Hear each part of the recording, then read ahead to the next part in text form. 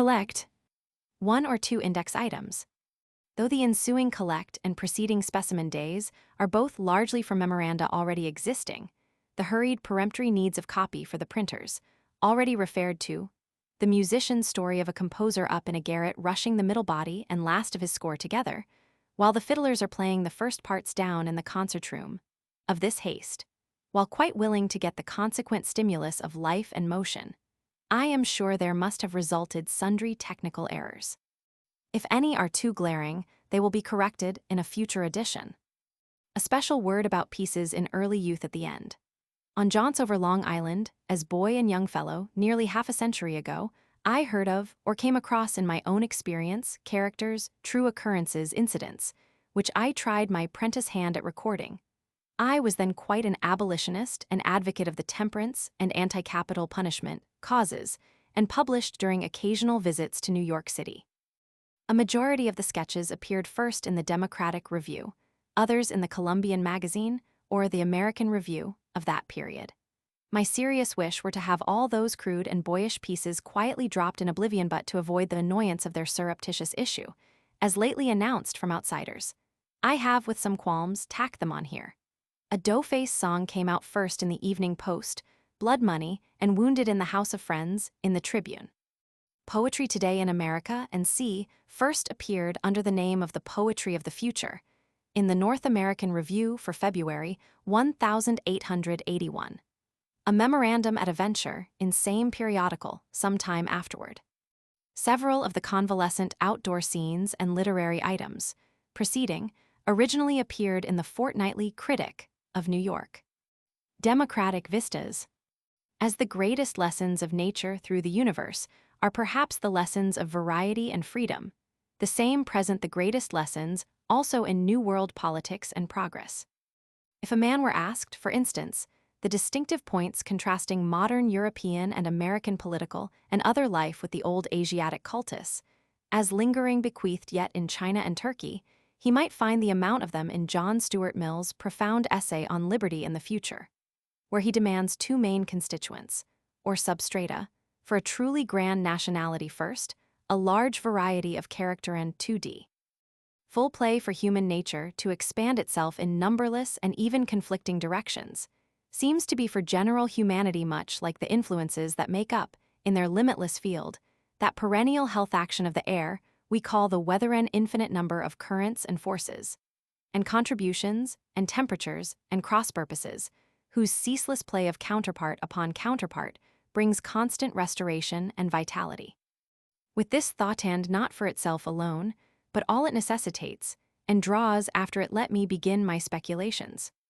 America, filling the present with greatest deeds and problems, cheerfully accepting the past, including feudalism, as indeed the present is but the legitimate birth of the past, including feudalism, counts, as I reckon, for her justification and success, for who as yet dare claim success? Almost entirely on the future. Nor is that hope unwarranted. Today ahead, though dimly yet, we see in vistas a copious, sane, gigantic offspring. For our new world I consider far less important for what it has done, or what it is, than for results to come. Sole among nationalities, these states have assumed the task to put in forms of lasting power and practicality, on areas of amplitude rivaling the operations of the physical cosmos, the moral political speculations of ages, long deferred, the democratic republican principle, and the theory of development and perfection by voluntary standards and self-reliance. Who else, indeed, except the United States in history, so far have accepted in unwitting faith, and, as we now see, stand, act upon, and go security for these things? But preluding no longer, let me strike the keynote of the following strain. First premising that, though the passages of it have been written at widely different times, it is, in fact, a collection of memoranda, perhaps for future designers, comprehenders, and though it may be open to the charge of one part contradicting another, for there are opposite sides to the great question of democracy. As to every great question I feel the parts harmoniously blended in my own realization and convictions, and present them to be read only in such oneness. Each page and each claim and assertion modified and tempered by the others. Bear in mind, too, that they are not the result of studying up in political economy, but of the ordinary sense, observing, wandering among men, these states, these stirring years of war and peace. I will not gloss over the appalling dangers of universal suffrage in the United States. In fact, it is to admit and face these dangers I am writing. To him or her within whose thought rages the battle, advancing, retreating, between democracy's convictions, aspirations, and the people's crudeness, vice, caprices, I mainly write this essay. I shall use the words America and democracy as convertible terms. Not an ordinary one is the issue. The United States are destined either to surmount the gorgeous history of feudalism or else prove the most tremendous failure of time. Not the least doubtful am I on any prospects of their material success. The triumphant future of their business, geographic and productive departments, on larger scales and in more varieties than ever, is certain. In those respects, the Republic must soon, if she does not already, outstrip all examples hitherto afforded and dominate the world. Admitting all this, with the priceless value of our political institutions, general suffrage, and fully acknowledging the latest, widest opening of the doors, I say that, far deeper than these, what finally and only is to make of our Western world a nationality superior to any hither known, and out-topping the past, must be vigorous yet unsuspected literatures, perfect personalities and sociologies, original, transcendental, and expressing what, in highest sense, are not yet expressed at all. Democracy and the modern. With these and out of these, I promulge new races of teachers and of perfect women, indispensable to endow the birthstock of a new world. For feudalism cast, the ecclesiastic traditions, though palpably retreating from political institutions, still hold essentially, by their spirit, even in this country, entire possession of the more important fields, indeed the very subsoil of education and of social standards and literature. I say that democracy can never prove itself beyond cavil, until it founds and luxuriantly grows its own forms of art, poems, schools, theology, displacing all that exists, or that has been produced anywhere in the past, under opposite influences. It is curious to me that while so many voices, pens, minds in the press, lecture rooms in our Congress, and are discussing intellectual topics, pecuniary dangers, legislative problems, the suffrage, tariff and labor questions, and the various business and benevolent needs of America, with propositions, remedies often worth deep attention, there is one need, a hiatus the profoundest, that no eye seems to perceive, no voice to state. Our fundamental want today in the United States, with closest, amplest reference to present conditions and to the future, is of a class, and the clear idea of a class of native authors, literatuses far different, far higher in grade than any yet known, sacerdotal, modern fit to cope with our occasions, lands, permeating the whole mass of American mentality, taste, belief, breathing into it a new breath of life, giving it decision. Affecting politics far more than the popular superficial suffrage, with results inside and underneath the elections of presidents or Congresses radiating, begetting appropriate teachers, schools, manners, and, as its grandest result, accomplishing what neither the schools nor the churches and their clergy have hitherto accomplished, and without which this nation will no more stand, permanently, soundly, than a house will stand without a substratum.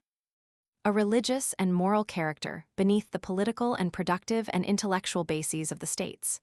For know you not, dear, earnest reader, that the people of our land may all read and write, and may all possess the right to vote, and yet the main things may be entirely lacking, and this to suggest them. Viewed today from a point of view sufficiently overarching, the problem of humanity all over the civilized world is social and religious, and is to be finally met and treated by literature. The priest departs, the divine literatus comes. Never was anything more wanted than today, and here in the States, the poet of the modern is wanted, or the great literatus of the modern. At all times, perhaps, the central point in any nation, and that whence it is itself really swayed the most, and whence it sways others, is its national literature, especially its archetypal poems. Above all previous lands, a great original literature is surely to become the justification and reliance, in some respects the sole reliance, of American democracy. Few are aware how the great literature penetrates all, gives hue to all, shapes aggregates and individuals, and, after subtle ways, with irresistible power, constructs, sustains, demolishes at will. Why tower? In reminiscence above all the nations of the earth, two special lands petty in themselves, yet inexpressibly gigantic, beautiful, columnar, immortal Judah lives and Greece immortal lives in a couple of poems. Nearer than this.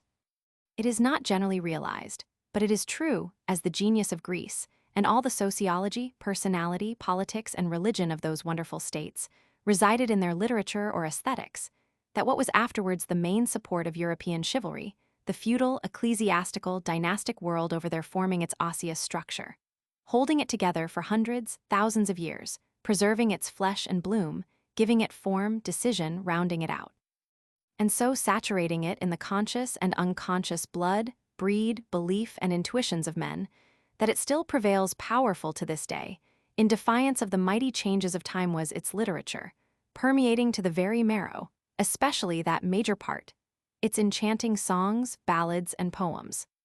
To the ostent of the senses and eyes, I know the influences which stamp the world's history are wars, uprisings, or downfalls of dynasties, changeful movements of trade, important inventions, navigation, military or civil governments, advent of powerful personalities, conquerors, etc.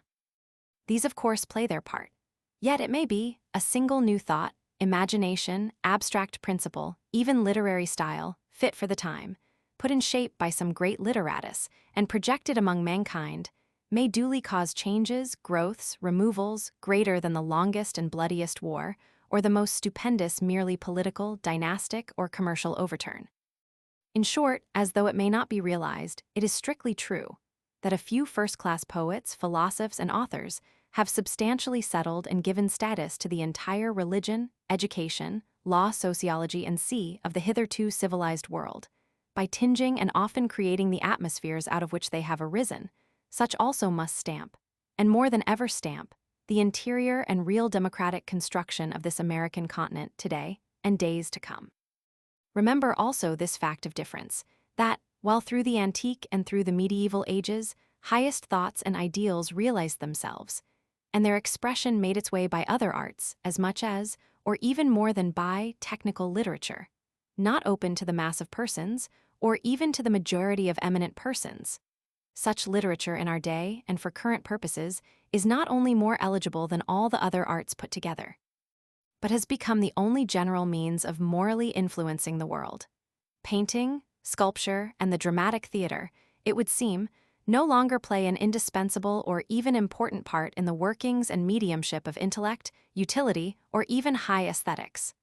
Architecture remains, doubtless with capacities and a real future. Then music, the combiner, nothing more spiritual, nothing more sensuous, a god, yet completely human, advances, prevails, holds highest place, supplying in certain wants and quarters what nothing else could supply. Yet in the civilization of today it is undeniable that, over all the arts, literature dominates, serves beyond all shapes the character of church and school, or, at any rate, is capable of doing so. Including the literature of science, its scope is indeed unparalleled. Before proceeding further, it were perhaps well to discriminate on certain points. Literature tills its crops in many fields, and some may flourish while others lag. What I say in these vistas has its main bearing on imaginative literature, especially poetry, the stock of all. In the department of science and the specialty of journalism, there appear in these states promises, perhaps fulfillments, of highest earnestness, reality, and life. These, of course, are modern. But in the region of imaginative, spinal, and essential attributes, something equivalent to creation is, for our age and lands, imperatively demanded. For not only is it not enough that the new blood, new frame of democracy shall be vivified and held together merely by political means, superficial suffrage, legislation, and but it is clear to me that, unless it goes deeper, gets at least as firm and as warm a hold in men's hearts, emotions, and belief, as in their days feudalism or ecclesiasticism, and inaugurates its own perennial sources, welling from the center forever, its strength will be defective, its growth doubtful, and its main charm wanting.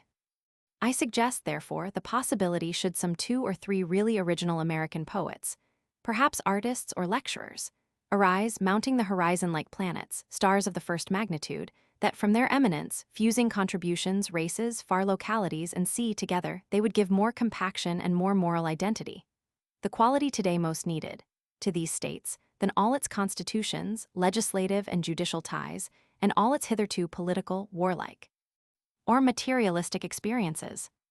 As for instance, there could hardly happen anything that would more serve the states, with all their variety of origins, their diverse climes, cities, standards, and sea, than possessing an aggregate of heroes, characters, exploits, sufferings, prosperity or misfortune, glory or disgrace. Common to all, typical of all no less, but even greater would it be to possess the aggregation of a cluster of mighty poets, artists, teachers, fit for us, national expressors. Comprehending and effusing for the men and women of the states, what is universal, native, common to all, inland and seaboard, northern and southern.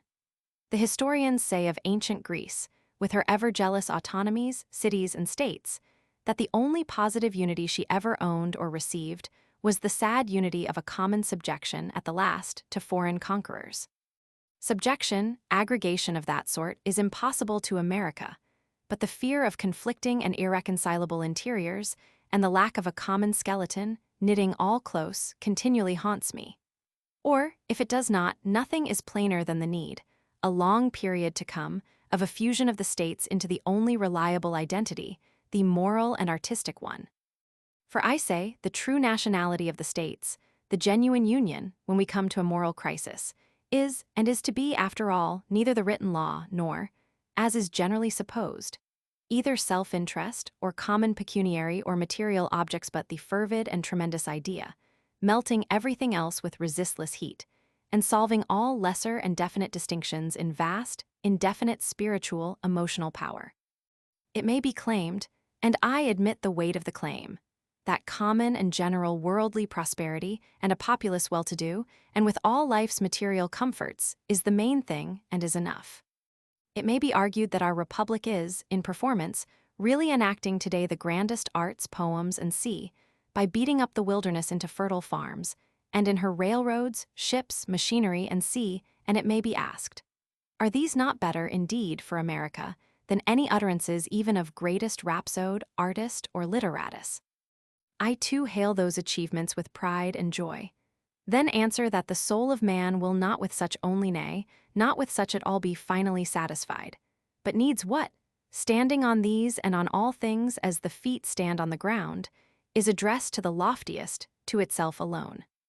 Out of such considerations, such truths, arises for treatment in these vistas the important question of character, of an American stock personality, with literatures and arts for outlets and return expressions, and of course to correspond within outlines common to all.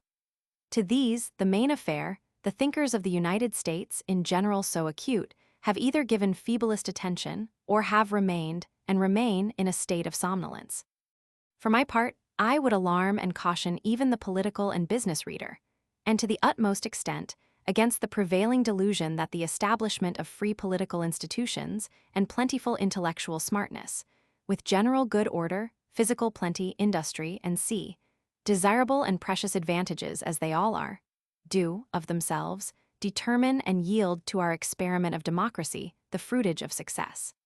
With such advantages at present fully, or almost fully, possess the Union just issued victorious from the struggle with the only foes it need ever fear, namely those within itself, the interior ones, and with unprecedented materialistic advancement society, in these states, is cankered, crude, superstitious, and rot. Political or law-made society is, and private or voluntary society is also. In any vigor, the element of the moral conscience, the most important, the vertebra to state or man seems to me either entirely lacking, or seriously enfeebled or ungrown. I say we had best look our times and lands searchingly in the face, like a physician diagnosing some deep disease. Never was there, perhaps, more hollowness at heart than at present, and here in the United States, genuine belief seems to have left us. The underlying principles of the states are not honestly believed in, for all this hectic glow and these melodramatic screamings, nor is humanity itself believed in, what penetrating eye does not everywhere see through the mask. The spectacle is appalling. We live in an atmosphere of hypocrisy throughout. The men believe not in the women, nor the women in the men. A scornful superciliousness rules in literature. The aim of all the litterateurs is to find something to make fun of. A lot of churches, sects, and the most dismal phantasms I know, usurp the name of religion. Conversation is a mass of badinage. From deceit in the spirit, the mother of all false deeds, the offspring is already incalculable. an acute and candid person in the Revenue Department in Washington who is led by the course of his employment to regularly visit the cities, north, south, and west, to investigate frauds, has talked much with me about his discoveries. The depravity of the business classes of our country is not less than has been supposed, but infinitely greater. The official services of America, national, state, and municipal, in all their branches and departments except the judiciary, are saturated in corruption, bribery, falsehood, maladministration, and the judiciary is tainted. The great cities reek with respectable as much as non-respectable robbery and scoundrelism. In fashionable life, flippancy, tepid amours, weak infidelism, small aims or no aims at all, only to kill time. In business, this all-devouring modern word business, the one sole object is, by any means, pecuniary gain. The magician's serpent in the fable ate up all the other serpents, and money-making is our magician's serpent, remaining today sole master of the field. The best class we show is but a mob of fashionably dressed speculators and vulgarians.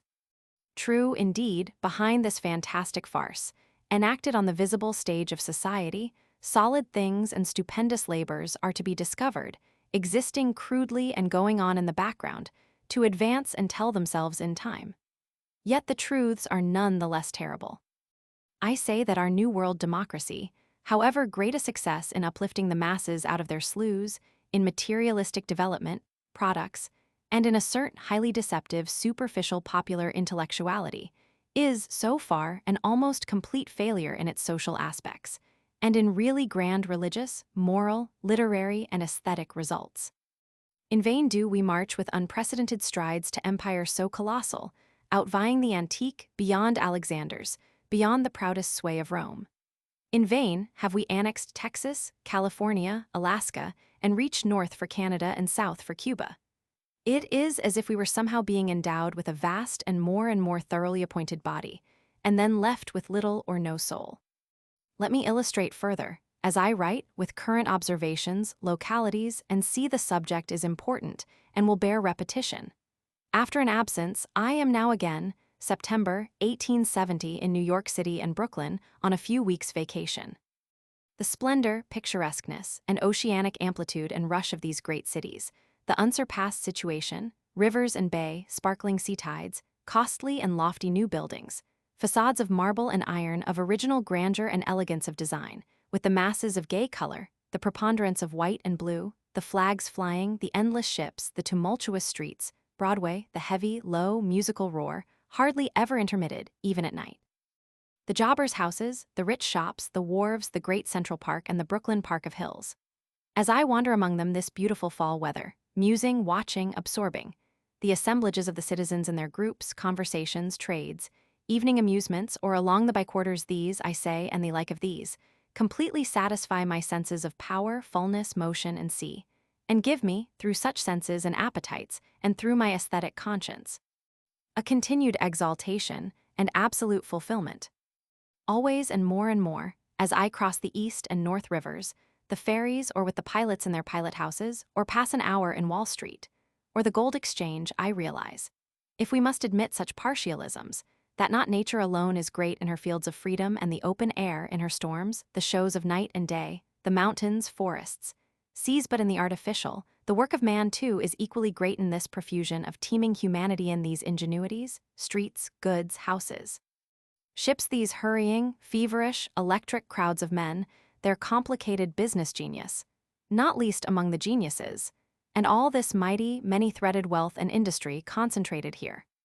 But sternly discarding, shutting our eyes to the glow and grandeur of the general superficial effect, coming down to what is of the only real importance, personalities, and examining minutely, we question, we ask, are there indeed men here worthy the name? Are there athletes?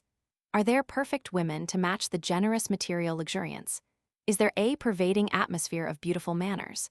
Are there crops of fine youths and majestic old persons? Are there arts worthy freedom and a rich people? Is there a great moral and religious civilization the only justification of a great material one? Confess that to severe eyes, using the moral microscope upon humanity, a sort of dry and flat Sahara appears, these cities, crowded with petty grotesques, malformations, phantoms, playing meaningless antics. Confess that everywhere in shop, street, church, theater, barroom, official chair, are pervading flippancy and vulgarity. Low cunning, infidelity everywhere, the youth puny, impudent, foppish, prematurely ripe everywhere, and abnormal libidinousness. Unhealthy forms, male, female, painted, padded, dyed, chignoned, muddy complexions, bad blood. The capacity for good motherhood deceasing or deceased, shallow notions of beauty, with a range of manners, or rather lack of manners, considering the advantages enjoyed. Probably the meanest to be seen in the world. Of all this and these lamentable conditions, to breathe into them the breath recuperative of sane and heroic life. I say a new-founded literature, not merely to copy and reflect existing surfaces, or pander to what is called taste, not only to amuse, pass away time, celebrate the beautiful, the refined, the past, or exhibit technical, rhythmic, or grammatical dexterity, but a literature underlying life, religious, consistent with science, handling the elements and forces with competent power. Teaching and training men and, as perhaps the most precious of its results, achieving the entire redemption of woman out of these incredible holds and webs of silliness, millinery, and every kind of dyspeptic depletion, and thus ensuring to the states a strong and sweet female race. A race of perfect mothers is what is needed. And now, in the full conception of these facts and points, and all that they infer, pro and con, with yet unshaken faith in the elements of the American masses, the composites of both sexes, and even considered as individuals, and ever recognizing in them the broadest bases of the best literary and aesthetic appreciation, I proceed with my speculations, vistas. First, let us see what we can make out of a brief, general, sentimental consideration of political democracy, and whence it has arisen, with regard to some of its current features, as an aggregate, and as the basic structure of our future literature and authorship. We shall, it is true, quickly and continually find the origin idea of the singleness of man, individualism, asserting itself and cropping forth, even from the opposite ideas. But the mass or lump character, for imperative reasons, is to be ever carefully weighed, borne in mind, and provided for. Only from it, and from its proper regulation and potency, comes the chance of individualism. The two are contradictory, but our task is to reconcile them. The political history of the past may be summed up as having grown out of what underlies the words order, safety, caste, and especially out of the need of some prompt deciding authority, and of cohesion at all cost. Leaping time, we come to the period within the memory of people now living, when, as from some lair where they had slumbered long, accumulating wrath, sprang up and are yet active. 1790, and on to the present, 1870. Those noisy eructations, destructive iconoclasms, a fierce sense of wrongs, amid which moves the form, well known in modern history in the Old World, stained with much blood, and marked by savage reactionary clamors and demands. These bear, mostly, as on one enclosing point of need. For after the rest is said, after the many time-honored and really true things for subordination, experience, rights of property, and have been listened to and acquiesced in, after the valuable and well-settled statement of our duties and relations in society is thoroughly conned over and exhausted, it remains to bring forward and modify everything else with the idea of that something a man is. Last precious consolation of the drudging poor, standing apart from all else, divine in his own right. And a woman in hers, sole and untouchable by any canons of authority, or any rule derived from precedent, state safety, the acts of legislatures, or even from what is called religion, modesty, or art. The radiation of this truth is the key of the most significant doings of our immediately preceding 3 centuries, and has been the political genesis and life of America. Advancing visibly, it still more advances invisibly. Underneath the fluctuations of the expressions of society, as well as the movements of the politics of the leading nations of the world, we see steadily pressing ahead and strengthening itself, even in the midst of immense tendencies toward aggregation, this image of completeness in separatism, of individual personal dignity, of a single person, either male or female, characterized in the main, not from extrinsic acquirements or position, but in the pride of himself or herself alone. And as an eventual conclusion and summing up, or else the entire scheme of things is aimless, a cheat, a crash. The simple idea that the last, best dependence is to be upon humanity itself, and its own inherent, normal, full-grown qualities, without any superstitious support whatever. This idea of perfect individualism, it is indeed that deepest tinges and gives character to the idea of the aggregate. For it is mainly or altogether to serve independent separatism that we favor a strong generalization, consolidation. As it is to give the best vitality and freedom to the rights of the states, every bit as important as the right of nationality, the Union, that we insist on the identity of the Union at all hazards. The purpose of democracy supplanting old belief in the necessary absoluteness of established dynastic rulership, temporal, ecclesiastical, and scholastic, as furnishing the only security against chaos, crime, and ignorances, through many transmigrations, and amid endless ridicules, arguments, and ostensible failures to illustrate, at all hazards, this doctrine or theory that man, properly trained in sanest, highest freedom, may and must become a law and series of laws unto himself, surrounding and providing for not only his own personal control, but all his relations to other individuals and to the state, and that, while other theories, as in the past histories of nations, have proved wise enough and indispensable perhaps for their conditions, this, as matters now stand in our civilized world, is the only scheme worth working from, as warranting results like those of nature's laws, reliable when once established to carry on themselves. The argument of the matter is extensive, and, we admit, by no means all on one side. What we shall offer will be far, far from sufficient.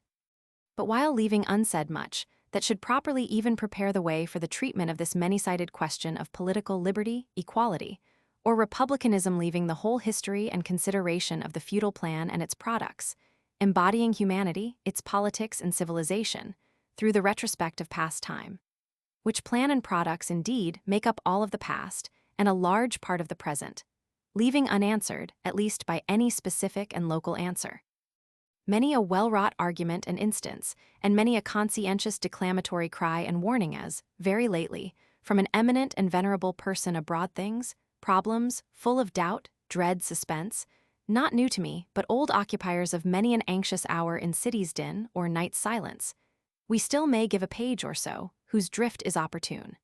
Time alone can finally answer these things.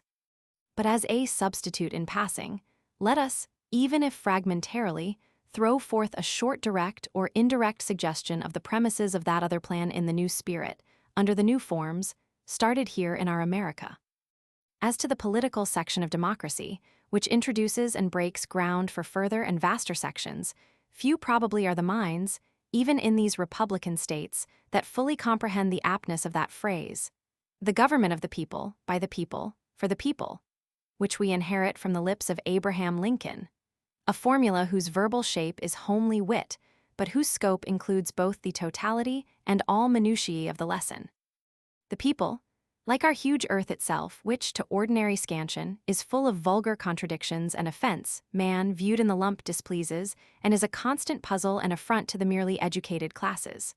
The rare, cosmical, artist mind, lit with the infinite, alone confronts his manifold and oceanic qualities, but taste, intelligence, and culture, so-called, have been against the masses and remain so.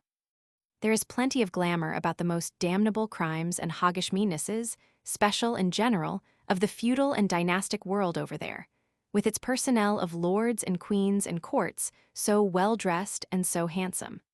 But the people are ungrammatical, untidy, and their sins gaunt and ill-bred. Literature, strictly considered, has never recognized the people, and whatever may be said, does not today. Speaking generally, the tendencies of literature, as hitherto pursued, have been to make mostly critical and querulous men.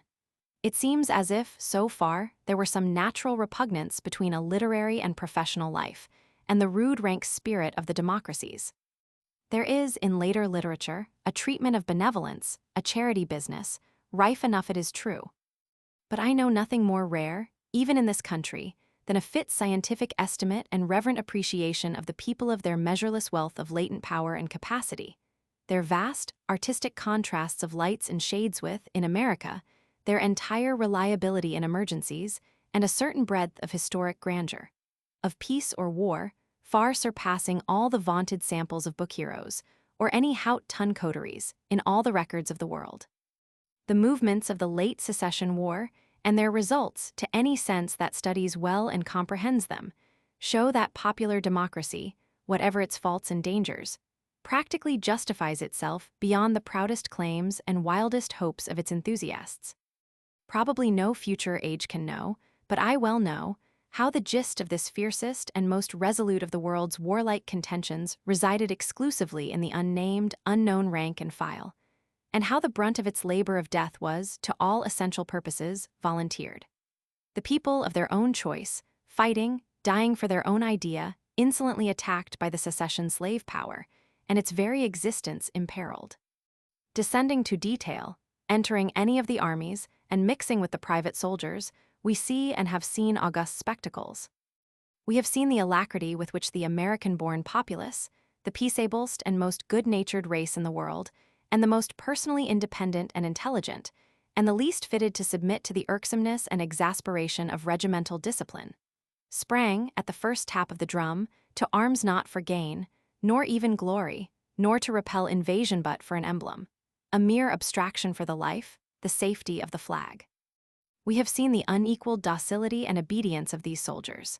We have seen them tried long and long by hopelessness, mismanagement, and by defeat, have seen the incredible slaughter toward or through which the armies, as at first Fredericksburg, and afterward at the Wilderness, still unhesitatingly obeyed orders to advance.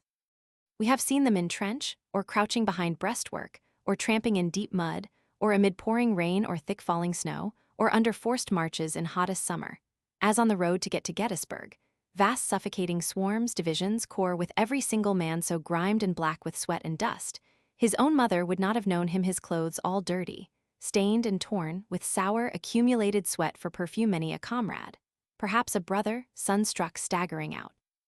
Dying by the roadside, of exhaustion, yet the great bulk bearing steadily on, cheery enough, hollow-bellied from hunger, but sinewy with unconquerable resolution. We have seen this race proved by wholesale by drearier, yet more fearful tests, the wound, the amputation, the shattered face or limb, the slow hot fever, long impatient anchorage in bed, and all the forms of maiming, operation, and disease. Alas! America have we seen, though only in her early youth already to hospital brought. There have we watched these soldiers, many of them only boys in years, marked their decorum, their religious nature and fortitude, and their sweet affection. Wholesale, truly. For at the front and through the camps in countless tents stood the regimental, brigade, and division hospitals, while everywhere amid the land, in or near cities, rose clusters of huge whitewashed, crowded, one-story wooden barracks, and there ruled agony with bitter scourge, yet seldom brought a cry, and there stalked death by day and night along the narrow aisles between the rows of cots, or by the blankets on the ground, and touched lightly many a poor sufferer, often with blessed, welcome touch. I know not whether I shall be understood, but I realize that it is finally from what I learned personally mixing in such scenes that I am now penning these pages. One night in the gloomiest period of the war, in the Patent Office Hospital in Washington City, as I stood by the bedside of a Pennsylvania soldier, who lay, conscious of quick approaching death, yet perfectly calm and with noble, spiritual manner, the veteran surgeon, turning aside, said to me that though he had witnessed many, many deaths of soldiers, and had been a worker at Bull Run, Antietam, Fredericksburg, and C. He had not seen yet the first case of man or boy that met the approach of dissolution with cowardly qualms or terror. My own observation fully bears out the remark. What have we here, if not, towering above all talk and argument, the plentifully supplied last needed proof of democracy in its personalities? Curiously enough, too, the proof on this point comes, I should say, every bit as much from the South as from the North, although I have spoken only of the latter, yet I deliberately include all. Grand, common stock. To me, the accomplished and convincing growth prophetic of the future, proof undeniable to sharpest sense, of perfect beauty, tenderness, and pluck, that never feudal lord, nor Greek, nor Roman breed, yet rivaled. Let no tongue ever speak in disparagement of the American races, North or South, to one who has been through the war in the great army hospitals. Meantime, general humanity, for to that we return, as for our purposes what it really is to bear in mind, has always, in every department, been full of perverse maleficence, and is so yet. In downcast hours, the soul thinks it always will be, but soon recovers from such sickly moods. I myself see clearly enough the crude, defective streaks in all the strata of the common people, the specimens and vast collections of the ignorant, the credulous, the unfit and uncouth, the incapable, and the very low and poor. The eminent person just mentioned sneeringly asks whether we expect to elevate and improve a nation's politics by absorbing such morbid collections and qualities therein. The point is a formidable one, and there will doubtless always be numbers of solid and reflective citizens who will never get over it. Our answer is general and is involved in the scope and letter of this essay. We believe the ulterior object of political and all other government, having, of course, provided for the police, the safety of life, property, and for the basic statute and common law, and their administration always first in order, to be among the rest, not merely to rule, to repress disorder and see, but to develop, to open up to cultivation, to encourage the possibilities of all beneficent and manly outcroppage, and of that aspiration for independence, and the pride and self-respect latent in all characters. Or, if there be exceptions, we cannot, fixing our eyes on them alone, make theirs the rule for all. I say the mission of government, henceforth in civilized lands, is not repression alone, and not authority alone, not even of law, nor by that favorite standard of the eminent writer, the rule of the best men, the born heroes and captains of the race. As if such ever or one time out of 100 get into the big places, elective or dynastic, but higher than the highest arbitrary rule, to train communities through all their grades, beginning with individuals and ending there again, to rule themselves.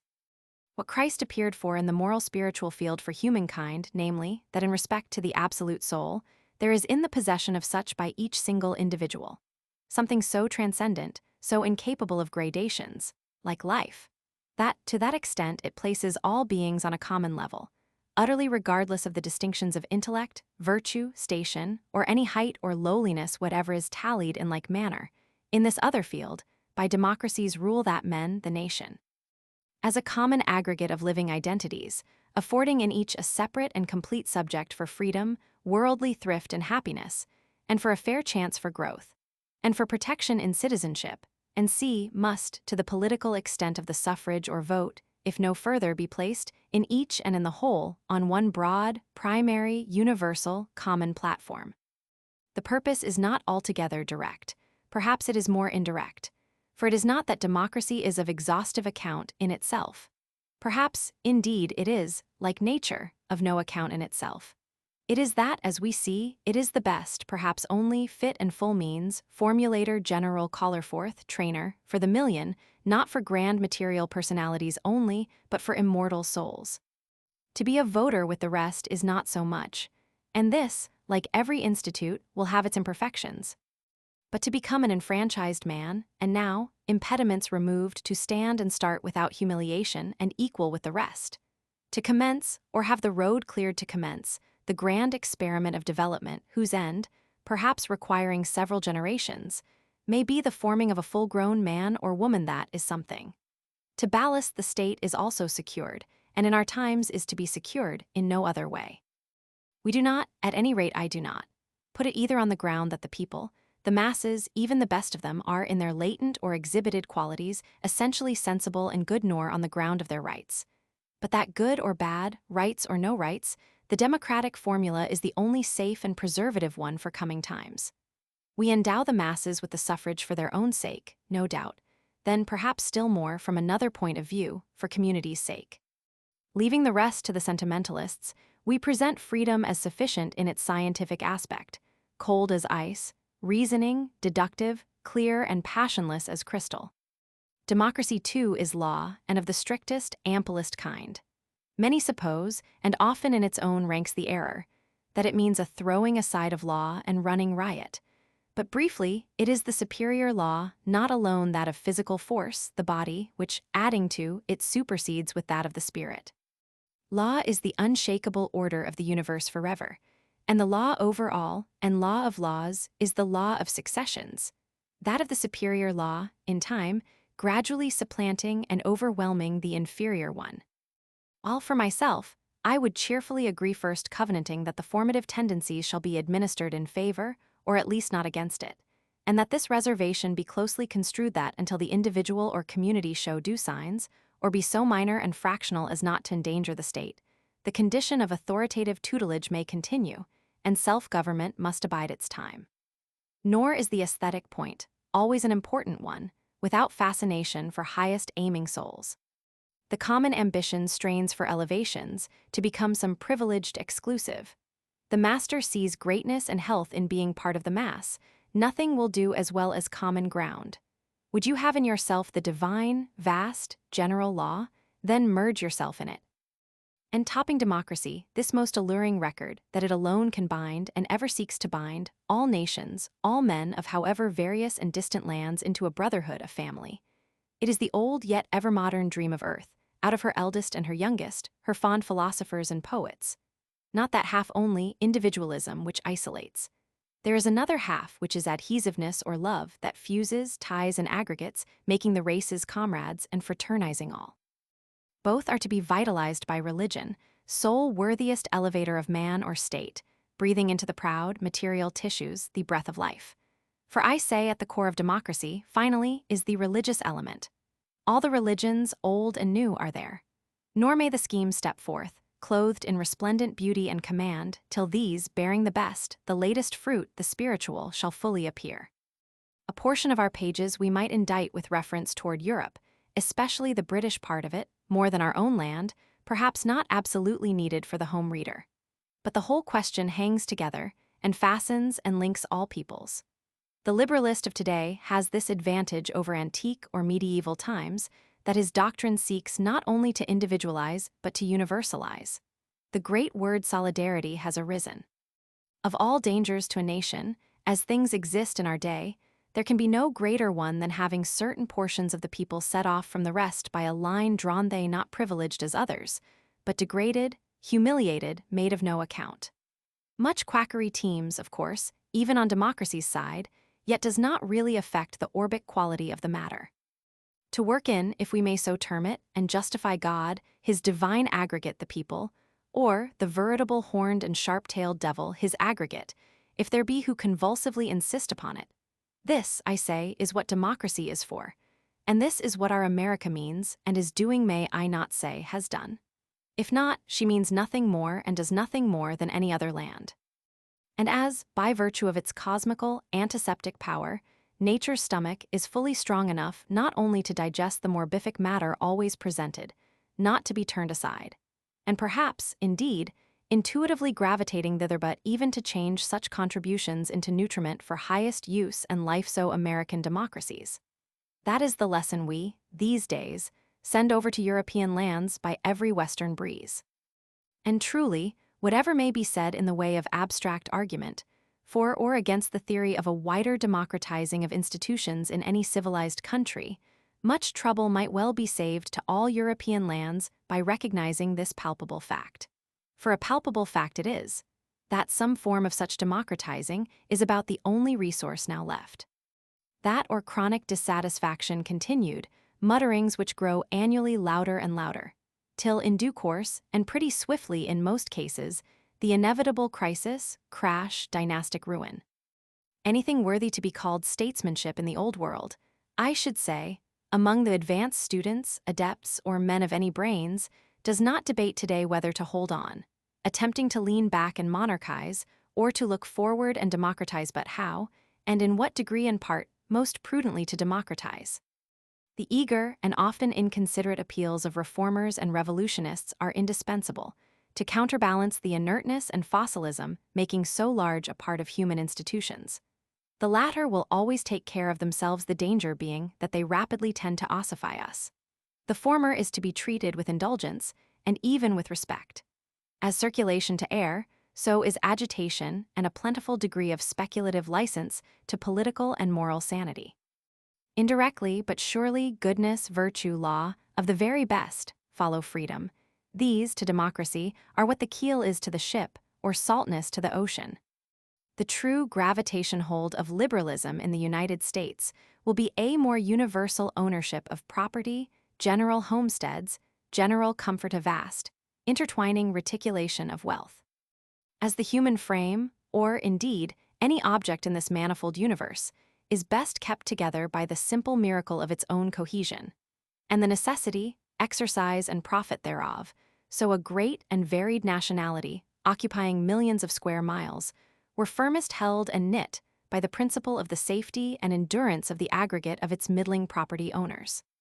So that, from another point of view, ungracious as it may sound, and a paradox after what we have been saying, democracy looks with suspicious, ill-satisfied eye upon the very poor, the ignorant, and on those out of business. She asks for men and women with occupations, well-off, owners of houses and acres, and with cash in the bank and with some cravings for literature, too, and must have them and hastens to make them. Luckily, the seed is already well sown, and has taken ineradicable root.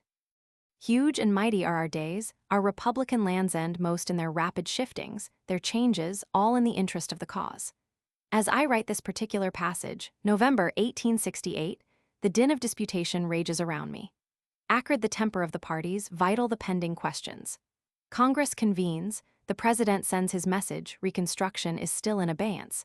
The nomination and the contest for the 21st Presidentiad draw close, with loudest threat and bustle. Of these, and all the like of these, the eventuations I know not, but well I know that behind them, and whatever their eventuations, the vital things remain safe and certain, and all the needed work goes on. Time, with soon or later superciliousness, disposes of presidents, congressmen, party platforms, and such.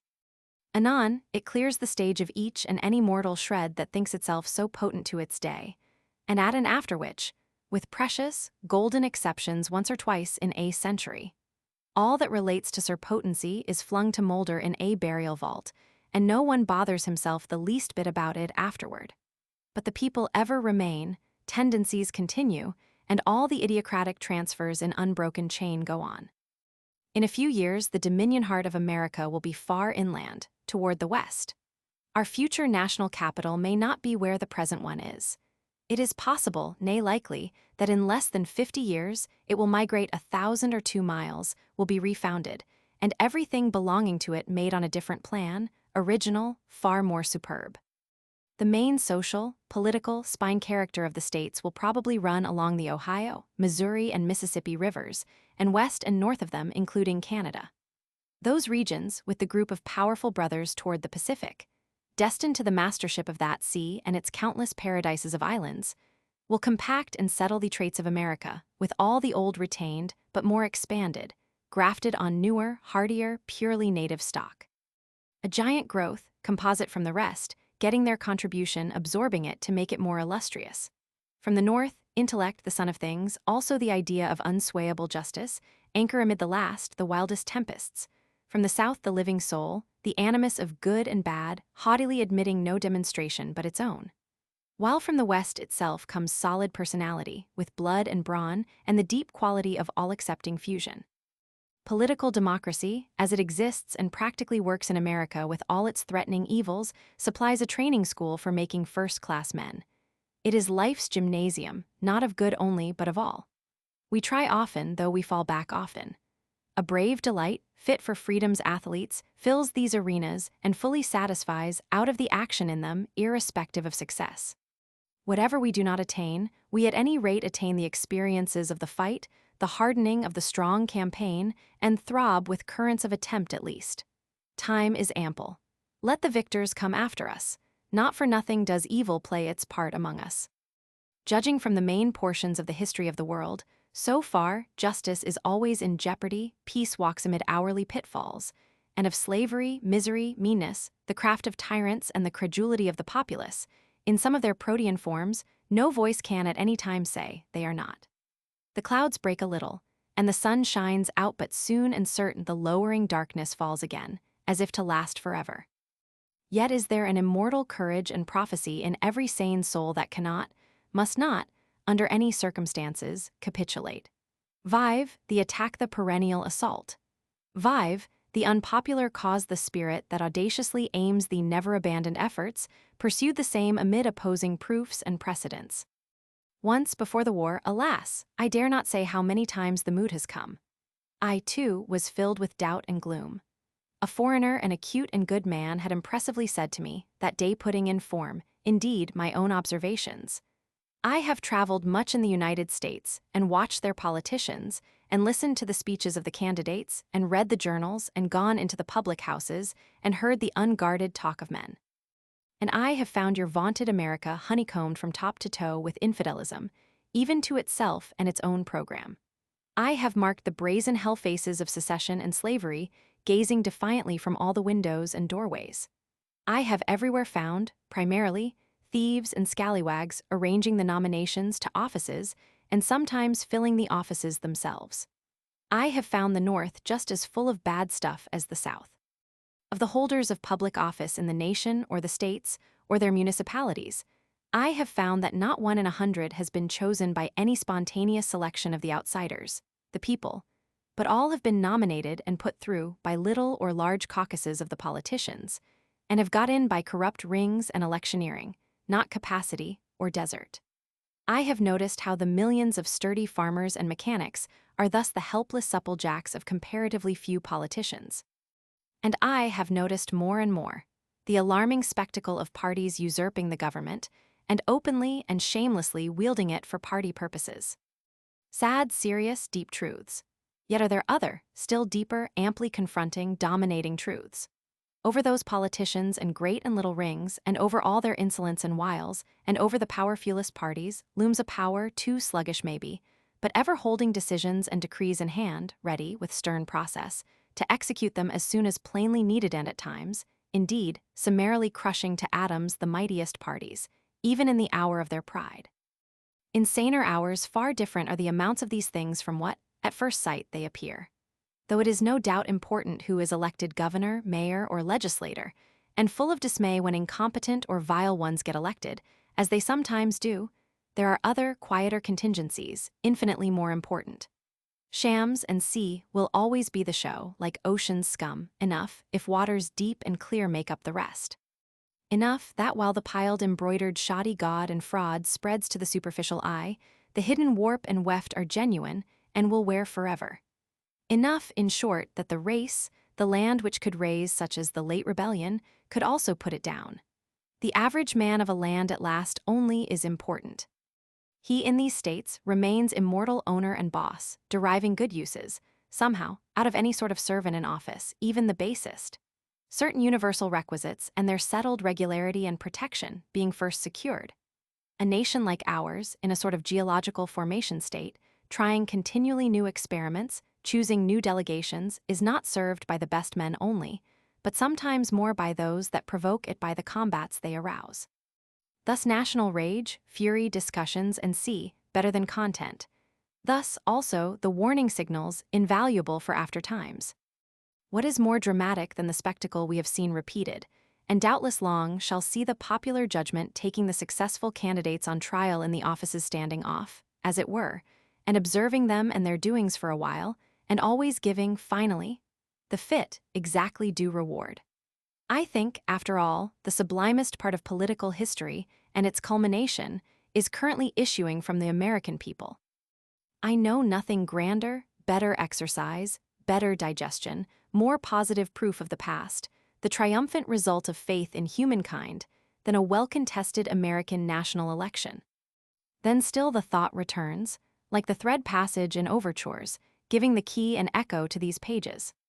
When I pass to and fro, different latitudes, different seasons, beholding the crowds of the great cities, New York, Boston, Philadelphia, Cincinnati, Chicago, St. Louis, San Francisco, New Orleans, Baltimore, when I mix with these interminable swarms of alert, turbulent, good-natured, independent citizens, mechanics, clerks, young persons at the idea of this mass of men, so fresh and free, so loving and so proud, a singular awe falls upon me. I feel, with dejection and amazement, that among our geniuses and talented writers or speakers, few or none have yet really spoken to this people, created a single image-making work for them, or absorbed the central spirit and the idiosyncrasies which are theirs and which, thus, in highest ranges, so far remain entirely uncelebrated, unexpressed. Dominion strong is the body's, dominion stronger is the mind's. What has filled and fills today our intellect, our fancy, furnishing the standards therein, is yet foreign. The great poems, Shakespeare included, are poisonous to the idea of the pride and dignity of the common people, the lifeblood of democracy. The models of our literature, as we get it from other lands, ultramarine, have had their birth in courts and basked and grown in castle sunshine, all smells of princes' favors. Of workers of a certain sort, we have indeed plenty contributing after their kind, many elegant, many learned, all complacent. but touched by the national test or tried by the standards of democratic personality, they wither to ashes. I say I have not seen a single writer, artist, lecturer, or what not that has confronted the voiceless but ever erect and active, pervading, underlying will and typic aspiration of the land in a spirit kindred to itself. Do you call those genteel little creatures American poets? Do you term that perpetual, pistarine paste-pot work American art, American drama, taste, verse? I think I hear, echoed as from some mountaintop afar in the West, the scornful laugh of the genius of these states. Democracy, in silence, biding its time, ponders its own ideals, not of literature and art only, not of men only, but of women. The idea of the women of America, extricated from this daze, this fossil and unhealthy air which hangs about the word lady, developed, raised to become the robust equals, workers, and, it may be, even practical and political deciders with the men greater than man, we may admit, through their divine maternity, always their towering, emblematical attribute but great, at any rate, as man in all departments. Or rather, capable of being so, soon as they realize it, and can bring themselves to give up toys and fictions, and launch forth, as men do, amid real, independent, stormy life. Then, as towards our thought's final A, and in that, overarching the true scholar's lesson, we have to say there can be no complete or epical presentation of democracy in the aggregate, or anything like it. At this day, because its doctrines will only be effectually incarnated in any one branch, when in all their spirit is at the root and center. Far, far indeed stretch in distance our vistas. How much is still to be disentangled, freed? How long it takes to make this American world see that it is, in itself, the final authority and reliance. Did you too, O friend, suppose democracy was only for elections, for politics, and for a party name? I say democracy is only of use there that it may pass on and come to its flower and fruits in manners, in the highest forms of interaction between men, and their beliefs in religion, literature, colleges and schools, democracy in all public and private life, and in the army and navy. I have intimated that, as a paramount scheme, it has yet few or no full realizers and believers. I do not see either that it owes any serious thanks to noted propagandists or champions, or has been essentially helped, though often harmed, by them. It has been and is carried on by all the moral forces, and by trade, finance, machinery, intercommunications, and, in fact, by all the developments of history, and can no more be stopped than the tides or the earth in its orbit. Doubtless, also, it resides, crude and latent, well down in the hearts of the fair average of the American-born people, mainly in the agricultural regions. But it is not yet, there or anywhere, the fully received, the fervid, the absolute faith. I submit, therefore, that the fruition of democracy, on aught like a grand scale, resides altogether in the future. As under any profound and comprehensive view of the gorgeous composite feudal world, we see in it, through the long ages and cycles of ages, the results of a deep, integral, human and divine principle, or fountain, from which issued laws, ecclesia, manners, institutes, costumes, personalities, poems, hitherto unequaled, faithfully partaking of their source, and indeed only arising either to betoken it, or to furnish parts of that varied flowing display, whose center was one and absolute so. Long ages hence, shall the due historian or critic make at least an equal retrospect, an equal history for the democratic principle. It too must be adorned, credited with its results then, when it, with imperial power, through amplest time, has dominated mankind, has been the source and test of all the moral, aesthetic, social, political, and religious expressions and institutes of the civilized world, has begotten them in spirit and in form, and has carried them to its own unprecedented heights, has had. It is possible, monastics and ascetics, more numerous, more devout than the monks and priests of all previous creeds, has swayed the ages with a breadth and rectitude tallying nature's own, has fashioned, systematized, and triumphantly finished and carried out, in its own interest and with unparalleled success, a new earth and a new man. Thus we presume to write, as it were, upon things that exist not, and travel by maps yet unmade and a blank. But the throes of birth are upon us, and we have something of this advantage in seasons of strong formations, doubts, suspense, for then the afflatus of such themes haply may fall upon us, more or less. And then, hot from surrounding war and revolution, our speech, though without polished coherence and a failure by the standard called criticism, comes forth, real at least as the lightnings. And maybe we, these days, have too our own reward, for there are yet some in all lands worthy to be so encouraged. Though not for us the joy of entering at the last the conquered city, not ours the chance ever to see with our own eyes the peerless power and splendid eclat of the democratic principle, arrived at meridian, filling the world with effulgence and majesty far beyond those of past history's kings, or all dynastic sway there is yet, to whoever is eligible among us. The prophetic vision, the joy of being tossed in the brave turmoil of these times, the promulgation, and the path, obedient, lowly, reverent to the voice. The gesture of the God or Holy Ghost, which others see not, hear not with the proud consciousness that amid whatever clouds, seductions, or heart-wearying postponements, we have never deserted, never despaired, never abandoned the faith. So much contributed, to be well, to help prepare and brace our edifice. Our planned idea we still proceed to give it in another of its aspects, perhaps the main, the high facade of all.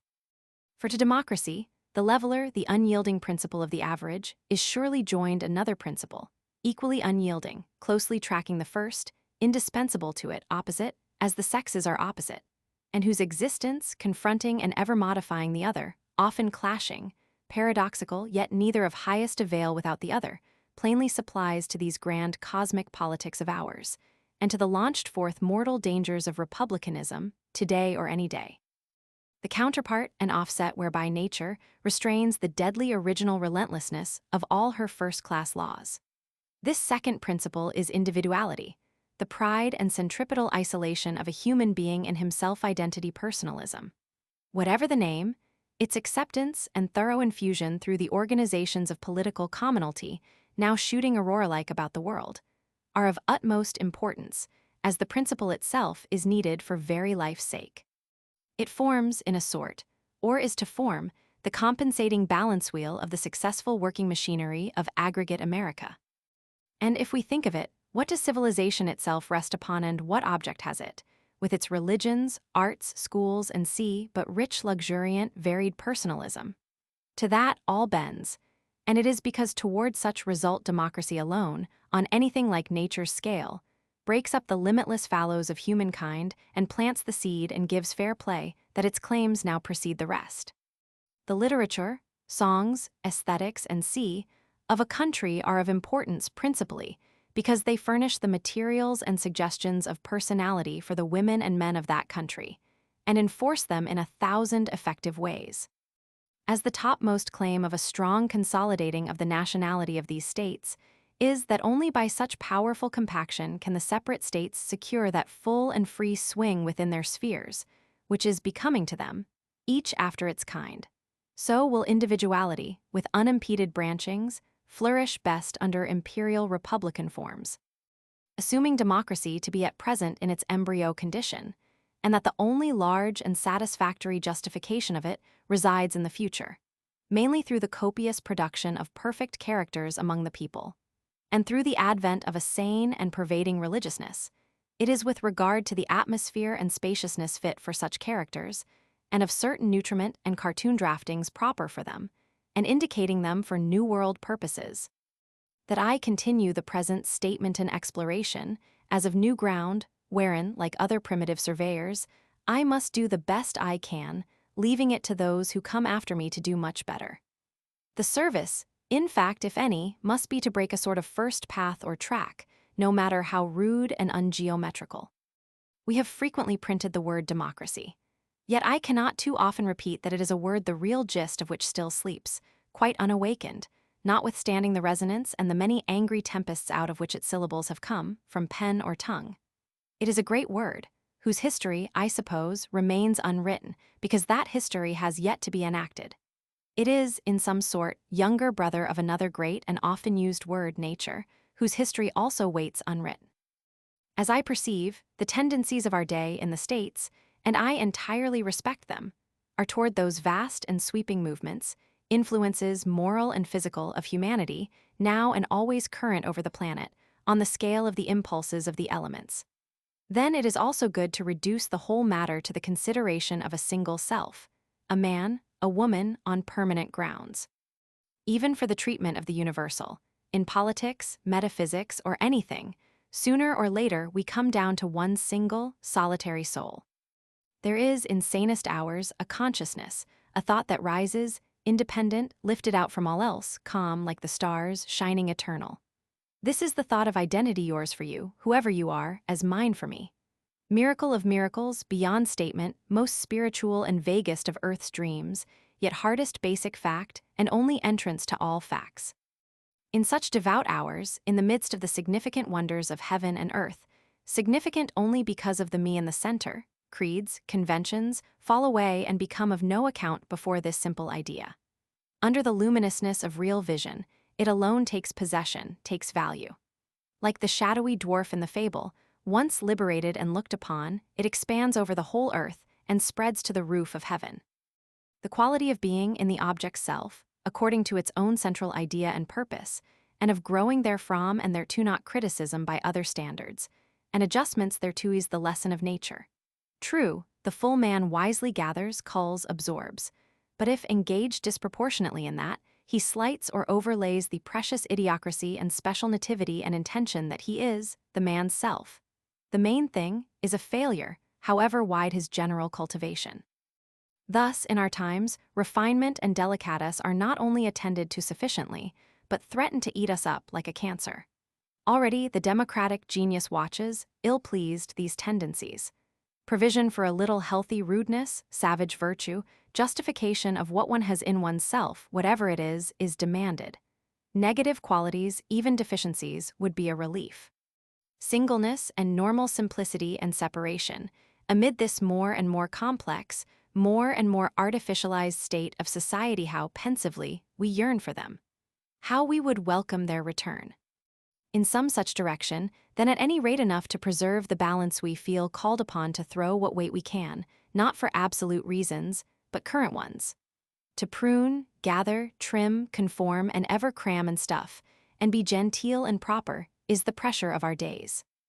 While aware that much can be said even in behalf of all this, we perceive that we have not now to consider the question of what is demanded to serve a half-starved and barbarous nation, or set of nations, but what is most applicable, most pertinent, for numerous congeries of conventional, overcorpulent societies, already becoming stifled and rotten with flatulent, infidelistic literature and polite conformity and art.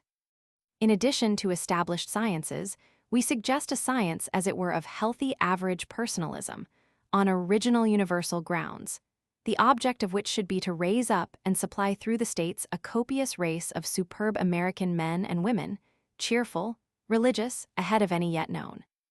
America has yet morally and artistically originated nothing. She seems singularly unaware that the models of persons, books, manners, and sea appropriate for former conditions and for European lands are but exiles and exotics here. No current of her life, as shown on the surfaces of what is authoritatively called her society, accepts or runs into social or aesthetic democracy, but all the currents set squarely against it.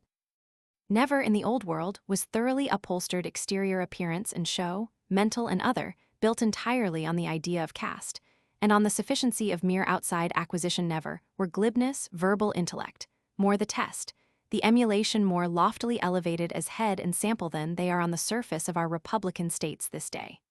The writers of a time hint the mottos of its gods.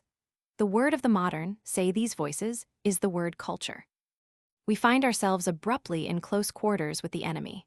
This word culture, or what it has come to represent, involves, by contrast, our whole theme, and has been indeed the spur urging us to engagement.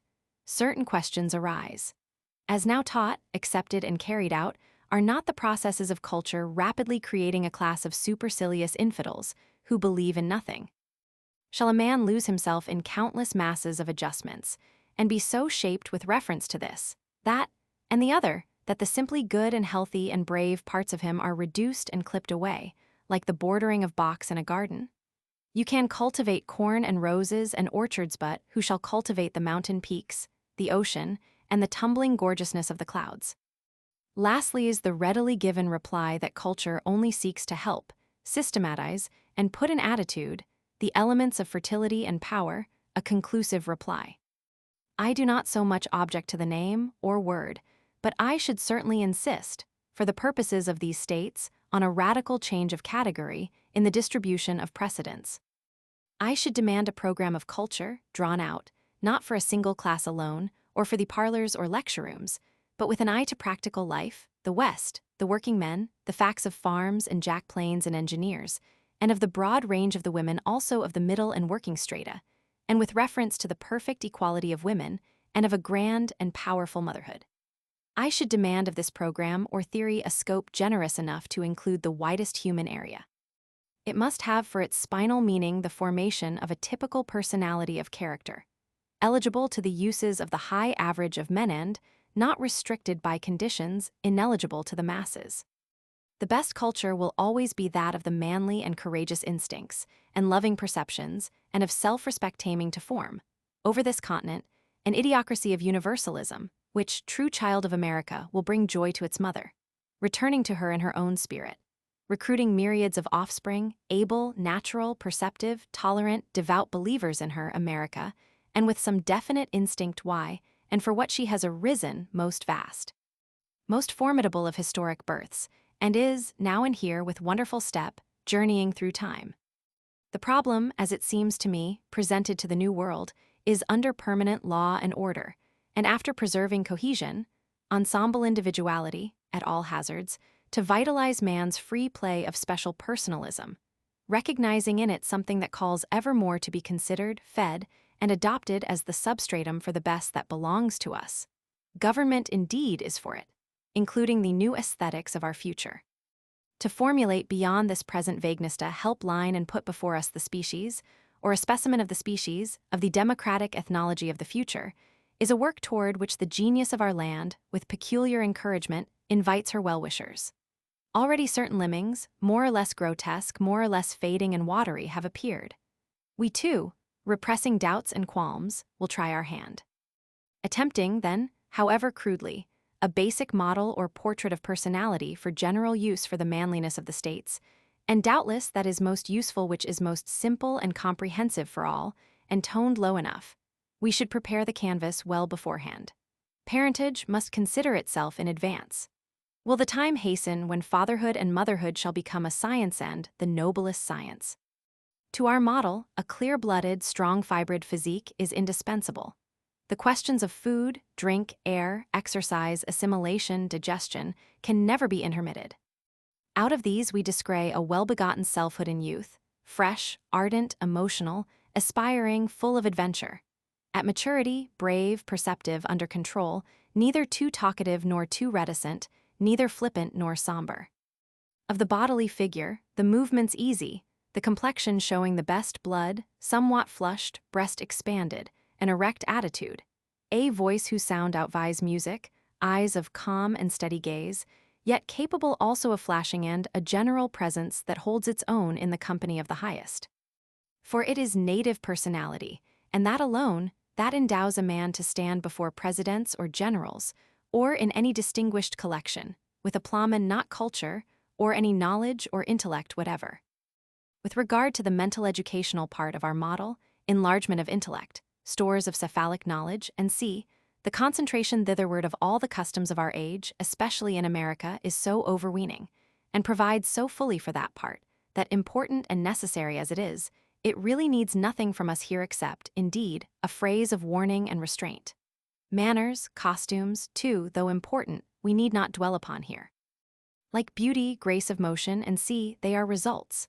Causes, original things, being attended to, the right manners unerringly follow. Much is said among artists of the grand style, as if it were a thing by itself. When a man, artist or whoever, has health, pride, acuteness, noble aspirations, he has the motive elements of the grandest style.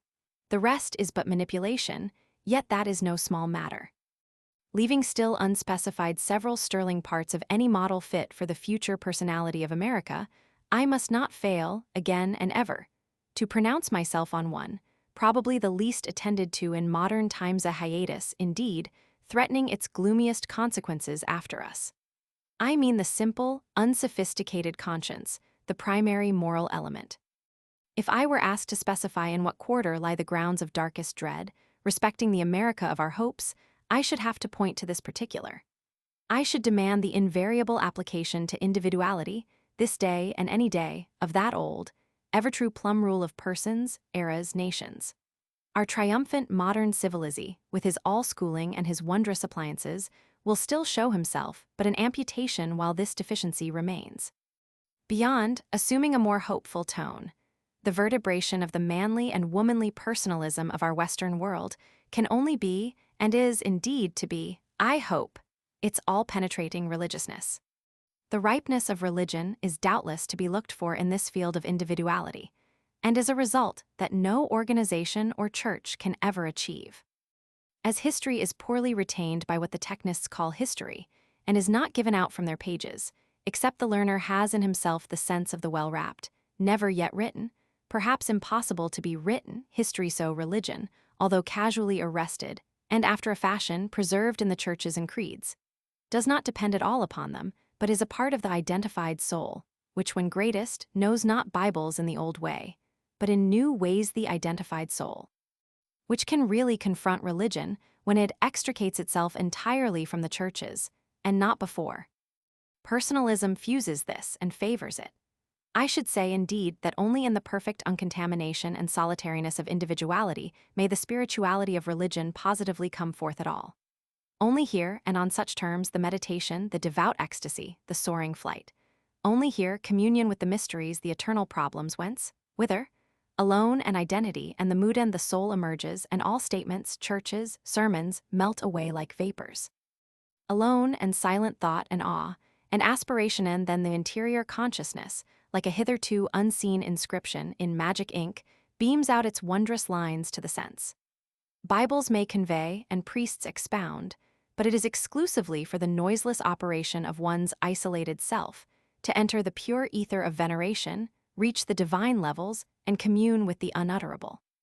To practically enter into politics is an important part of American personalism.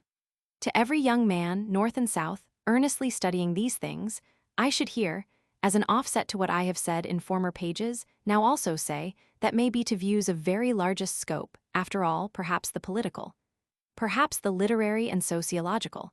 America goes best about its development its own way sometimes, to temporary sight, appalling enough.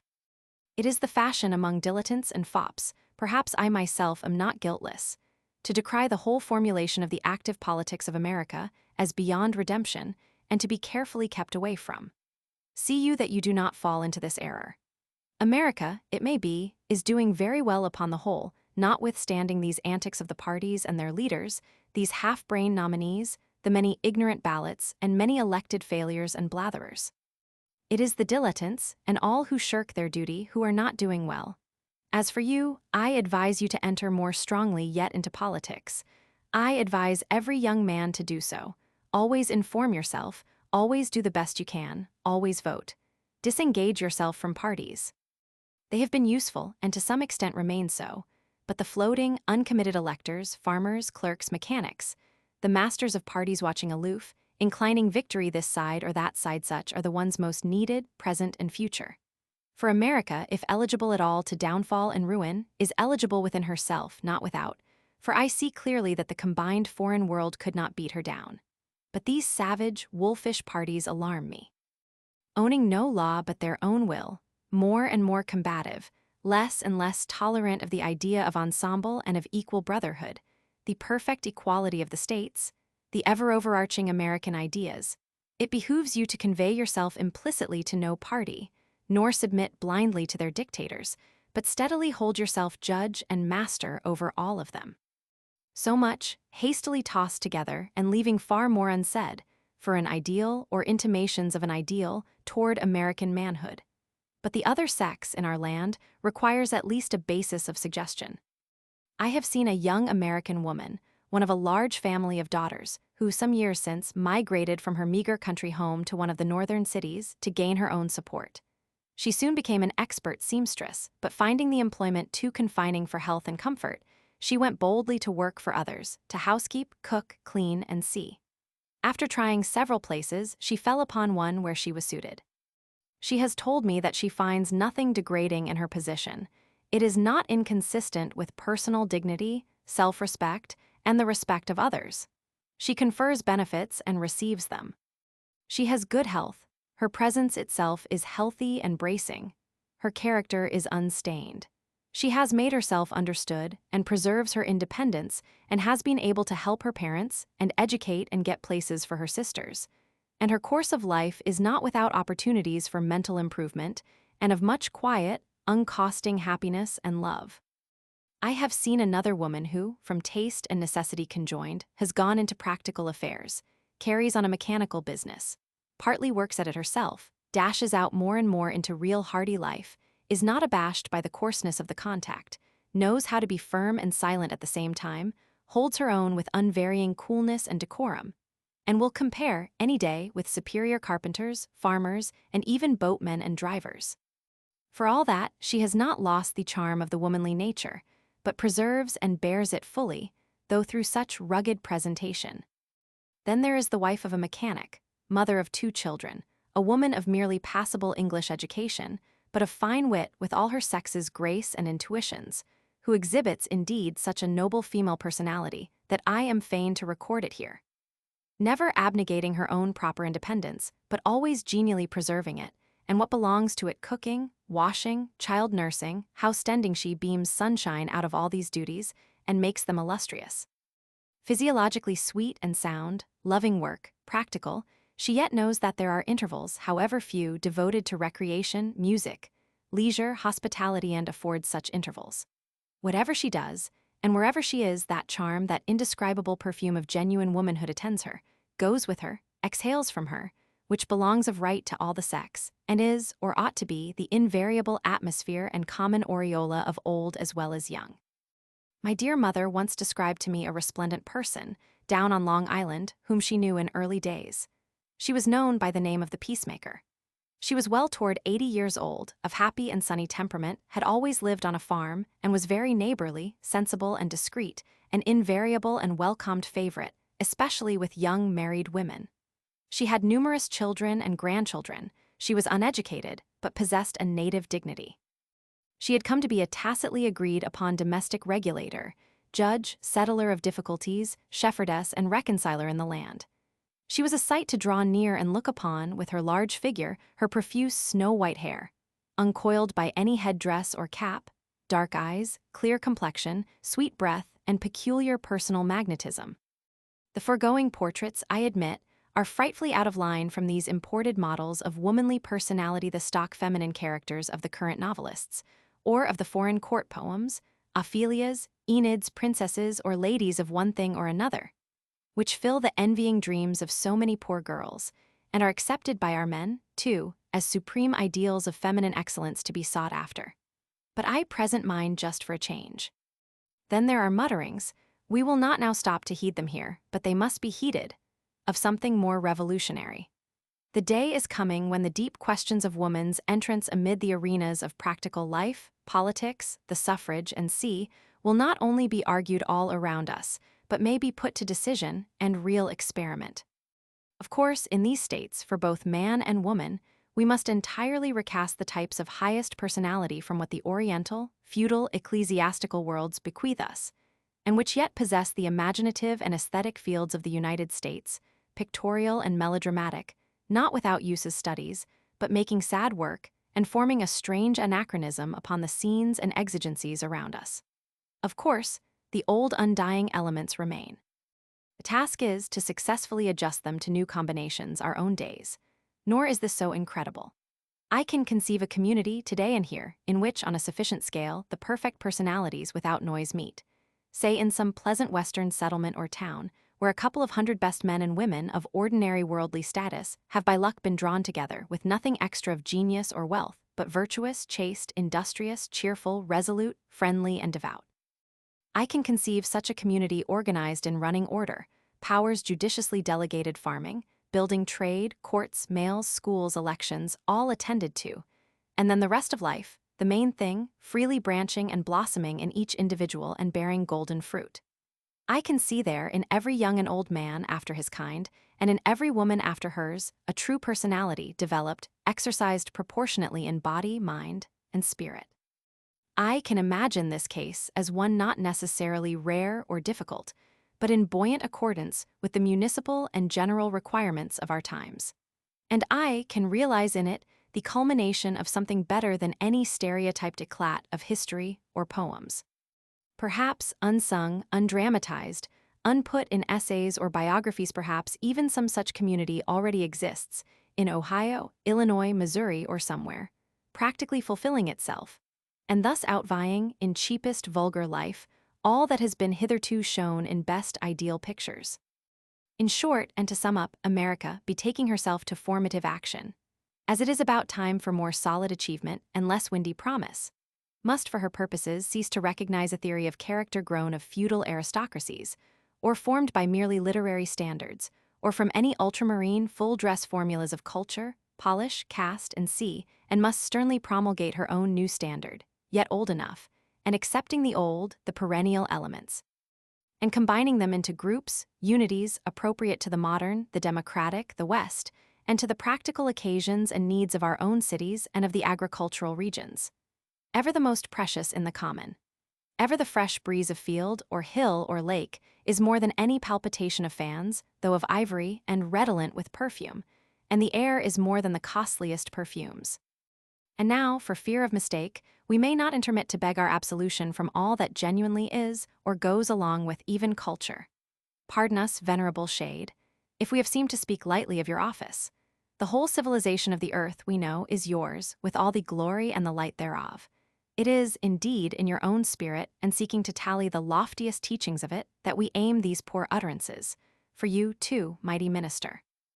Know that there is something greater than you, namely, the fresh, eternal qualities of being. From them, and by them, as you, at your best, we too evoke the last, the needed help, to vitalize our country and our days. Thus we pronounce not so much against the principle of culture, we only supervise it, and promulge along with it, as deep, perhaps a deeper, principle. As we have shown the New World including in itself the all-leveling aggregate of democracy, we show it also including the all-varied, all-permitting, all-free theorem of individuality, and erecting therefore a lofty and hitherto unoccupied framework or platform, broad enough for all, eligible to every farmer and mechanic, to the female equally with the male, a towering selfhood, not physically perfect, only not satisfied with the mere minds and learning stores, but religious, possessing the idea of the infinite. Rudder and compass sure amid this troublous voyage, o'er darkest, wildest wave, through stormiest wind, of man's or nation's progress, realizing above the rest that known humanity in deepest sense is fair adhesion to itself, for purposes beyond, and that, finally, the personality of mortal life is most important with reference to the immortal, the unknown, the spiritual, the only permanently real, which, as the ocean waits for and receives the rivers, waits for us each and all.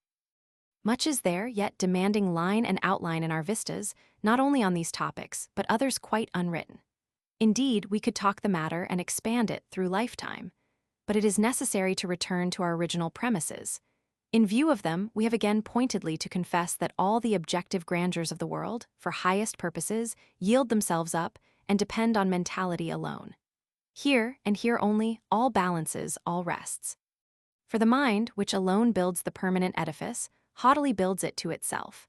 By it, with what follows it, are conveyed to mortal sense the culminations of the materialistic, the known, and a prophecy of the unknown. To take expression, to incarnate, to endow a literature with grand and archetypal models, to fill with pride and love the utmost capacity, and to achieve spiritual meanings, and suggest the future, these, and these only, satisfy the soul. We must not say one word against real materials, but the wise know that they do not become real till touched by emotions, the mind. Did we call the latter imponderable? Ah, let us rather proclaim that the slightest song tune, the countless ephemera of passions aroused by orators and tale-tellers, are more dense, more weighty than the engines there in the great factories, or the granite blocks in their foundations. Approaching thus the momentous spaces, and considering with reference to a new and greater personalism, the needs and possibilities of American imaginative literature, through the medium light of what we have already broached, it will at once be appreciated that a vast gulf of difference separates the present accepted condition of these spaces, inclusive of what is floating in them, from any condition adjusted to, or fit for, the world, the America, there sought to be indicated. And the copious races of complete men and women, along these vistas crudely outlined. It is, in some sort, no less a difference than lies between that long-continued nebular state and vagueness of the astronomical worlds, compared with the subsequent state, the definitely formed worlds themselves, duly compacted, clustering in systems, hung up there, chandeliers of the universe, beholding and mutually lit by each other's lights, serving for ground of all substantial foothold, all vulgar uses yet serving still more as an undying chain and echelon of spiritual proofs and shows. A boundless field to fill, a new creation with needed orbic works forth, to revolve in free and lawful circuits to move, self-poised, through the ether and shine like heaven's own suns. With such, and nothing less, we suggest that New World literature, fit to rise upon, cohere, and signalize in time these states. What, however, do we more definitely mean by New World literature? Are we not doing well enough here already? Are not the United States this day busily using, working, more printers' type, more presses than any other country? Uttering and absorbing more publications than any other, do not our publishers fatten quicker and deeper? Helping themselves, under shelter of a delusive and sneaking law, or rather absence of law, to most of their forage, poetical, pictorial, historical, romantic, even comic, without money and without price end, fiercely resisting the timidest proposal to pay for it. Many will come under this delusion, but my purpose is to dispel it. I say that a nation may hold and circulate rivers and oceans of very readable print, journals, magazines, novels, library books, poetry, and see such as the states today possess and circulate of unquestionable aid and value hundreds of new volumes annually composed and brought out here, respectable enough, indeed unsurpassed in smartness and erudition, with further hundreds, or rather millions, as by free forage or theft aforementioned, also thrown into the market hand, yet, all the while, the said nation, land, strictly speaking, may possess no literature at all. Repeating our inquiry, what then do we mean by real literature, especially the democratic literature of the future? Hard questions to meet. The clues are inferential and turn us to the past. At best, we can only offer suggestions, comparisons, circuits. It must still be reiterated, as for the purpose of these memoranda, the deep lesson of history and time, that all else in the contributions of a nation or age, through its politics, materials, heroic personalities, military eclat, and remains crude and differs in any close and thoroughgoing estimate until vitalized by national, original archetypes in literature. They only put the nation in form, finally tell anything, prove, complete anything, perpetuate anything. Without doubt, some of the richest and most powerful and populous communities of the antique world, and some of the grandest personalities and events, have, to after and present times, left themselves entirely unbequeathed. Doubtless, greater than any that have come down to us, were among those lands, heroisms, persons that have not come down to us at all, even by name, date, or location. Others have arrived safely, as from voyages over wide, century-stretching seas. The little ships, the miracles that have buoyed them and by incredible chances safely conveyed them. Or the best of them, their meaning and essence. Overlong wastes, darkness, lethargy, ignorance, and sea, have been a few inscriptions of few immortal compositions, small in size, yet compassing what measureless values of reminiscence, contemporary portraitures, manners, idioms, and beliefs, with deepest inference, hint, and thought, to tie and touch forever the old, new body and the old, new soul. These, and still these, bearing the freight so dearer than pride, dearer than love, all the best experience of humanity, folded, saved, freighted to us here. Some of these tiny ships we call Old and New Testament, Homer, Aeschylus, Plato, Juvenal, and see precious minims. I think if we were forced to choose rather than have you, and the likes of you and what belongs to and has grown of you blotted out and gone, we could better afford, appalling as that would be, to lose all actual ships, this day fastened by wharf or floating on wave, and see them, with all their cargoes, scuttled and sent to the bottom. Gathered by geniuses of city, race, or age, and put by them in highest of arts forms, namely the literary form, the peculiar combinations and the outshows of that city, age, or race, its particular modes of the universal attributes and passions, its faiths, heroes, lovers and gods, wars, traditions, struggles, crimes, emotions, joys, or the subtle spirit of these, having been passed on to us to illumine our own selfhood, and its experiences what they supply, indispensable and highest. If taken away, nothing else in all the world's boundless storehouses could make up to us, or ever again return. For us, along the great highways of time, those monuments stand those forms of majesty and beauty. For us, those beacons burn through all the nights. Unknown Egyptians graving hieroglyphs, Hindus with hymn and apothem and endless epic, Hebrew prophet with spirituality as in flashes of lightning, conscience like red-hot iron, plaintive songs and screams of vengeance for tyrannies and enslavement. Christ with bent head brooding love and peace like a dove, Greek creating eternal shapes of physical and aesthetic proportion. Roman, lord of satire, the sword, and the codex of the figures, some far off and veiled, others nearer and visible. Dante stalking with lean form, nothing but fiber, not a grain of superfluous flesh. Angelo and the great painters, architects, musicians, rich Shakespeare, luxuriant as the sun, artist and singer of feudalism in its sunset, with all the gorgeous colors, owner thereof, and using them at will. And so to such as German Kant and Hegel, where they, though near us, leaping over the ages, sit again, impassive, imperturbable, like the Egyptian gods. Of these, and the like of these, is it too much, indeed, to return to our favorite figure, and view them as orbs and systems of orbs, moving in free paths in the spaces of that other heaven, the cosmic intellect, the soul. Ye powerful and resplendent ones, ye were, in your atmospheres, grown not for America, but rather for her foes, the feudal and the old, while our genius is democratic and modern. Yet could ye, indeed, but breathe your breath of life into our new world's nostrils, not to enslave us, as now, but for our needs to breed a spirit like your own perhaps, dare we to say it? To dominate, even destroy, what you yourselves have left. On your plane, and no less, but even higher and wider, must we meet and measure for today and here. I demand races of orbic bards with unconditional, uncompromising sway. Come forth, sweet democratic despots of the West. By points like these we, in reflection, token what we mean by any land's or people's genuine literature. And thus compared and tested, judging amid the influence of loftiest products only, what do our current copious fields of print, covering in manifold forms the United States, better, for an analogy, present, than, as in certain regions of the sea, those spreading, undulating masses of squid, through which the whale swimming, with head half out, feeds?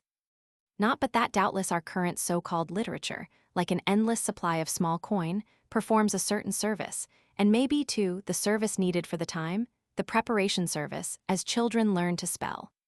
Everybody reads, and truly nearly everybody writes either books or for the magazines or journals.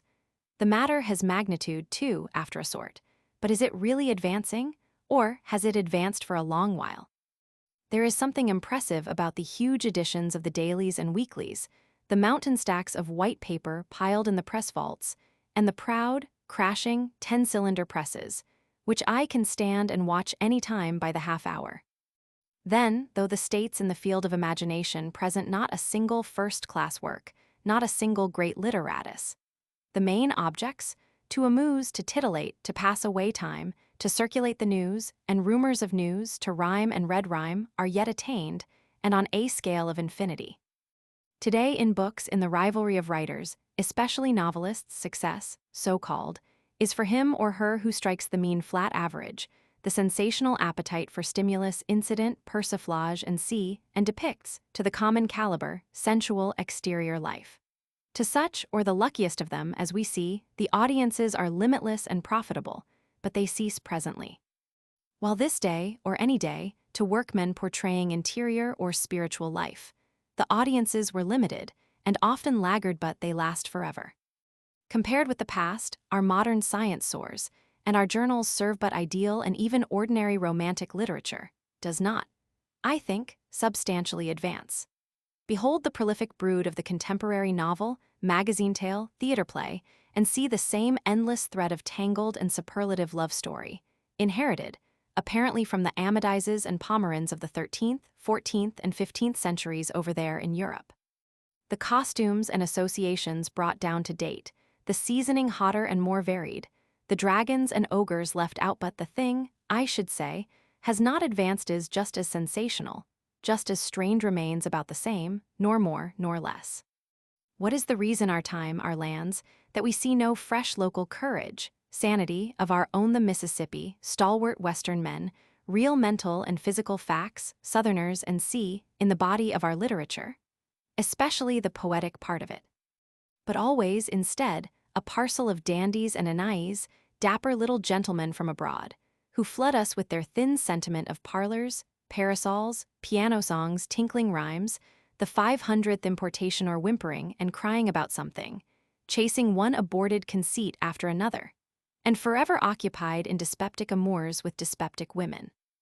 While current and novel, the grandest events and revolutions and stormiest passions of history are crossing today with unparalleled rapidity and magnificence over the stages of our own and all the continents, offering new materials, opening new vistas with largest needs, inviting the daring launching forth of conceptions in literature, inspired by them, soaring in highest regions, serving art in its highest, which is only the other name for serving God and serving humanity. Where is the man of letters? Where is the book, with any nobler aim than to follow in the old track, repeat what has been said before and, as its utmost triumph, sell well, and be erudite or elegant? Mark the roads, the processes through which these states have arrived, standing easy, henceforth ever equal, ever compact in their range today. European adventures, the most antique, Asiatic or African, old history miracles romances, rather our own unquestioned facts. They hasten, incredible, blazing bright as fire. From the deeds and days of Columbus down to the present, and including the present and especially the late secession war when I con them, I feel, every leaf, like stopping to see if I have not made a mistake, and fallen on the splendid figments of some dream. But it is no dream. We stand, live, move, in the huge flow of our age's materialism and its spirituality. We have had founded for us the most positive of lands. The founders have passed to other spheres, but what are these terrible duties they have left us? Their politics the United States have, in my opinion, with all their faults, already substantially established, for good on their own native, sound, long-visted principles, never to be overturned, offering a sure basis for all the rest. With that, their future religious forms, sociology, literature, teachers, schools, costumes, and are of course to make a compact whole, uniform on tallying principles. For how can we remain divided, contradicting ourselves this way? I say we can only attain harmony and stability by consulting ensemble and the ethic purports and faithfully building upon them. For the New World, indeed, after 2 grand stages of preparation strata, I perceive that now a 3rd stage, being ready for, and without which the other 2 were useless, with unmistakable signs appears.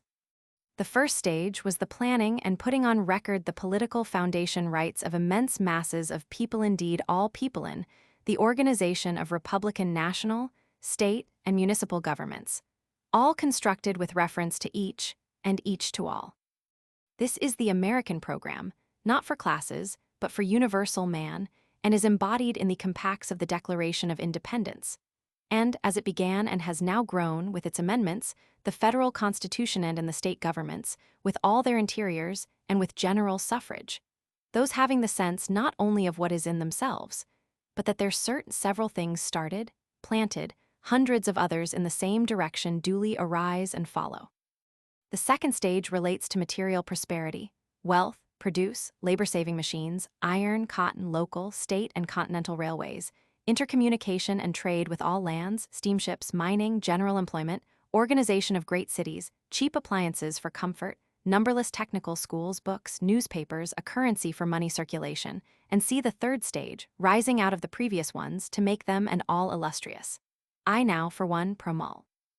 Announcing a native expression spirit, getting into form, adult, and through mentality for these states, self-contained, different from others, more expansive, more rich and free, to be evidenced by original authors and poets to come, by American personalities, plenty of them, male and female, traversing the states, none accepted in by native superber tableau and growths of language, songs, operas, orations, lectures, architecture, and by a sublime and serious religious democracy sternly taking command.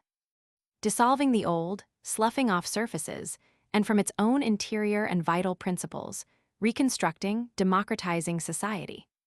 For America, type of progress and of essential faith in man, above all his errors and wickedness few suspect how deep it really strikes. The world evidently supposes, and we have evidently supposed so too, that the states are merely to achieve the equal franchise, an elective government to inaugurate the respectability of labor, and become a nation of practical operatives, law-abiding, orderly, and well-off. Yes, those are indeed parts of the task of America, But they not only do not exhaust the progressive conception, but rather arise, teeming with it, as the mediums of deeper, higher progress. Daughter of a physical revolution, mother of the true revolutions, which are of the interior life and of the arts. For so long as the spirit is not changed, any change of appearance is of no avail. The old men I remember as a boy were always talking of American independence. What is independence? Freedom from all laws or bonds except those of one's own being, controlled by the universal ones. To lands, to man, to woman, what is there at last to each, but the inherent soul, nativity, idiocracy, free, highest poised, soaring its own flight, following out itself. At present, these states, in their theology and social standards, of greater importance than their political institutions, are entirely held possession of by foreign lands. We see the sons and daughters of the New World, ignorant of its genius, not yet inaugurating the native, the universal, and the near, still importing the distant, the partial, and the dead. We see London, Paris, Italy not original, superb, as where they belong but second-hand here, where they do not belong. We see the shreds of Hebrews, Romans, Greeks, but where, on her own soil, do we see, in any faithful, highest, proud expression, America herself? I sometimes question whether she has a corner in her own house. Not but that in one sense, and a very grand one, good theology, good art, or good literature has certain features shared in common. The combination fraternizes, ties the races in many particulars, under laws applicable indifferently to all, irrespective of climate or date, and from whatever source appeals to emotions, pride, love, spirituality, common to humankind. Nevertheless, they touch a man closest. Perhaps only actually touch him. Even in these, in their expression through autochthonic lights and shades, flavors, fondnesses, aversions, specific incidents, illustrations, out of his own nationality, geography, surroundings, antecedents, and see the spirit and the form are one, and depend far more on association, identity, and place than is supposed. Subtly interwoven with the materiality and personality of a land, a race Teuton, Turk, Californian, or what not there, is always something I can hardly tell what it is history, but describes the results of it is the same as the untellable look of some human faces. Nature, too, in her stolid forms, is full of it, but to most it is there a secret. This something is rooted in the invisible roots, the profoundest meanings of that place, race, or nationality, and to absorb and again effuse it, uttering words and products as from its midst, and carrying it into highest regions is the work or a main part of the work of any country's true author, poet, historian, lecturer, and perhaps even priest and philosopher. Here, and here only, are the foundations for our really valuable and permanent verse, drama, and sea. But at present, judged by any higher scale than that which finds the chief ends of existence to be to feverishly make money during one half of it, and by some amusement, or perhaps foreign travel, flippantly kill time the other half. And considered with reference to purposes of patriotism, health, a noble personality, religion, and the democratic adjustments. All these swarms of poems, literary magazines, dramatic plays, resultant so far from American intellect, and the formation of our best ideas, are useless and a mockery. They strengthen and nourish no one, express nothing characteristic, give decision and purpose to no one, and suffice only the lowest level of vacant minds. Of what is called the drama, or dramatic presentation in the United States, as now put forth at the theaters, I should say it deserves to be treated with the same gravity, and on a par with the questions of ornamental confectionery at public dinners, or the arrangement of curtains and hangings in a ballroom, nor more, nor less. Of the other, I will not insult the reader's intelligence, once really entering into the atmosphere of these vistas, by supposing it necessary to show in detail why the copious dribble, either of our little or well-known rhymesters, does not fulfill in any respect the needs and august occasions of this land. America demands a poetry that is bold, modern, and all-surrounding and cosmical, as she is herself. It must in no respect ignore science or the modern, but inspire itself with science and the modern. It must bend its vision toward the future, more than the past. Like America, it must extricate itself from even the greatest models of the past, and, while courteous to them, must have entire faith in itself and the products of its own democratic spirit only. Like her, it must place in the van, and hold up at all hazards, the banner of the divine pride of man in himself, the radical foundation of the new religion. Long enough have the people been listening to poems in which common humanity, deferential, bends low, humiliated, acknowledging superiors. But America listens to no such poems. Erect, inflated, and fully self-esteeming be the chant, and then America will listen with pleased ears. Nor may the genuine gold, the gems, when brought to light at last, be probably ushered forth from any of the quarters currently counted on. Today, doubtless, the infant genius of American poetic expression, eluding those highly refined imported and gilt-edged themes, and sentimental and butterfly flights, pleasant to orthodox publishers causing tender spasms in the coteries, and warranted not to chafe the sensitive cuticle of the most exquisitely artificial gossamer delicacy, lies sleeping far away, happily unrecognized and uninjured by the coteries, the art writers, the talkers and critics of the saloons. Or the lecturers in the colleges lies sleeping, aside, unrecking itself, in some Western idiom or native Michigan or Tennessee repartee, or stumpspeechore in Kentucky or Georgia, or the Carolinazor in some slang or local song or allusion of the Manhattan, Boston, Philadelphia, or Baltimore mechanicore, up in the Maine woodsor off in the hut of the California miner, or crossing the Rocky Mountains, or along the Pacific Railroad or on the breasts of the young farmers of the Northwest, or Canada. Or boatmen of the lakes. Rude and coarse nursing beds, these, but only from such beginnings and stocks, indigenous here, may haply arrive, be grafted, and sprout, in time, flowers of genuine American aroma, and fruits truly and fully our own.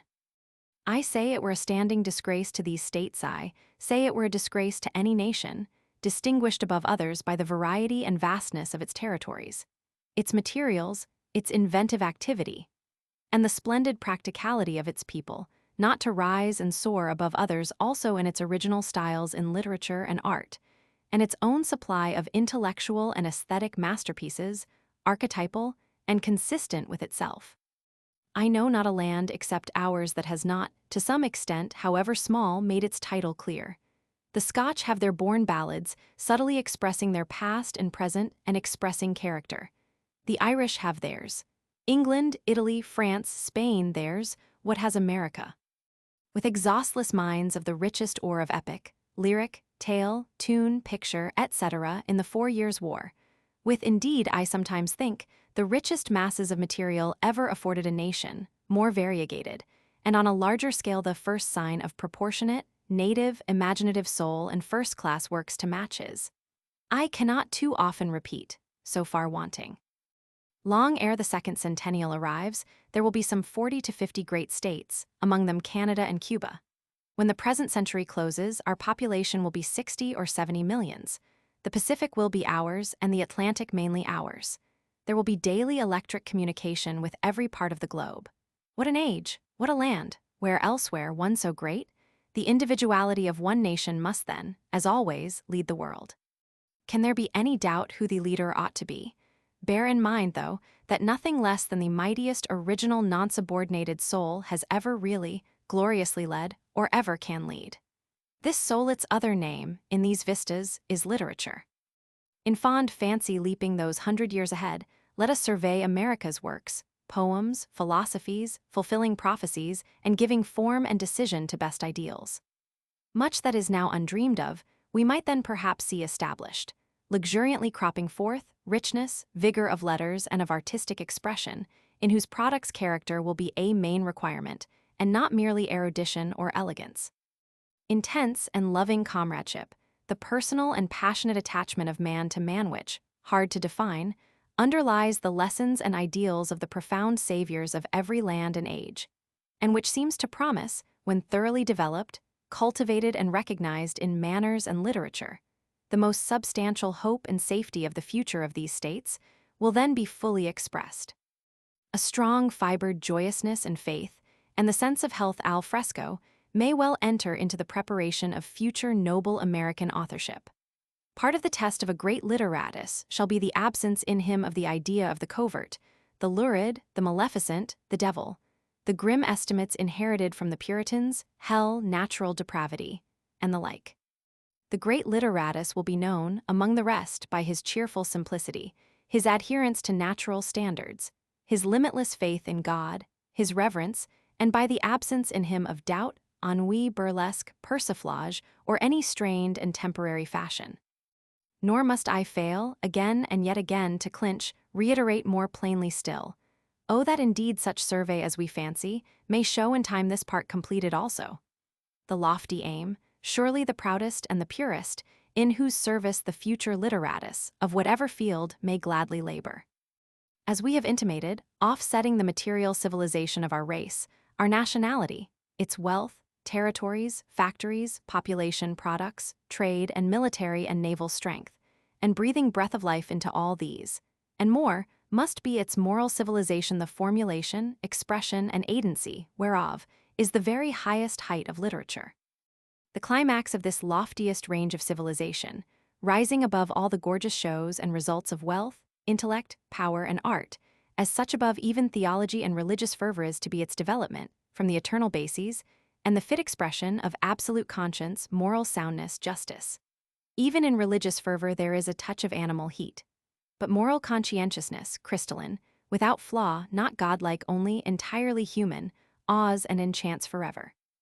Great is emotional love, even in the order of the rational universe. But if we must make gradations, I am clear there is something greater.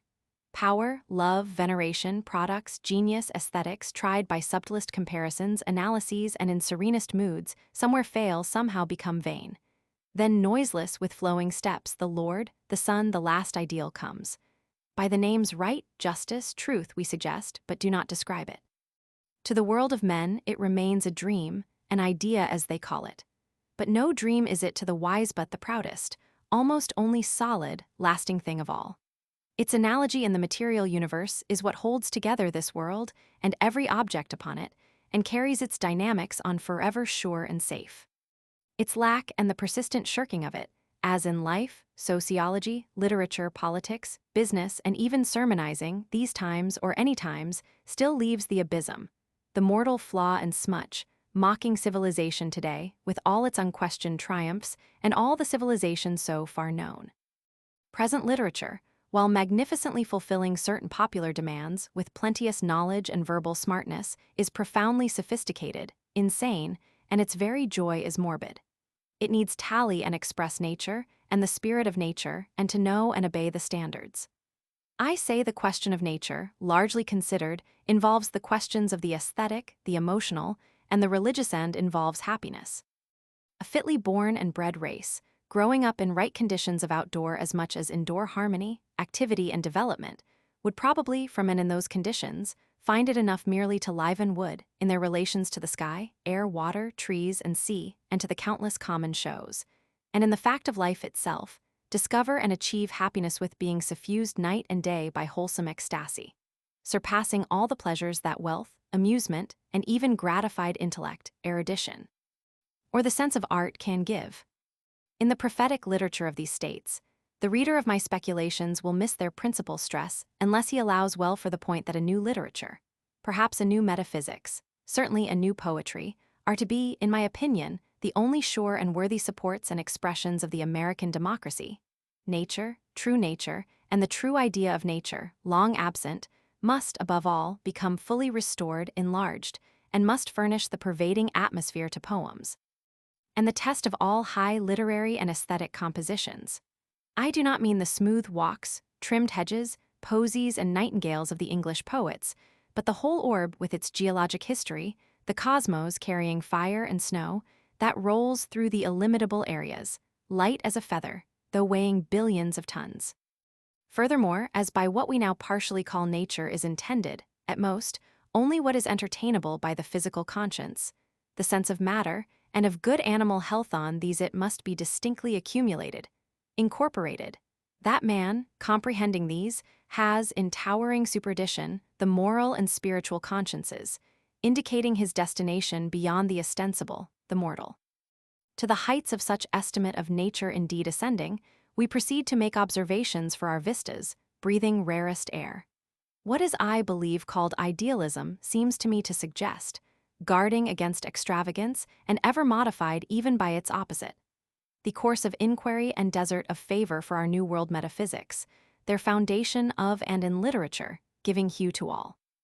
the elevating and etherealizing ideas of the unknown and of unreality must be brought forward with authority, as they are the legitimate heirs of the known and of reality, and at least as great as their parents. Fearless of scoffing, and of the ostent, let us take our stand, our ground, and never desert it, to confront the growing excess and arrogance of realism. To the cry, now victorious the cry of sense, science, flesh, incomes, farms, merchandise, logic, intellect, demonstrations, solid perpetuities, buildings of brick and iron, or even the facts of the shows of trees, earth, rocks, and sea, fear not, my brethren, my sisters, to sound out with equally determined voice, that conviction brooding within the recesses of every envisioned soul illusions. Apparitions, figments all. True, we must not condemn the show, neither absolutely deny it, for the indispensability of its meanings.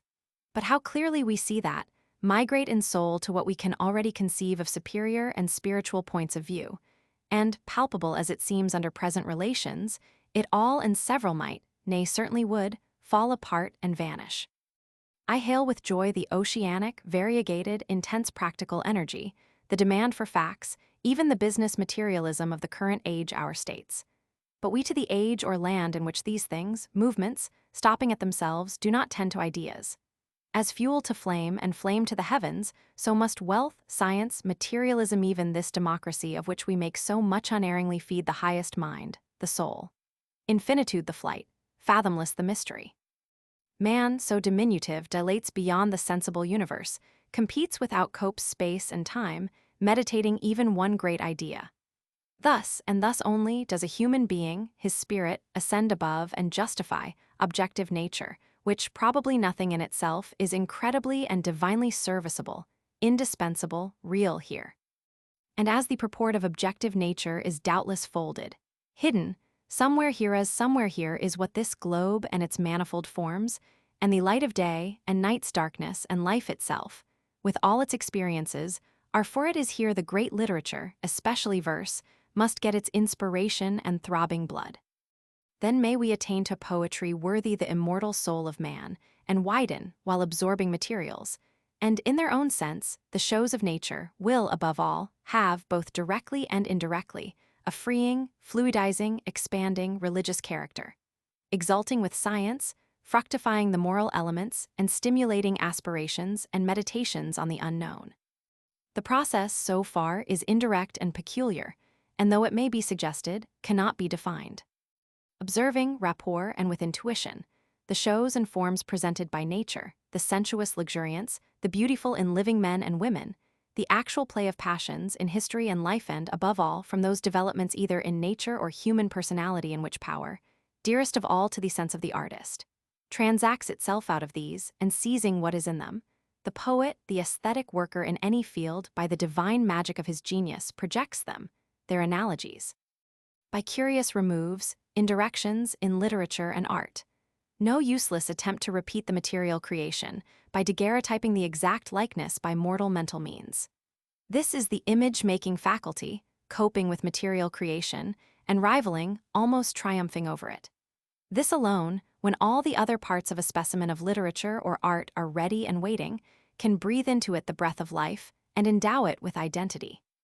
The true question to ask, says the Librarian of Congress in a paper read before the Social Science Convention at New York, October 1869, the true question to ask respecting a book is, has it helped any human soul? This is the hint, statement, not only of the great literatus, his book, but of every great artist. It may be that all works of art are to be first tried by their art qualities, their image-forming talent, and their dramatic, pictorial, plot-constructing, euphonious, and other talents. Then, whenever claiming to be first-class works, they are to be strictly and sternly tried by their foundation in, and radiation in the highest sense, and always indirectly, of the ethic principles, and eligibility to free, arouse, dilate. As within the purposes of the cosmos, and vivifying all meteorology, and all the congeries of the mineral, vegetable, and animal worlds, all the physical growth and development of man, and all the history of the race in politics, religions, wars, and sea, there is a moral purpose, a visible or invisible intention, certainly underlying all its results and proof needing to be patiently waited for, needing intuition, faith, idiosyncrasy, to its realization, which many, and especially the intellectual, do not have so in the product or congeries of the product of the greatest literatus. This is the last, profoundest measure and test of a first-class literary or aesthetic achievement, and when understood and put in force must fain, I say, lead to works, books nobler than any hitherto known. Lo, nature, the only complete, actual poem, existing calmly in the divine scheme, containing all content, careless of the criticisms of a day, or these endless and wordy chatterers. And lo, to the consciousness of the soul, the permanent identity, the thought, the something, before which the magnitude even of democracy, art, literature, and sea, dwindles, becomes partial, measurable something that fully satisfies, which those do not. That something is the all, and the idea of all with the accompanying idea of eternity and of itself, the soul, buoyant, indestructible, sailing space forever, visiting every region as a ship the sea. And again lo, the pulsations in all matter, all spirit, throbbing forever the eternal beats, eternal systole and diastole of life in things wherefrom I feel, and know that death is not the ending, as was thought, but rather the real beginning and that nothing ever is or can be lost, nor ever die, nor soul, nor matter. In the future of these states must arise poets immenser far and make great poems of death. The poems of life are great, but there must be the poems of the purports of life, not only in itself, but beyond itself. I have eulogized Homer, the sacred bards of Jury, Aeschylus, Juvenal, Shakespeare, and C, and acknowledged their inestimable value. But with perhaps the exception, in some, not all respects of the second mentioned. I say there must, for future and democratic purposes, appear poets, dare I to say so, of higher class even than any of those poets not only possessed of the religious fire and abandon of Isaiah, luxuriant in the epic talent of Homer, or for proud characters as in Shakespeare, but consistent with the Hegelian formulas and consistent with modern science. America needs, and the world needs, a class of bards who will, now and ever, so link and tally the rational physical being of man with the ensembles of time and space, and with this vast and multiform show, nature, surrounding him, ever tantalizing him, equally a part, and yet not a part of him, as to essentially harmonize, satisfy, and put at rest. Faith, very old, now scared away by science, must be restored, brought back by the same power that caused her departure, restored with new sway, deeper, wider, higher than ever. Surely this universal ennui, this coward fear, this shuddering at death, these low, degrading views are not always to rule the spirit pervading future society, as it has the past, and does the present. What the Roman Lucretius sought most nobly, yet all too blindly, negatively to do for his age and its successors, must be done positively by some great coming literatus, especially poet, who, while remaining fully poet, will absorb whatever science indicates, with spiritualism, and out of them, and out of his own genius, will compose the great poem of death. Then will man indeed confront nature, and confront time and space, both with science and con amore, and take his right place, prepared for life, master of fortune and misfortune. And then that which was long wanted will be supplied, and the ship that had it not before in all her voyages will have an anchor. There are still other standards, suggestions, for products of high literatuses. That which really balances and conserves the social and political world is not so much legislation, police, treaties, and dread of punishment, as the latent eternal intuitional sense, in humanity, of fairness, manliness, decorum, and see indeed, this perennial regulation, control and oversight by self-suppliance is sine qua non to democracy, and a highest, widest aim of democratic literature may well be to bring forth, cultivate, brace, and strengthen this sense in individuals and society. A strong mastership of the general inferior self by the superior self is to be aided, secured indirectly, but surely, by the literatus in his works, shaping, for individual or aggregate democracy, a great passionate body, in and along with which goes a great masterful spirit. And still, providing for contingencies, I fain confront the fact, the need of powerful native philosophers and orators and bards, these states, as rallying points to come in times of danger, and to fend off ruin and defection. For history is long, long, long. Shift and turn the combinations of the statement as we may, the problem of the future of America is in certain respects as dark as it is vast. Pride, competition, segregation, vicious willfulness, and license beyond example brood already upon us. Unwieldy and immense, who shall hold in behemoth, who bridle Leviathan, Flaunt it as we choose, athwart and over the roads of our progress loom huge uncertainty and dreadful, threatening gloom. It is useless to deny it. Democracy grows rankly up the thickest, noxious, deadliest plants and fruits of all brings worse and worse. Invaders needs newer, larger, stronger, keener compensations and compellers. Our lands, embracing so much, embracing indeed the whole, rejecting none, hold in their breast that flame also, capable of consuming themselves, consuming us all. Short as the span of our national life has been, already have death and downfall crowded close upon us and will again crowd close, no doubt, even if warded off. Ages to come may never know, but I know how narrowly during the late secession warren more than once, and more than twice or thrice our nationality, wherein bound up, as in a ship in a storm, depended and yet depend, all our best life, all hope, all value, just grazed, just by a hair escaped destruction. Alas, to think of them, the agony and bloody sweat of certain of those hours, those cruel, sharp, suspended crises. Even today, amid these whirls, incredible flippancy and blind fury of parties, infidelity, entire lack of first-class captains and leaders, added to the plentiful meanness and vulgarity of the ostensible masses, that problem, the labor question, beginning to open like a yawning gulf, rapidly widening every year. What prospect have we? We sail a dangerous sea of seething currents, cross and undercurrents, vortices all so dark, untried end, whither shall we turn? It seems as if the Almighty had spread before this nation charts of imperial destinies, dazzling as the sun, yet with many a deep intestine difficulty, and human aggregate of cankerous imperfection, saying, Lo, the roads, the only plans of development, long and varied with all terrible balks and ebullitions. You said in your soul, I will be empire of empires, overshadowing all else, past and present, putting the history of old-world dynasties, conquests behind me, as of no account, making a new history, a history of democracy, making old history a dwarfy alone, inaugurating largeness, culminating time. If these, O lands of America, are indeed the prizes, the determinations of your soul, be it so. But behold the cost, and already specimens of the cost. Thought you greatness was to ripen for you like a pear. If you would have greatness, know that you must conquer it through ages, centuries must pay for it with a proportionate price. For you too, as for all lands, the struggle, the traitor, the wily person in office, scrofulous wealth, the surfeit of prosperity, the demonism of greed, the hell of passion, the decay of faith, the long postponement, the fossil-like lethargy, the ceaseless need of revolutions, prophets, thunderstorms, deaths, births, new projections and invigorations of ideas and men. Yet I have dreamed, merged in that hidden tangled problem of our fate, whose long unraveling stretches mysteriously through time, dreamed out, portrayed, hinted already a little or a larger band, a band of brave and true, unprecedented yet armed and equipped at every point the members separated. It may be by different dates and states, or south, or north, or east, or west Pacific, Atlantic, Southern, Canadian, a year, a century here, and other centuries there, but always one, compact in soul.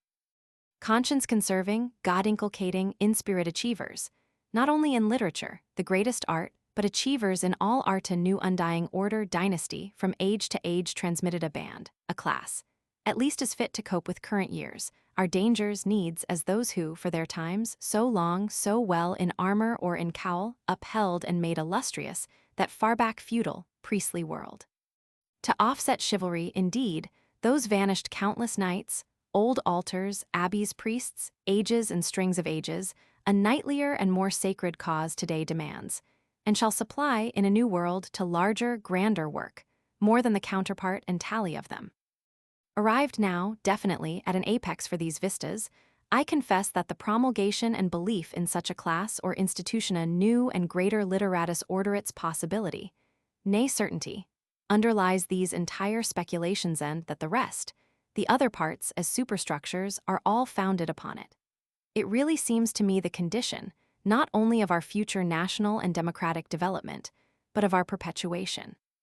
In the highly artificial and materialistic bases of modern civilization, with the corresponding arrangements and methods of living, the force infusion of intellect alone, the depraving influences of riches just as much as poverty, the absence of all high ideals in character with the long series of tendencies, shapings, which few are strong enough to resist, and which now seem, with steam engine speed, to be everywhere turning out the generations of humanity like uniform iron castings, all of which, As compared with the feudal ages, we can yet do nothing better than accept, make the best of, and even welcome, upon the whole, for their oceanic practical grandeur, and their restless wholesale needing of the masses, I say, of all this tremendous and dominant play of solely materialistic bearings upon current life in the United States, with the results as already seen, accumulating, and reaching far into the future.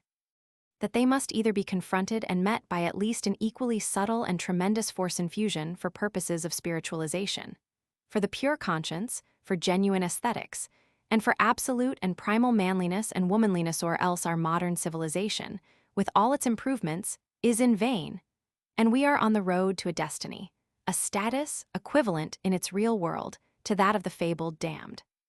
Prospecting thus the coming unsp days, and that new order in them marking the endless train of exercise, development, unwind in nation as in man, which life is, for we see, foreindicated amid these prospects and hopes. New law forces of spoken and written language, not merely the pedagogue forms, correct, regular, familiar with precedents, made for matters of outside propriety, fine words, thoughts definitely told out, but a language fanned by the breath of nature, which leaps overhead. Cares mostly for impetus and effects, and for what it plants and invigorates to grow tallies life and character, and seldomer tells a thing than suggests or necessitates it. In fact, a new theory of literary composition for imaginative works of the very first class, and especially for highest poems, is the sole course open to these states. Books are to be called for, and supplied on the assumption that the process of reading is not a half-sleep, but in highest sense an exercise, a gymnast's struggle. That the reader is to do something for himself, must be on the alert, must himself or herself construct indeed the poem, argument, history, metaphysical essay, the text furnishing the hints, the clue, the start, or framework. Not the book needs so much to be the complete thing, but the reader of the book does. That were to make a nation of supple and athletic minds, well-trained, intuitive, used to depend on themselves, and not on a few coteries of writers. Investigating here, we see, not that it is a little thing we have, in having the bequeathed libraries, countless shelves of volumes, records, etc. Yet how serious the danger, depending entirely on them, of the bloodless vein, the nerveless arm, the false application, at second or third hand. We see that the real interest of this people of ours in the theology, history, poetry, politics, and personal models of the past, the British Islands, for instance, and indeed all the past, is not necessarily to mold ourselves or our literature upon them, but to attain fuller, more definite comparisons, warnings, and the insight to ourselves, our own present, and our own far grander, different, future history, religion, social customs. And we see that almost everything that has been written, sung, or stated, of old, with reference to humanity under the feudal and oriental institutes, religions, and for other lands, needs to be rewritten, resung, restated, in terms consistent with the institution of these states, and to come in range and obedient uniformity with them. We see, as in the universes of the material cosmos, after meteorological, vegetable, and animal cycles, man at last arises, born through them, to prove them, concentrate them, to turn upon them with wonder and love, to command them, adorn them, and carry them upward into superior realms. So, out of the series of the preceding social and political universes, now arise these states. We see that while many were supposing things established and completed, really the grandest things always remain, and discover that the work of the new world is not ended, but only fairly begun. We see our land, America, her literature, aesthetics, and as substantially the getting in form or effusement and statement of deepest basic elements and loftiest final meanings, of history and man and the portrayal, under the eternal laws and conditions of beauty, of our own physiognomy, the subjective tie and expression of the objective, as from our own combination, continuation, and points of view and the deposit and record of the national mentality, character, appeals, heroism. Wars and even liberties where these, and all, culminate in native literary and artistic formulation to be perpetuated, and not having which native, first-class formulation, she will flounder about, and her other, however imposing, eminent greatness, prove merely a passing gleam. But truly having which, she will understand herself, live nobly, nobly contribute, emanate, and swinging, poised safely on herself, illumined and illuming, become a full-formed world, and divine mother not only of material but spiritual worlds, in ceaseless succession through time, the main thing being the average, the bodily, the concrete, the democratic, the popular, on which all the superstructures of the future are to permanently rest. Notes: in Walter Scott's Reminiscences he speaks of Burns as having the most eloquent, glowing, flashing, illuminated dark-orbed eyes he ever beheld in a human face, and I think Elias Hicks's must have been like them. The true Christian religion, such was the teaching of Elias Hicks, consists neither in rites or Bibles or sermons or Sundays but in noiseless secret ecstasy and unremitted aspiration, in purity, in a good practical life, in charity to the poor and toleration to all.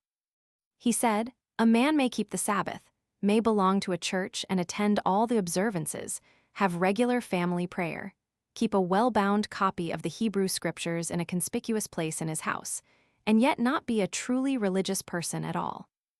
He believed little in a church as organized, even his own, with houses, ministers, or with salaries, creeds, Sundays, saints, Bibles, holy festivals, and but he believed always in the universal church, in the soul of man, invisibly wrapped, ever waiting, ever responding to universal truths. He was fond of pithy proverbs.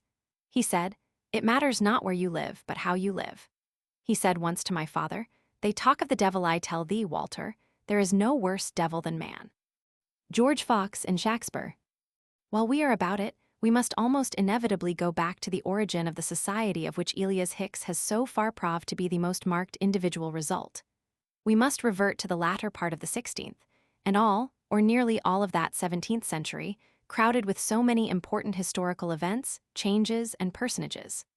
Throughout Europe, and especially in what we call our mother country, men were unusually aroused, some would say demented. It was a special age of the insanity of witch trials and witch hangings.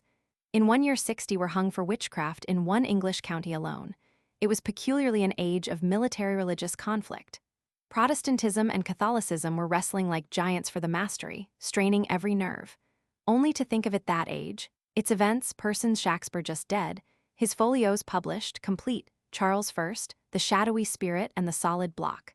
To sum up all, it was the age of Cromwell. As indispensable foreground indeed for Elias Hicks, and perhaps sine qua non to an estimate of the kind of man, we must briefly transport ourselves back to the England of that period. As I say, it is the time of tremendous moral and political agitation.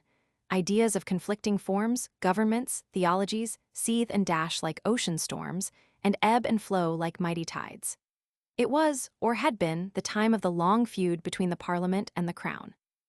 In the midst of the sprouts began George Fox, born 8 years after the death of Shakespeare.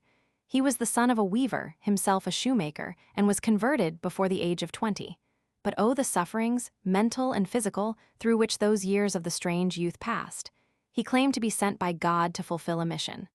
"I come," he said, "to direct people to the spirit that gave forth the Scriptures." The range of his thought, even then, covered almost every important subject of after times, anti-slavery, women's rights, and though in a low sphere. And among the masses, he forms a marked feature in the age.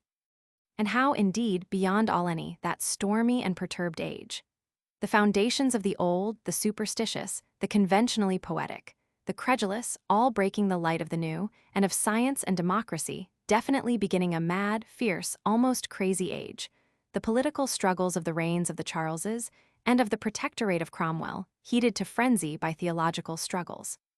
Those were the years following the advent and practical working of the Reformation, but Catholicism is yet strong, and yet seeks supremacy. We think our age full of the flush of men and doings, and culminations of war and peace, and so it is. But there could hardly be a grander and more picturesque and varied age than that. Born out of and in this age, when Milton, Bunyan, Dryden, and John Locke were still living amid the memories of Queen Elizabeth and James I, and the events of their reigns, when the radiance of that galaxy of poets, warriors, statesmen, captains, lords, explorers, wits, and gentlemen, that crowded the courts and times of those sovereigns, still filled the atmosphere when America, commencing to be explored and settled, comminct, also to be suspected as destined to overthrow the old standards and calculations, when feudalism, like a sunset, seemed to gather all its glories, reminiscences, personalisms, in one last gorgeous effort, before the advance of a new day. a new incipient genius amid the social and domestic circles of that period indifferent to reverberations that seemed enough to wake the dead. And in a sphere far from the pageants of the court, the awe of any personal rank or charm of intellect, or literature, or the varying excitement of parliamentarian or royalist fortunes, this curious young rustic goes wandering up and down England. George Fox, born 1624, was of decent stock, in ordinary lower life as he grew along toward manhood, worked at shoemaking, also at farm labors, loved to be much by himself, half hidden in the woods, reading the Bible, went about from town to town, dressed in leather clothes, walked much at night, solitary, deeply troubled, the inward divine teaching of the Lord. Sometimes goes among the ecclesiastical gatherings of the great professors. And though a mere youth bears bold testimony, goes to and fro disputing, must have had great personality.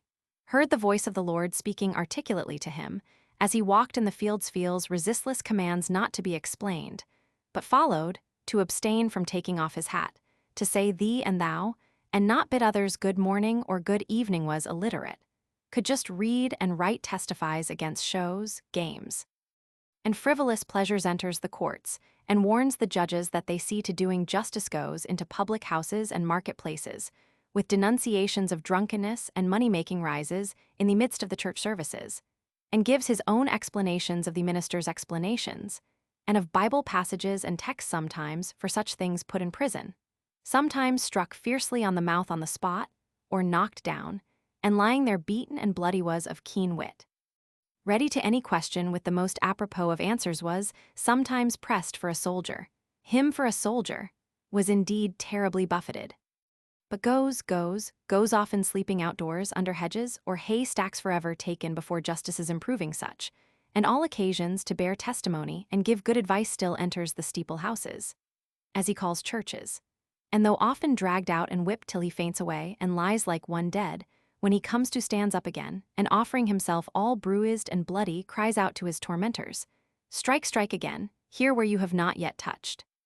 My arms, my head, my cheeks, is at length arrested and sent up to London, confers with the Protector, Cromwell, is set at liberty, and holds great meetings in London. Thus going on, there is something in him that fascinates one or two here, and 3 or 4 there, until gradually there were others who went about in the same spirit, and by degrees the Society of Friends took shape, and stood among the 1,000 religious sects of the world. Women also catch the contagion, and go round, often shamefully misused. By such contagion these ministerings, by scores, almost hundreds of poor traveling men and women, keep on year after year, through ridicule, whipping, imprisonment, and see some of the friend ministers emigrate to New England, where their treatment makes the blackest part of the early annals of the New World. Some were executed, others maimed, parburnt, and scoured. 200 die in prison, some on the gallows or at the stake. George Fox himself visited America and found a refuge and hearers, and preached many times on Long Island, New York State. In the village of Oyster Bay they will show you the rock on which he stood, 1672, addressing the multitude, in the open air, thus rigidly following the fashion of apostolic times. I have heard myself many reminiscences of him. Flushing also contains, or contained, I have seen them, memorials of Fox and his son in 2 aged white oak trees that shaded him while he bore his testimony to people gathered in the highway.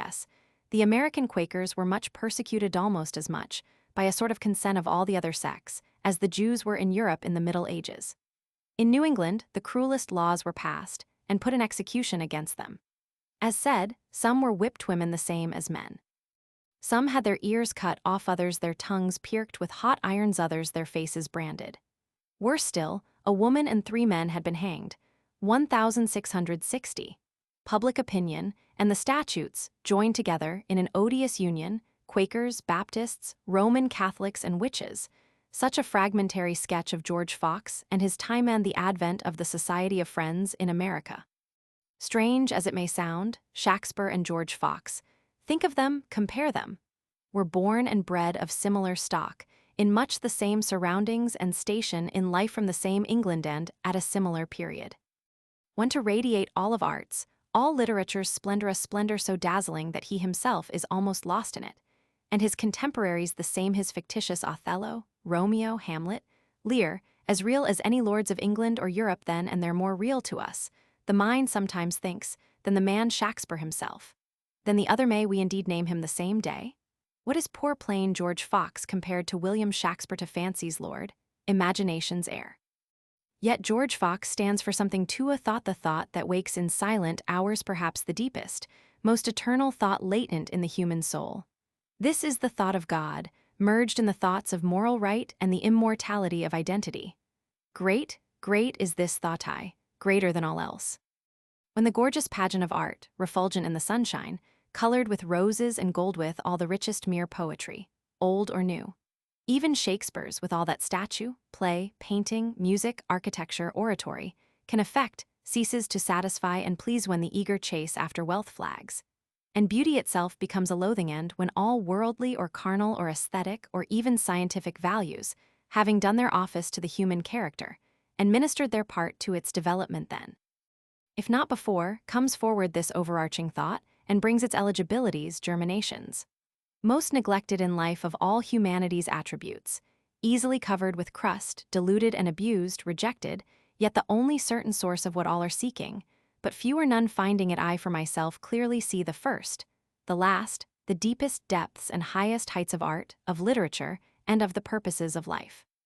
I say whoever labors here, makes contributions here, or best of all sets an incarnated example here, of life or death, is dearest to humanity remains after the rest are gone. And here, for these purposes, and up to the light that was in him, the man Elias Hicks says the man George Fox had done years before him lived long, and died, faithful in life and faithful in death. Goodbye, my fancy. An old man's rejoinder. In the domain of literature, loftily considered, an accomplished and veteran critic in his just-out work now says, "The kingdom of the Father has passed, the kingdom of the Son is passing, the kingdom of the Spirit begins." Leaving the reader to chew on and extract the juice and meaning of this, I will proceed to say in melanged form what I have had brought out by the English author's essay. He discusses the poetic art mostly, on my own, real, or by him supposed, views and purports.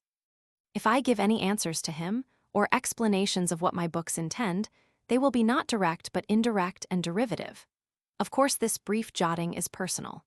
Something very like querulous egotism and growling may break through the narrative, for I have been and am rejected by all the great magazines, carry now my 72D annual burden, and have been a paralytic for 18 years. No great poem or other literary or artistic work of any scope, old or new, can be essentially considered without weighing first the age, politics, or want of politics, and aim, visible forms, unseen soul, and current times, out of the midst of which it rises and is formulated, as the biblic canticles and their days and spirit as the Homeric, or Dante's utterance, or Shakespeare's, or the old Scotch or Irish ballads, or Ossian, or Omar Khayyam. So I have conceived and launched, and worked for years at, my leaves of grass personal emanations only at best, but with specialty of emergence and background the ripening of the 19th century, the thought and fact and radiation of individuality, of America, the Secession War, and showing the democratic conditions supplanting everything that insults them or impedes their aggregate way. Doubtless my poems illustrate, one of novel thousands to come for a long period, those conditions, but democratic art will have to wait long before it is satisfactorily formulated and defined, if it ever is. I will now for one indicative moment lock horns with what many think the greatest thing, the question of art, so-called. I have not seen without learning something therefrom, how, with hardly an exception, the poets of this age devote themselves, always mainly, sometimes altogether, to fine rhyme, spicy verbalism, the fabric and cut of the garment, jewelry, confetti, style, art. Today these adjuncts are certainly the effort, beyond all else, yet the lesson of nature undoubtedly is to proceed with single purpose toward the result necessitated, and for which the time has arrived, utterly regardless of the outputs of shape, appearance, or criticism, which are always left to settle themselves. I have not only not bothered much about style, form, art, etc., but confessed to more or less apathy. I believe I have sometimes caught myself in decided aversion toward them throughout, asking nothing of them but negative advantages that they should never impede me, and never under any circumstances, or for their own purposes only, assume any mastery over me. From the beginning, I have watched the sharp, and sometimes heavy and deep penetrating objections and reviews against my work, and I hope entertained and audited them. For I have probably had an advantage in constructing from a central and unitary principle since the first, but at long intervals and stages sometimes lapses of 5 or 6 years, or peace or war. Ruskin, the Englishman, charges as a fearful and serious lack that my poems have no humor. A profound German critic complains that, compared with the luxuriant and well-accepted songs of the world, there is about my verse a certain coldness, severity, absence of spice, polish, or of consecutive meaning and plot. The book is autobiographic at bottom, and maybe I do not exhibit and make ado about the stock passions. I am partly of Quaker stock. Then E.C. Stedman finds, or found, marked fault with me because while celebrating the common people en masse, I do not allow enough heroism and moral merit and good intentions to the choicer classes, the college-bred, the etat major. It is quite probable that S is right in the matter.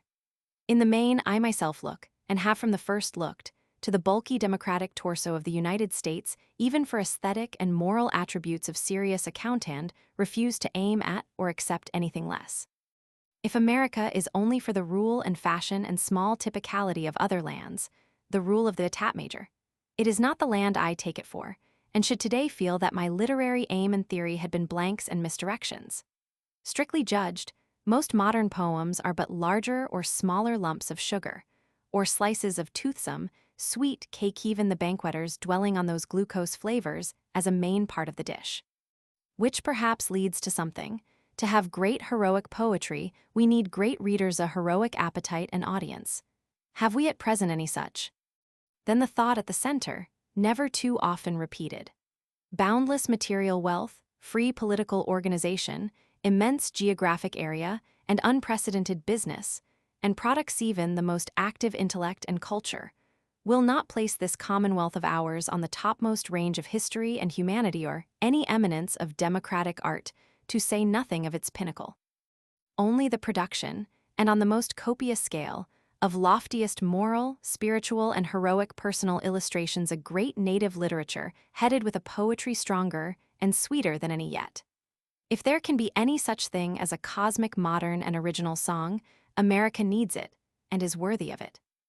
In my opinion today, bitter as it is to say so, the outputs through civilized nations everywhere from the great words literature, art, religion, and sea, with their conventional administrators, stand squarely in the way of what the vitalities of those great words signify, more than they really prepare the soil for them or plant the seeds, or cultivate or garner the crop. My own opinion has long been that for New World service our ideas of beauty, inherited from the Greeks, and so on to Shakespeare query perverted from them, need to be radically changed and made anew for today's purposes and finer standards. But if so, it will all come in due time. The real change will be an autochthonic, interior, constitutional, even local one, from which our notions of beauty, lines and colors are wondrous lovely, but character is lovelier, will branch or offshoot. So much have I now rattled off old age's garrulity, that there is not space for explaining the most important and pregnant principle of all, viz., that art is one, is not partial, but includes all times and forms and sorts, is not exclusively aristocratic or democratic, or oriental or occidental. My favorite symbol would be a good font of type, where the impeccable long primer rejects nothing. Or the old Dutch flour miller who said, "I never bother myself, what road the folks come I, only want good wheat and rye." The font is about the same forever. Democratic art results of democratic development from tinge, true nationality, belief, in the one setting up from it. Note: 2 new volumes, Essays Speculative and Suggestive, by John Addington Symonds. One of the essays is on democratic art, in which I and my books are largely alluded to and cited and dissected. It is this part of the vols that has caused the offhand lines above, first thanking Mr. S. for his invariable courtesy of personal treatment. Old poets. Poetry, I am clear, is eligible of something far more ripened and ample, our lands and pending days, than it has yet produced from any utterance old or new. Modern or new poetry, too, viewing or challenging it with severe criticism, is largely a void, while the very cognizance or even suspicion of that void, and the need of filling it, proves a certainty of the hidden and waiting supply. Leaving other lands and languages to speak for themselves, we can abruptly but deeply suggest it best from our own going first to oversee illustrations, and standing on them. Think of Byron, Burns, Shelley, Keats, even first-raters, the brothers of the Radiant Summit, as William O'Connor calls them, as having done only their precursory and prentice work and all their best and real poems being left yet unwrought, untouched. Is it difficult to imagine ahead of us and them, evolved from them, poesy completer far than any they themselves fulfilled? One has in his eye and mind some very large, very old, entirely sound and vital tree or vine, like certain hardy, ever-fruitful specimens in California and Canada, or down in Mexico. And indeed in all lands, beyond the chronological record's illustrations of growth, continuity, power, amplitude, and exploitation, almost beyond statement, but proving fact and possibility, outside of argument. Perhaps, indeed, the rarest and most blessed quality of transcendent noble poetry as of law, and of the profoundest wisdom and aestheticism is, I would suggest, from sane, completed, vital, capable old age. The final proof of song or personality is a sort of matured, accreted, superb, evoluted, almost divine, impalpable diffuseness and atmosphere or invisible magnetism, dissolving and embracing all end not any special achievement of passion, pride, metrical form, epigram, plot, thought, or what is called beauty. The bud of the rose or the half-blown flower is beautiful, of course, but only the perfected bloom or apple or finished wheathead is beyond the rest. Completed fruitage like this comes, in my opinion, to a grand age, in man or woman, through an essentially sound continuated physiology and psychology, both important, and is the culminating glorious aureole of all and several preceding. Like the tree or vine just mentioned, it stands at last in a beauty, power, and productiveness of its own, above all others, and of a sort and style uniting all criticisms, proofs, and adherences. Let us diversify the matter a little by portraying some of the American poets from our own point of view. Longfellow, reminiscent, polished, elegant, with the air of finest conventional library, picture gallery, or parlor, with ladies and gentlemen in them, and plush and rosewood and ground-glass lamps and mahogany and ebony furniture, and a silver inkstand and scented satin paper to write on. Whittier stands for morality, not in any all-accepting philosophically or Hegelian sense, but, filtered through a puritanical or Quaker filter, is incalculably valuable as a genuine utterance. And the finest, with many local and Yankee and genre bits all hued with anti-slavery coloring. The genre and anti-slavery contributions all precious all help. Whittier's is rather a grand figure, but pretty lean and ascetic. No, Greek not universal and composite enough, don't try don't wish to be for ideal Americanism. Ideal Americanism would take the Greek spirit and law and democratize and scientize and thence truly Christianize them for the whole, the globe, all history, all ranks and lands, all facts, all good and bad. Ah, this bad, this 1920ths of us all. What a stumbling block it remains for poets and metaphysicians, what a chance, the strange, clear as ever inscription on the old dug-up tablet. It offers yet for being translated what can be its purpose in the God scheme of this universe, and all. Then William Cullen Bryant, meditative, serious, from first to last tending to threnodies his genius, mainly lyrical when reading his pieces, who could expect or ask for more magnificent ones than such as The Battlefield, and A Forest Hymn. Bryant, unrolling, prairie-like, notwithstanding his mountains and lakes moral enough. Yet worldly and conventional, a naturalist, pedestrian, gardener, and fruiter, well aware of books, but mixing to the last in cities and society. I am not sure, but his name ought to lead the list of American bards. Years ago I thought Emerson preeminent, and as to the last polish and intellectual cuteness maybe, I think so still. But, for reasons, I have been gradually tending to give the file-leading place for American native poesy to W.C.B. Of Emerson I have to confirm my already avowed opinion regarding his highest bardic and personal attitude. Of the galaxy of the past of Poe, Halleck, Mrs. Sigourney, Alston, Willis, Dana. John Pierpont, W.G. Sims, Robert Sands, Drake, Hillhouse, Theodore Fay, Margaret Fuller, Epps Sargent, Boker, Paul Hayne, Lanier, and others, I fitly in essaying such a theme as this, and reverence for their memories, may at least give a heart benison on the list of their names. Time and New World humanity having the venerable resemblances more than anything else, and being the same subject continued. Just here in 1890, one gets a curious nourishment and lift, I do, from all those grand old veterans, Bancroft, Kossuth, von Moltke, such typical specimen reminiscences as Sophocles and Goethe, genius, health, beauty of person, riches, rank, renown, and length of days, all combining and centering in one case. Above everything, what could humanity and literature do without the mellow, last justifying, averaging, bringing up of many, many years of great old age amplified?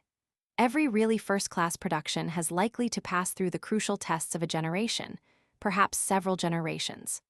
Lord Bacon says the first sight of any work really new and first-rate in beauty and originality always arouses something disagreeable and repulsive. Voltaire termed the Shakespearean works a huge dunghill.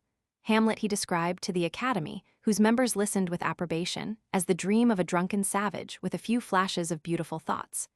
And not the ferny sage alone, the orthodox judges and lawgivers of France, such as La Harpe, J.L., Geoffrey, and Chateaubriand, either joined in Voltaire's verdict or went further. Indeed, the classicists and regulars there still hold to it. The lesson is very significant in all departments. People resent anything new as a personal insult. When umbrellas were first used in England, those who carried them were hooted and pelted so furiously that their lives were endangered. The same rage encountered the attempt in theatricals to perform women's parts by real women, which was publicly considered disgusting and outrageous. Byron thought Pope's verse incomparably ahead of Homer and Shakespeare. One of the prevalent objections, in the days of Columbus, was the learned men boldly asserted that if a ship should reach India, she would never get back again, because the rotundity of the globe would present a kind of mountain, up which it would be impossible to sail even with the most favorable wind. Modern poets, says a leading Boston journal, enjoy longevity. Browning lived to be 77. Wordsworth, Bryant, Emerson, and Longfellow were old men. Whittier, Tennyson, and Walt Whitman still live. Started out by that item on old poets and poetry for Kyle to inner American sustenance, I have thus gossiped about it all, and treated it from my own point of view, taking the privilege of rambling wherever the talk carried me. Browning is lately dead. Bryant, Emerson, and Longfellow have not long passed away. And yes, Whittier and Tennyson remain, over 80 years old, the latter having sent out not long since a fresh volume, which the English-speaking Old and New Worlds are yet reading. I have already put on record my notions of tea and his effusions. They are very attractive and flowery to me, but flowers, too, are at least as profound as anything. And by common consent, tea is settled as the poetic cream skimmer of our age's melody, ennui and polish, a verdict in which I agree, and should say that nobody, not even Shakespeare, goes deeper in those exquisitely touched and half-hidden hints and indirections left like faint perfumes in the crevices of his lines. Of Browning, I don't know enough to say much. He must be studied deeply out, too, and quite certainly repays the trouble, but I am old and indolent, and cannot study, and never did. Grand as today's accumulative fund of poetry is, there is certainly something unborn, not yet come forth, different from anything now formulated in any verse, or contributed by the past in any land, something waited for, craved, hitherto non-expressed. What it will be, and how, no one knows. It will probably have to prove itself by itself and its readers. One thing, it must run through entire humanity. This new word and meaning solidarity has arisen to us moderns, twining all lands like a divine thread, stringing all beads, pebbles, or gold from God and the soul, and like God's dynamics and sunshine illustrating all and having reference to all. From anything like a cosmical point of view, the entirety of imaginative literature's themes and results as we get them today seems painfully narrow. All that has been put in statement, tremendous as it is, what is it compared with the vast fields and values and varieties left unreaped? Of our own country, the splendid races north or south, and especially of the western and Pacific regions, it sometimes seems to me their myriad noblest Homeric and biblic elements are all untouched, left as if ashamed of, and only certain very minor occasional delirium tremens glints studiously sought and put in print, in short tales, poetry, or books. I give these speculations, or notions, in all their audacity, for the comfort of thousands, perhaps a majority of ardent minds, women's and young men's who stand in awe and despair before the immensity of suns and stars already in the firmament. Even in the Iliad and Shakespeare there is there not? A certain humiliation produced to us by the absorption of them, unless we sound in equality, or above them, the songs due our own democratic era and surroundings, and the full assertion of ourselves. And in vain, such is my opinion, will America seek successfully to tune any superb national song unless the heartstrings of the people start it from their own breasts to be returned and echoed there again. Ship ahoy! In dreams I was a ship, and sailed the boundless seas, sailing and ever sailing all seas and into every port, or out upon the offing, saluting, cheerily hailing each mate, met or passed, little or big, ship ahoy. Throw, trumpet, or by voice if nothing more, some friendly merry word at least, for companionship and goodwill forever to all and each. For Queen Victoria's birthday. An American arbutus bunch, to be put in a little vase on the royal breakfast table, May 24th, 1890. Lady, accept a birthday thought haply an idle gift and token, right from the scented soil's May utterance here, smelling of countless blessings, prayers, and old-time thanks. A bunch of white and pink arbutus, silent, spicy, shy, from Hudson's, Delaware's, or Potomac's woody banks. Note very little, as we Americans stand this day, with our 65 or 70 millions of population, an immense surplus in the treasury, and all that actual power or reserve power, land and sea. So dear to nations very little, I say do, we realize that curious crawling national shudder when the Trent affair promised to bring upon us a war with Great Britain followed unquestionably, as that war would have, by recognition of the Southern Confederacy from all the leading European nations. It is now certain that all this then inevitable train of calamity hung on arrogant and peremptory phrases in the prepared and written missive of the British minister to America, which the Queen and Prince Albert latent, positively and promptly cancelled, and which her firm attitude did alone actually erase and leave out, against all the other official prestige and court of St. James's. On such minor and personal incidents, so to call them, often depend the great growths and turns of civilization. This moment of a woman and a queen surely swung the grandest oscillation of modern history's pendulum. Many sayings and doings of that period, from foreign potentates and powers, might well be dropped in oblivion by America, but never this, if I could have my way, W. Preface 1855 to first issue of Leaves of Grass, Brooklyn, NY. America does not repel the past, or what the past has produced under its forms, or amid other politics, or the idea of castes, or the old religions accepts the lesson with calmnesses not impatient, because the slough still sticks to opinions and manners in literature.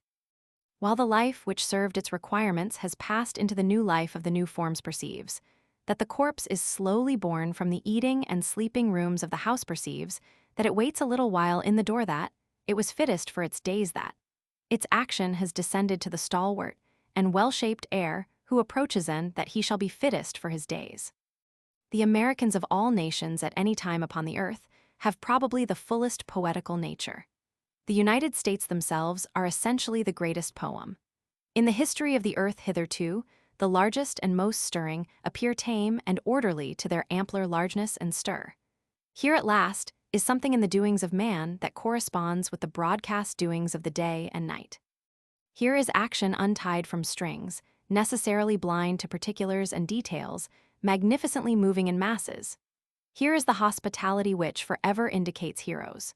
Here the performance, disdaining the trivial, unapproached in the tremendous audacity of its crowds and groupings, and the push of its perspective, spreads with crampless and flowing breadth, and showers its prolific and splendid extravagance. One sees it must indeed own the riches of the summer and winter, and need never be bankrupt while corn grows from the ground, or the orchards drop apples, or the bays contain fish, or men beget children upon women. Other states indicate themselves in their deputies, but the genius of the United States is not best or most in its executives or legislatures, nor in its ambassadors or authors, or colleges or churches or parlors, nor even in its newspapers or inventors, but always most in the common people, south, north, west, east, in all its states, through all its mighty amplitude. The largeness of the nation, however, were monstrous without a corresponding largeness and generosity of the spirit of the citizen. Not swarming states, nor streets and steamships, nor prosperous business, nor farms, nor capital, nor learning, may suffice for the ideal of man, nor suffice the poet. No reminiscences may suffice either.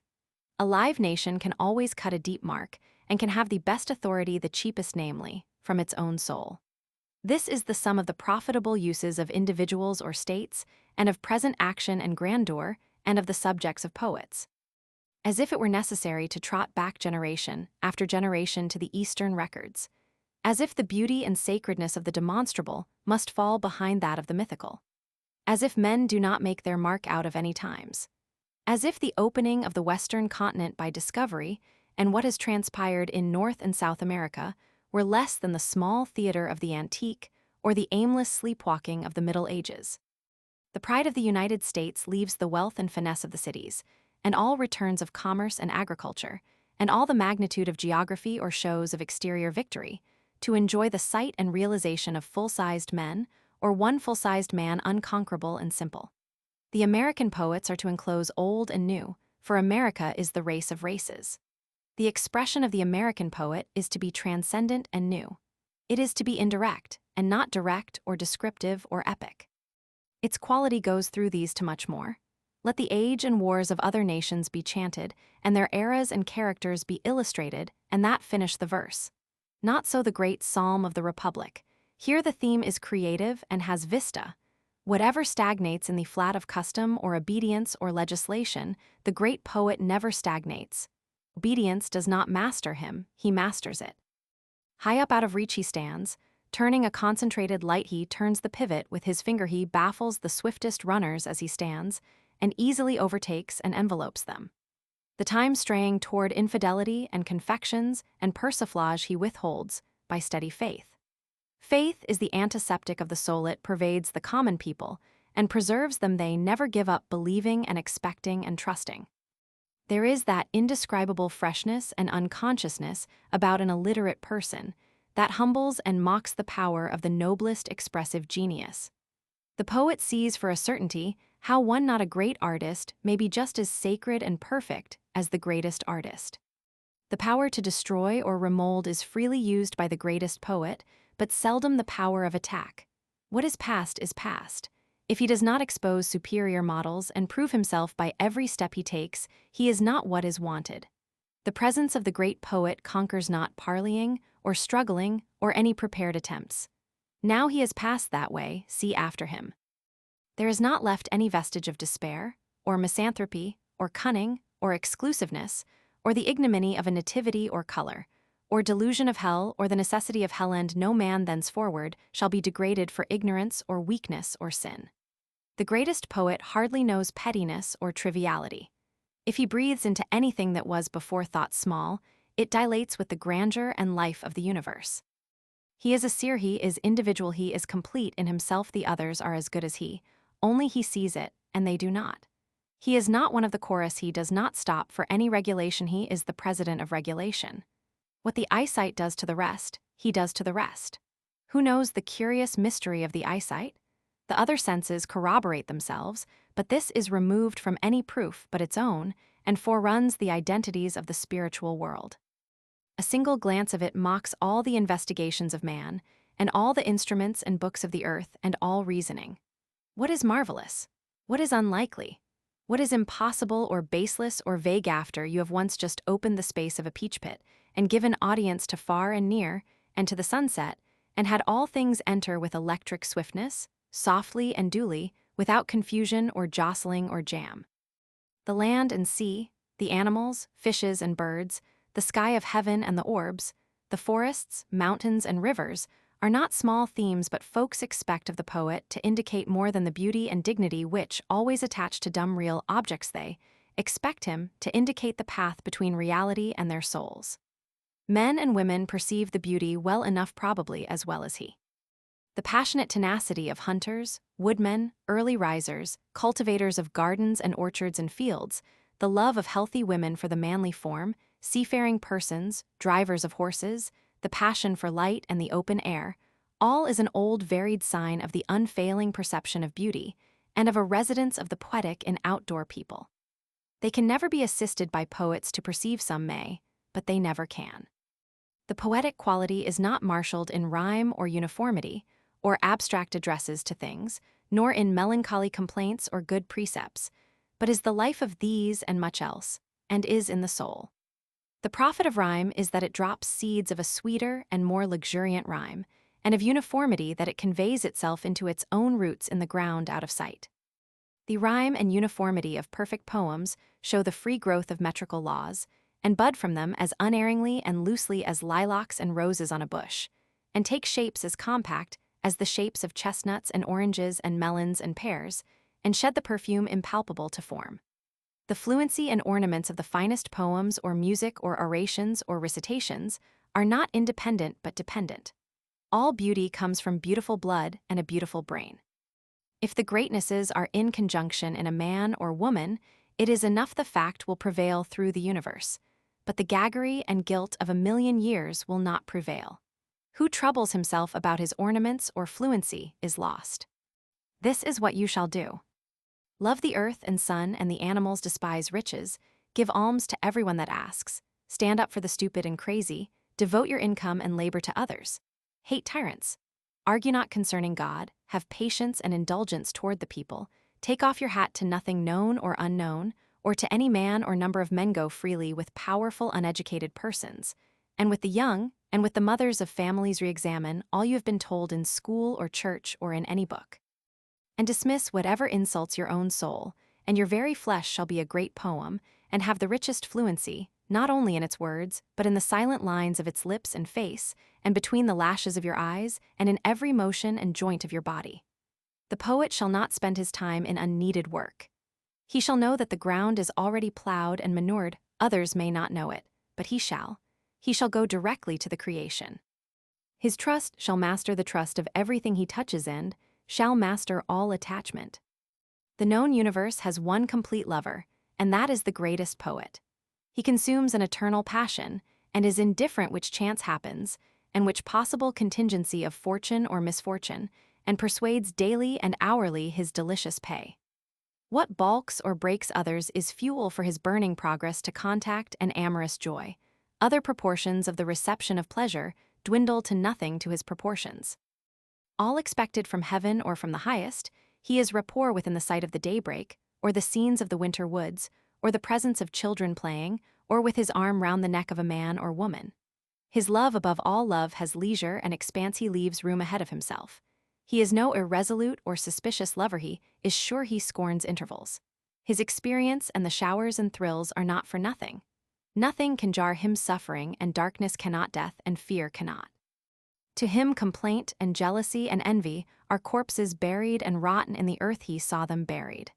The sea is not surer of the shore, or the shore of the sea, than he is the fruition of his love, and of all perfection and beauty. The fruition of beauty is no chance of miss or hit, it is as inevitable as life, it is exact and plumb as gravitation. From the eyesight proceeds another eyesight, and from the hearing proceeds another hearing, and from the voice proceeds another voice, eternally curious of the harmony of things with man.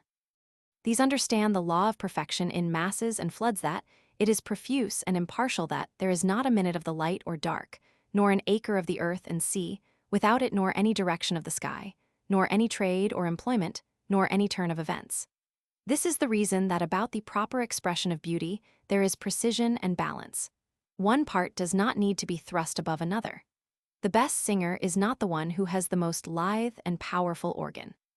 The pleasure of poems is not in them that take the handsomest measure and sound. Without effort, and without exposing in the least how it is done, the greatest poet brings the spirit of any or all events and passions and scenes and persons, some more and some less, to bear on your individual character as you hear or read. To do this well is to compete with the laws that pursue and follow time. What is the purpose must surely be there, and the clue of it must be there, and the faintest indication is the indication of the best, and then becomes the clearest indication. Past and present and future are not disjoined but joined. The greatest poet forms the consistence of what is to be from what has been and is. He drags the dead out of their coffins and stands them again on their feet. He says to the past, "Rise and walk before me that I may realize you." He learns the lesson, he places himself where the future becomes present. The greatest poet does not only dazzle his rays over character and scenes and passions, he finally ascends, and finishes all, he exhibits the pinnacles that no man can tell what they are for, or what is beyond, he glows a moment on the extremest verge. He is most wonderful in his last half-hidden smile or frown. By that flash of the moment of parting, the one that sees it shall be encouraged or terrified afterward for many years. The greatest poet does not moralize or make applications of morals. He knows the soul. The soul has that measureless pride which consists in never acknowledging any lessons or deductions but its own. But it has sympathy as measureless as its pride, and the one balances the other, and neither can stretch too far while it stretches in company with the other. The inmost secrets of art sleep with the twain. The greatest poet has lain close betwixt both, and they are vital in his style and thoughts. The art of art, the glory of expression, and the sunshine of the light of letters, is simplicity. Nothing is better than simplicity. Nothing can make up for excess, or for the lack of definiteness. To carry on the heave of impulse and pierce intellectual depths and give all subjects their articulations are powers neither common nor very uncommon. But to speak in literature with the perfect rectitude and insouciance of the movements of animals, and the unimpeachableness of the sentiment of trees in the woods and grass by the roadside, is the flawless triumph of art. If you have looked on him who has achieved it, you have looked on one of the masters of the artists of all nations and times. You shall not contemplate the flight of the gray gull over the bay, or the mettlesome action of the blood horse, or the tall leaning of sunflowers on their stalk, or the appearance of the sun journeying through heaven, or the appearance of the moon afterward, with any more satisfaction than you shall contemplate him. The great poet has less a marked style, and is more the channel of thoughts and things without increase or diminution, and is the free channel of himself. He swears to his art, "I will not be meddlesome. I will not have in my writing any elegance, or effect, or originality, to hang in the way between me and the rest like curtains. I will have nothing hang in the way, not the richest curtains. What I tell for precisely what it is. Let who may exalt or startle or fascinate or soothe, I will have purposes as health or heat or snow has, and be as regardless of observation. What I experience or portray shall go from my composition without a shred of my composition. You shall stand by my side and look in the mirror with me." The old red blood and stainless gentility of great poets will be proved by their unconstraint. A heroic person walks at his ease through and out of that custom or precedent or authority that suits him not. Of the traits of the brotherhood of first-class writers, savants, musicians, inventors, and artists, nothing is finer than silent defiance advancing from new free forms. In the need of poems, philosophy, politics, mechanism, science, behavior, the craft of art, an appropriate native grand opera, shipcraft, or any craft, he is greatest for ever and ever who contributes the greatest original practical example. The cleanest expression is that which finds no sphere worthy of itself and makes one. The messages of great poems to each man and woman are, "Come to us on equal terms, only then can you understand us. We are no better than you, what we enclose you enclose, what we enjoy you may enjoy.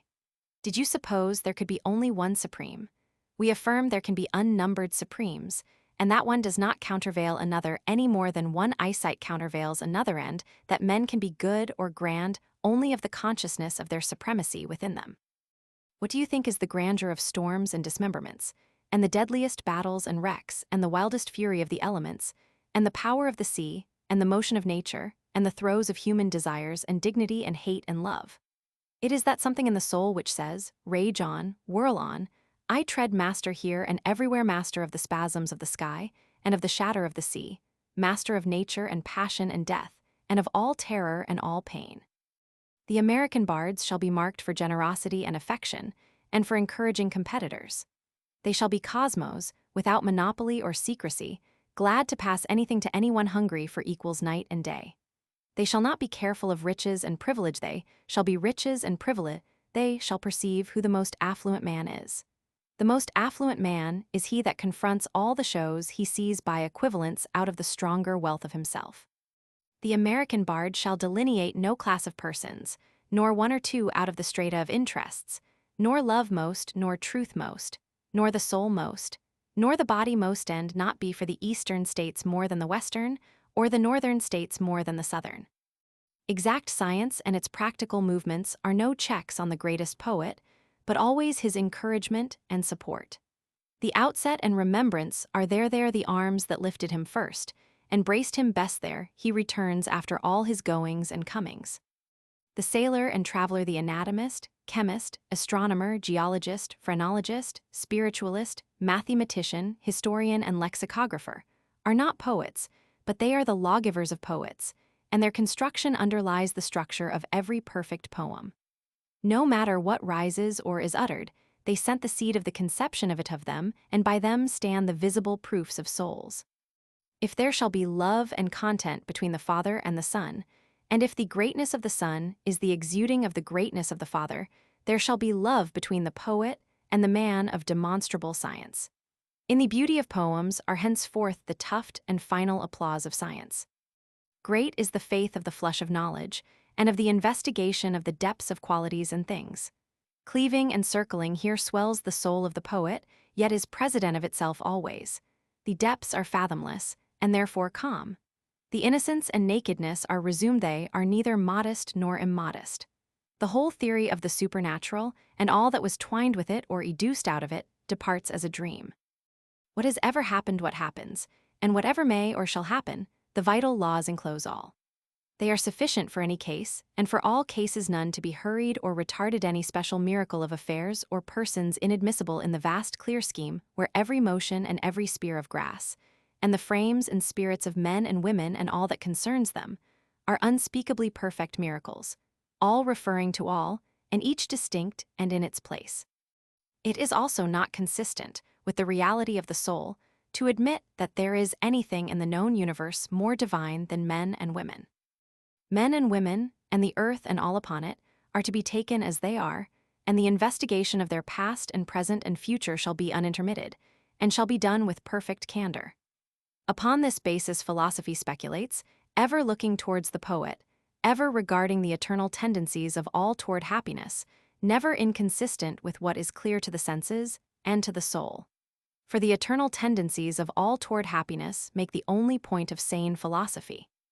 Whatever comprehends less than that whatever is less than the laws of light and of astronomical motion, or less than the laws that follow the thief, the liar, the glutton, and the drunkard, through this life and doubtless afterward, or less than vast stretches of time, or the slow formation of density, or the patient upheaving of straight is of no account. Whatever would put God in a poem or system of philosophy as contending against some being or influence is also of no account. Sanity and ensemble characterize the great master. Spoilt in one principle, all is spoilt. The great master has nothing to do with miracles. He sees health for himself in being one of the mass. He sees the hiatus in singular eminence. To the perfect shape comes common ground. To be under the general law is great, for that is to correspond with it. The master knows that he is unspeakably great, and that all are unspeakably great, that nothing, for instance, is greater than to conceive children, and bring them up well. That to be is just as great as to perceive or tell. In the make of the great masters, the idea of political liberty is indispensable. Liberty takes the adherence of heroes wherever man and woman exist, but never takes any adherence or welcome from the rest more than from poets. They are the voice and exposition of liberty. They out of ages are worthy the grand idea, to them it is confided, and they must sustain it. Nothing has precedence of it, and nothing can warp or degrade it.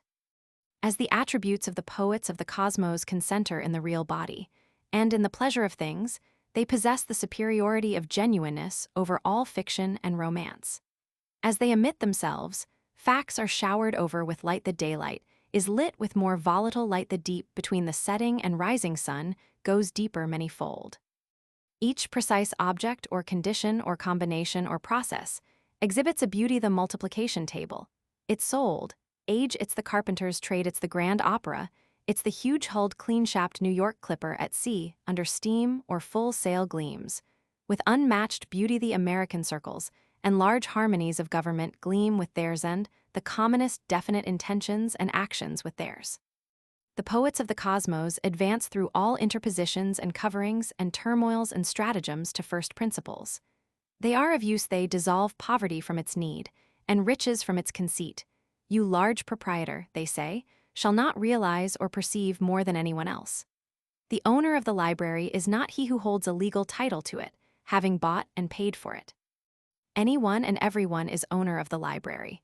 Indeed, he or she alone is owner, who can read the same through all the varieties of tongues and subjects and styles, and in whom they enter with ease and make supple and powerful and rich and large. These American states, strong and healthy and accomplished, shall receive no pleasure from violations of natural models, and must not permit them.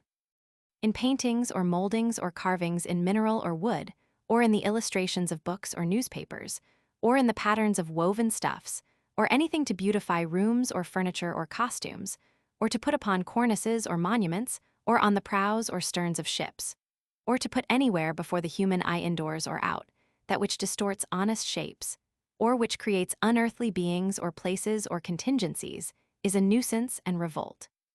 Of the human form especially, it is so great it must never be made ridiculous. Of ornaments to a work, nothing outre can be allowed but those ornaments can be, that conform to the perfect facts of the open air, and that flow out of the nature of the work, and come irrepressibly from it, and are necessary to the completion of the work. Most works are most beautiful without ornament. Exaggerations will be revenged in human physiology. Clean and vigorous children are jetted and conceived only in those communities where the models of natural forms are public every day. Great genius and the people of these states must never be demeaned to romances. As soon as histories are properly told, no more need of romances. The great poets are to be known by the absence in them of tricks, and by the justification of perfect personal candor. All faults may be forgiven of him who has perfect candor. Henceforth let no man of us lie, for we have seen that openness wins the inner and outer world, and that there is no single exception, and that never since our earth gathered itself in a mass have deceit or subterfuge or prevarication attracted its smallest particle or the faintest tinge of a shade end, that through the enveloping wealth and rank of a state, or the whole republic of states, a sneak or sly person shall be discovered and despised, and that the soul has never once been fooled, and never can be fooled and thrift without the loving nod of the soul, is only a fetid puff end. There never grew up in any of the continents of the globe, nor upon any planet or satellite, nor in that condition which precedes the birth of babes, nor at any time during the changes of life, nor in any stretch of abeyance or action of vitality, nor in any process of formation or reformation anywhere, a being whose instinct hated the truth. Extreme caution or prudence, the soundest organic health, large hope and comparison and fondness for women and children, large alimentiveness and destructiveness and causality, with a perfect sense of the oneness of nature, and the propriety of the same spirit applied to human affairs, are called up of the float of the brain of the world to be parts of the greatest poet from his birth out of his mother's womb, and from her birth out of her mother's. Caution seldom goes far enough. It has been thought that the prudent citizen was the citizen who applied himself to solid gains, and did well for himself and for his family, and completed a lawful life without debt or crime. The greatest poet sees and admits these economies as he sees the economies of food and sleep, but has higher notions of prudence than to think he gives much when he gives a few slight attentions at the latch of the gate. The premises of the prudence of life are not the hospitality of it, or the ripeness and harvest of it. Beyond the independence of a little sum laid aside for burial money, and of a few clapboards around, and shingles overhead on a lot of American soil owned, and the easy dollars that supply the year's plain clothing and meals, the melancholy prudence of the abandonment of such a great being as a man is, to the toss and pallor of years of money-making, with all their scorching days and icy nights, and all their stifling deceits and underhand dodgings, or infinitesimals of parlors, or shameless stuffing while others starve, and all the loss of the bloom and odor of the earth, and of the flowers and atmosphere, and of the sea, and of the true taste of the women and men you pass or have to do with in youth or middle age, and the issuing sickness and desperate revolt at the close of a life without elevation or naivety, even if you have achieved a secure 10,000 a year, or election to Congress or the governorship, and the ghastly chatter of a death without serenity or majesty, is the great fraud upon modern civilization and forethought, blotching the surface and system which civilization undeniably drafts, and moistening with tears the immense features it spreads and spreads with such velocity before the reached kisses of the soul. Ever the right explanation remains to be made about prudence. The prudence of the mere wealth and respectability of the most esteemed life appears too faint for the eye to observe at all, when little and large alike drop quietly aside at the thought of the prudence suitable for immortality. What is the wisdom that fills the thinness of a year, or 70 or 80 years to, the wisdom spaced out by ages, and coming back at a certain time with strong reinforcements and rich presents, and the clear faces of wedding guests as far as you can look, in every direction, running gaily toward you? Only the soul is of itself, all else has reference to what ensues. All that a person does or thinks is of consequence. Nor can the push of charity or personal force ever be anything else than the profoundest reason, whether it brings argument to hand or no. No specification is necessary to add or subtract or divide is in vain. Little or big, learned or unlearned, white or black, legal or illegal, sick or well, from the first inspiration down the windpipe to the last expiration out of it, all that a male or female does that is vigorous and benevolent and clean is so much sure profit to him or her in the unshakable order of the universe, and through the whole scope of it forever. The prudence of the greatest poet answers at last the craving and glut of the soul, puts off nothing, permits no let-up for its own case or any case, has no particular Sabbath or judgment day, divides not the living from the dead, or the righteous from the unrighteous, is satisfied with the present, matches every thought or act by its correlative, and knows no possible forgiveness or deputed atonement. The direct trial of him who would be the greatest poet is today. If he does not flood himself with the immediate age, as with vast oceanic tides, if he be not himself the age, and if to him is not open the eternity which gives similitude to all periods and locations and processes, and animate and inanimate forms, and which is the bond of time, and rises up from its inconceivable vagueness and infiniteness in the swimming shapes of today, and is held by the ductile anchors of life, and makes the present spot the passage from what was to what shall be, and commits itself to the representation of this wave of an hour, and this one of the 60 beautiful children of the wave, let him merge in the general run, and wait his development. Still the final test of poems, or any character or work, remains. The prescient poet projects himself centuries ahead, and judges performer or performance after the changes of time. Does it live through them? Does it still hold on untired? Will the same style, and the direction of genius to similar points, be satisfactory now? Have the marches of tens and hundreds and thousands of years made willing detours to the right hand and the left hand for his sake? Is he beloved long and long after he is buried? Does the young man think often of him, and the young woman think often of him, and do the middle-aged and the old think of him? A great poem is for ages and ages in common, and for all degrees and complexions, and all departments and sex, and for a woman as much as a man, and a man as much as a woman. A great poem is no finish to a man or woman, but rather a beginning. Has anyone fancied he could sit at last under some due authority, and rest satisfied with explanations, and realize, and be content and full? To no such terminus does the greatest poet bring. He brings neither cessation, nor sheltered fatness and ease. The touch of him, like nature, tells an action. Whom he takes with firm, sure grasp into live regions previously unattained. Thenceforward is no rest. They see the space and ineffable sheen that turn the old spots and lights into dead vacuums. Now there shall be a man cohered out of tumult, and chaos. The elder encourages the younger, and shows him how they two shall launch off fearlessly together till the new world fits an orbit for itself, and looks unabashed on the lesser orbits of the stars, and sweeps through the ceaseless rings, and shall never be quiet again. There will soon be no more priests. Their work is done. A new order shall arise, and they shall be the priests of man, and every man shall be his own priest. They shall find their inspiration in real objects today, symptoms of the past and future.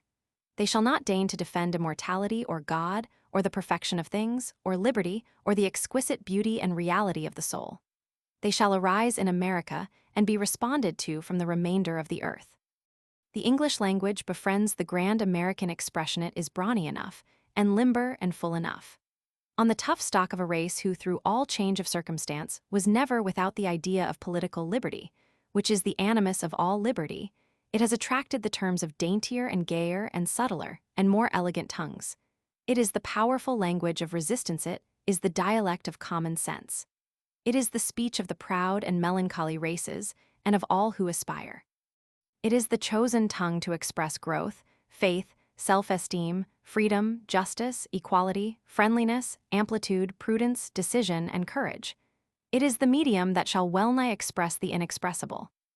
No great literature, nor any like style of behavior or oratory, or social intercourse or household arrangements or public institutions, or the treatment by bosses of employed people, nor executive detail, or detail of the army and navy, nor spirit of legislation or courts, or police or tuition or architecture, or songs or amusements, can long elude the jealous and passionate instinct of American standards. Whether or no the sign appears from the mouths of the people, it throbs a live interrogation in every freeman's and freewoman's heart, after that which passes by, or this built to remain. Is it uniform with my country? Are its disposals without ignominious distinctions? Is it for the ever-growing communes of brothers and lovers, large, well-united, proud, beyond the old models, generous beyond all models? Is it something grown fresh out of the fields, or drawn from the sea for use to me today here? I know that what answers for me, an American, in Texas, Ohio, Canada, must answer for any individual or nation that serves for a part of my materials. Does this answer? Is it for the nursing of the young of the Republic? Does it solve readily with the sweet milk of the nipples of the breasts of the mother of many children? America prepares with composure and goodwill for the visitors that have sent word. It is not intellect that is to be their warrant and welcome. The talented, the artist, the ingenious, the editor, the statesman, the erudite are not unappreciated. They fall in their place and do their work. The soul of the nation also does its work. It rejects none, it permits all. Only toward the like of itself will it advance halfway. An individual is as superb as a nation when he has the qualities which make a superb nation. The soul of the largest and wealthiest and proudest nation may well go halfway to meet that of its poets. Preface, 1872, to As a strong bird on pinions free, now thou mother with thy equal brood, in permanent edition. The impetus and ideas urging me, for some years past, to an utterance, or attempt at utterance, of New World songs and an epic of democracy, having already had their published expression, as well as I can expect to give it, in Leaves of Grass. The present and any future pieces from me are really but the surplusage forming after that volume, or the wake eddying behind it. I fulfilled in that an imperious conviction, and the commands of my nature as total and irresistible as those which make the sea flow or the globe revolve. But of this supplementary volume, I confess I am not so certain. Having from early manhood abandoned the business pursuits and applications usual in my time and country, and obediently yielded myself up ever since to the impetus mentioned, and to the work of expressing those ideas, it may be that mere habit has got dominion of me, when there is no real need of saying anything further. But what is life but an experiment, and mortality but an exercise, with reference to results beyond? And so shall my poems be. If incomplete here, and superfluous there, import the earnest trial and persistent exploration shall at least be mine, and other success failing shall be success enough. I have been more anxious, anyhow, to suggest the songs of vital endeavor and manly evolution, and furnish something for races of outdoor athletes, than to make perfect rhymes or reign in the parlors. I ventured from the beginning my own way, taking chances and would keep on venturing. I will therefore not conceal from any persons, known or unknown to me, who take an interest in the matter, that I have the ambition of devoting yet a few years to poetic composition. The mighty present age. To absorb and express in poetry anything of its world America cities and states the years, the events of our 19th century, the rapidity of movement, the violent contrasts, fluctuations of light and shade, of hope and fear, the entire revolution made by science in the poetic method, these great new underlying facts and new ideas rushing and spreading everywhere, truly a mighty age. As if in some colossal drama, acted again like those of old under the open sun, the nations of our time, and all the characteristics of civilization, seem hurrying, stalking across, flitting from wing to wing, gathering, closing up toward some long-prepared, most tremendous denouement. Not to conclude the infinite shainas of the race's life and toil and happiness and sorrow, but haply that the boards be cleared from oldest, worst encumbrances, accumulations, and man resume the eternal play anew, and under happier, freer auspices. To me, the United States are important because in this colossal drama they are unquestionably designated for the leading parts, for many a century to come. In them history and humanity seem to seek to culminate. Our broad areas are even now the busy theater of plots, passions, interests, and suspended problems, compared to which the intrigues of the past of Europe, the wars of dynasties, the scope of kings and kingdoms, and even the development of peoples, as hitherto exhibit scales of measurement comparatively narrow and trivial. And on these areas of ours, as on a stage, sooner or later, something like an eclaircissement of all the past civilization of Europe and Asia is probably to be evolved.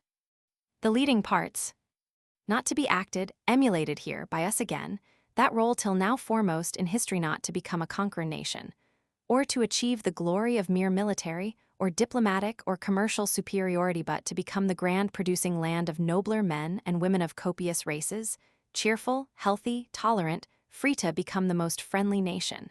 The United States, indeed, the modern composite nation, formed from all with room for all. Welcoming all immigrants, accepting the work of our own interior development, as the work fitly filling ages and ages to come, the leading nation of peace, but neither ignorant nor incapable of being the leading nation of war, not the man's nation only, but the woman's nation, a land of splendid mothers, daughters, sisters, wives. Our America today I consider in many respects as but indeed a vast seething mass of materials, ampler, better, worse also, than previously known, eligible to be used to carry towards its crowning stage, and build for good the great ideal nationality of the future. The nation of the body and the soul, no limit here to land, help, opportunities, minds, products, demands, supplies, etc., with, I think, our political organization, national, state, and municipal, permanently established. As far ahead as we can calculate, but, so far, no social, literary, religious, or aesthetic organizations, consistent with our politics, or becoming to us, which organizations can only come in time through great democratic ideas, religion through science, which now, like a new sunrise ascending, begins to illuminate all, and through our own begotten poets and literatuses. The moral of a late well-written book on civilization seems to be that the only real foundation walls and bases, and also sign qua non afterward of true and full civilization, is the eligibility and certainty of boundless products for feeding, clothing, sheltering everybody, perennial fountains of physical and domestic comfort, with intercommunication, and with civil and ecclesiastical freedom, and that then the aesthetic and mental business will take care of itself. Well, the United States have this basis, and upon scales of extent, variety, vitality, and continuity rivaling those of nature, and have now to proceed to build an edifice upon it. I say this edifice is only to be fitly built by new literatures, especially the poetic. I say a modern image-making creation is indispensable to fuse and express the modern political and scientific creations, then the Trinity will be complete.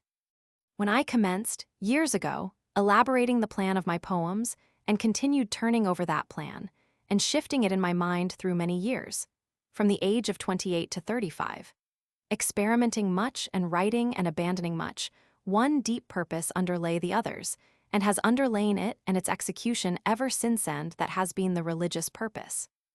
Amid many changes, and a formulation taking far different shape from what I at first supposed, this basic purpose has never been departed from in the composition of my verses. Not, of course, to exhibit itself in the old ways, as in writing hymns or psalms with an eye to the church pew, or to express conventional pietism, or the sickly yearnings of devotees, but in new ways, and aiming at the widest sub-bases and inclusions of humanity, and tallying the fresh air of sea and land. I will see, said I to myself, whether there is not, for my purposes as poet, a religion and a sound religious germinancy in the average human race, at least in their modern development in the United States, and in the hardy common fiber and native yearnings and elements, deeper and larger, and affording more profitable returns than all mere sects or churches, as boundless, joyous, and vital as nature itself, a germinancy that has too long been unencouraged, unsung, almost unknown. With science, the old theology of the East, long in its dotage, begins evidently to die and disappear. But to my mind, science, and maybe such will prove its principal service, as evidently prepares the way for one indescribably grander times young, but perfect offspring, the new theology air of the West, lusty and loving, and wondrous beautiful. For America, and for today just the same as any day, the supreme and final science is the science of God, what we call science being only its minister, as democracy is, or shall be also. And a poet of America, I said, must fill himself with such thoughts and chant his best out of them. And as those were the convictions and aims for good or bad of Leaves of Grass, they are no less the intention of this volume. As there can be, in my opinion, no sane and complete personality, nor any grand and electric nationality, without the stock element of religion imbuing all the other elements. Like heat in chemistry, invisible itself, but the life of all visible life. So there can be no poetry worthy the name without that element behind all. The time has certainly come to begin to discharge the idea of religion in the United States, from mere ecclesiasticism, and from Sundays and churches and church-going, and assign it to that general position chiefest, most indispensable, most exhilarating, to which the others are to be adjusted, inside of all human character and education and affairs. The people, especially the young men and women of America, must begin to learn that religion, like poetry, is something far, far different from what they supposed. It is, indeed, too important to the power and perpetuity of the New World to be consigned any longer to the churches, old or new, Catholic or Protestant saint this or saint that. It must be consigned henceforth to democracy en masse, and to literature. It must enter into the poems of the nation. It must make the nation. The 4 Years' War is over and in the peaceful, strong, exciting, fresh occasions of today, and of the future that strange, sad war is hurrying even now to be forgot. The camp, the drill, the lines of sentries, the prisons, the hospitals. The hospitals. All have passed away, all seem now like a dream. A new race, a young and lusty generation, already sweeps in with oceanic currents, obliterating the war and all its scars, its mounded graves, and all its reminiscences of hatred, conflict, death. So let it be obliterated. I say the life of the present and the future makes undeniable demands upon us each and all, South, North, East, West. To help put the United States, even if only in imagination, hand in hand, in one unbroken circle in a chanta, rouse them to the unprecedented grandeur of the part they are to play, and are even now playing to the thought of their great future, and the attitude conformed to it, especially their great aesthetic, moral, scientific future, of which their vulgar material and political present is but as the preparatory tuning of instruments by an orchestra. These, as hitherto, are still, for me, among my hopes, ambitions. Leaves of Grass, already published, is in its intentions the song of a great composite democratic individual, male or female.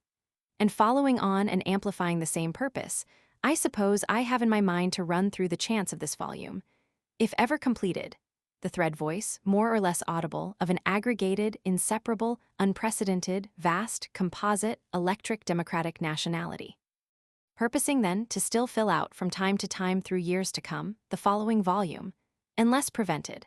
I conclude this preface to the first installment of it, penciled in the open air on my 53rd birthday, by wafting to you, dear reader, whoever you are, from amid the fresh scent of the grass, the pleasant coolness of the forenoon breeze, the lights and shades of tree boughs silently dappling and playing around me, and the notes of the catbird for undertone and accompaniment.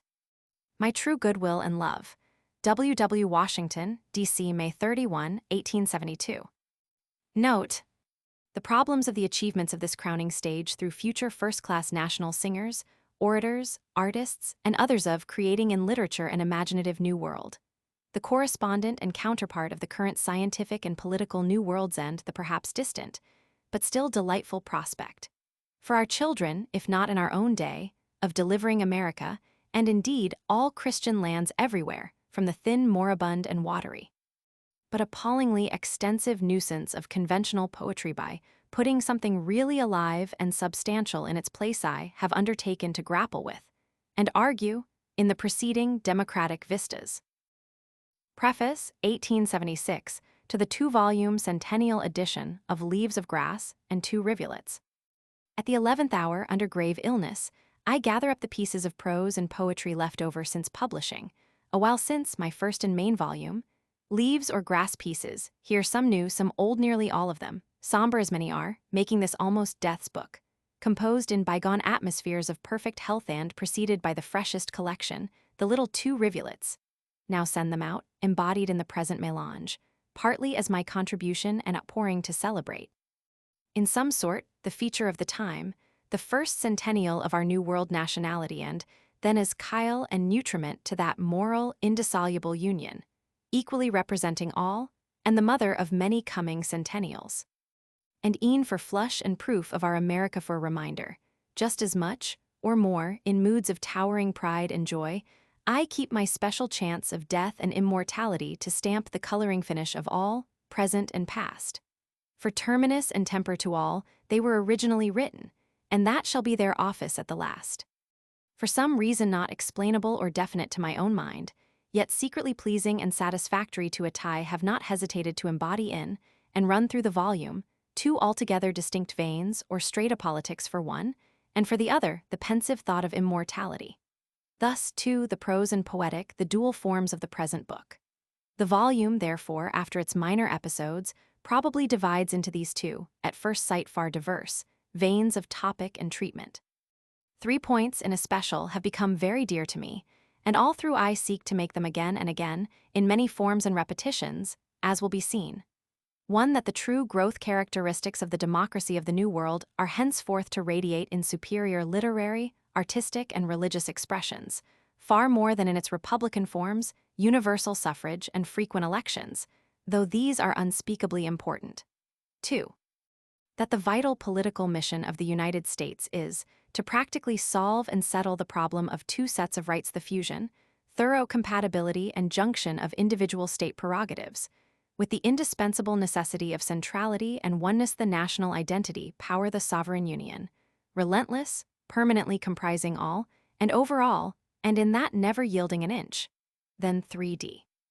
Do we not, amid a general malaria of fogs and vapors, our day, unmistakably see two pillars of promise, with grandest, indestructible indications: one, that the morbid facts of American politics and society everywhere are but passing incidents and flanges of our unbounded impetus of growth.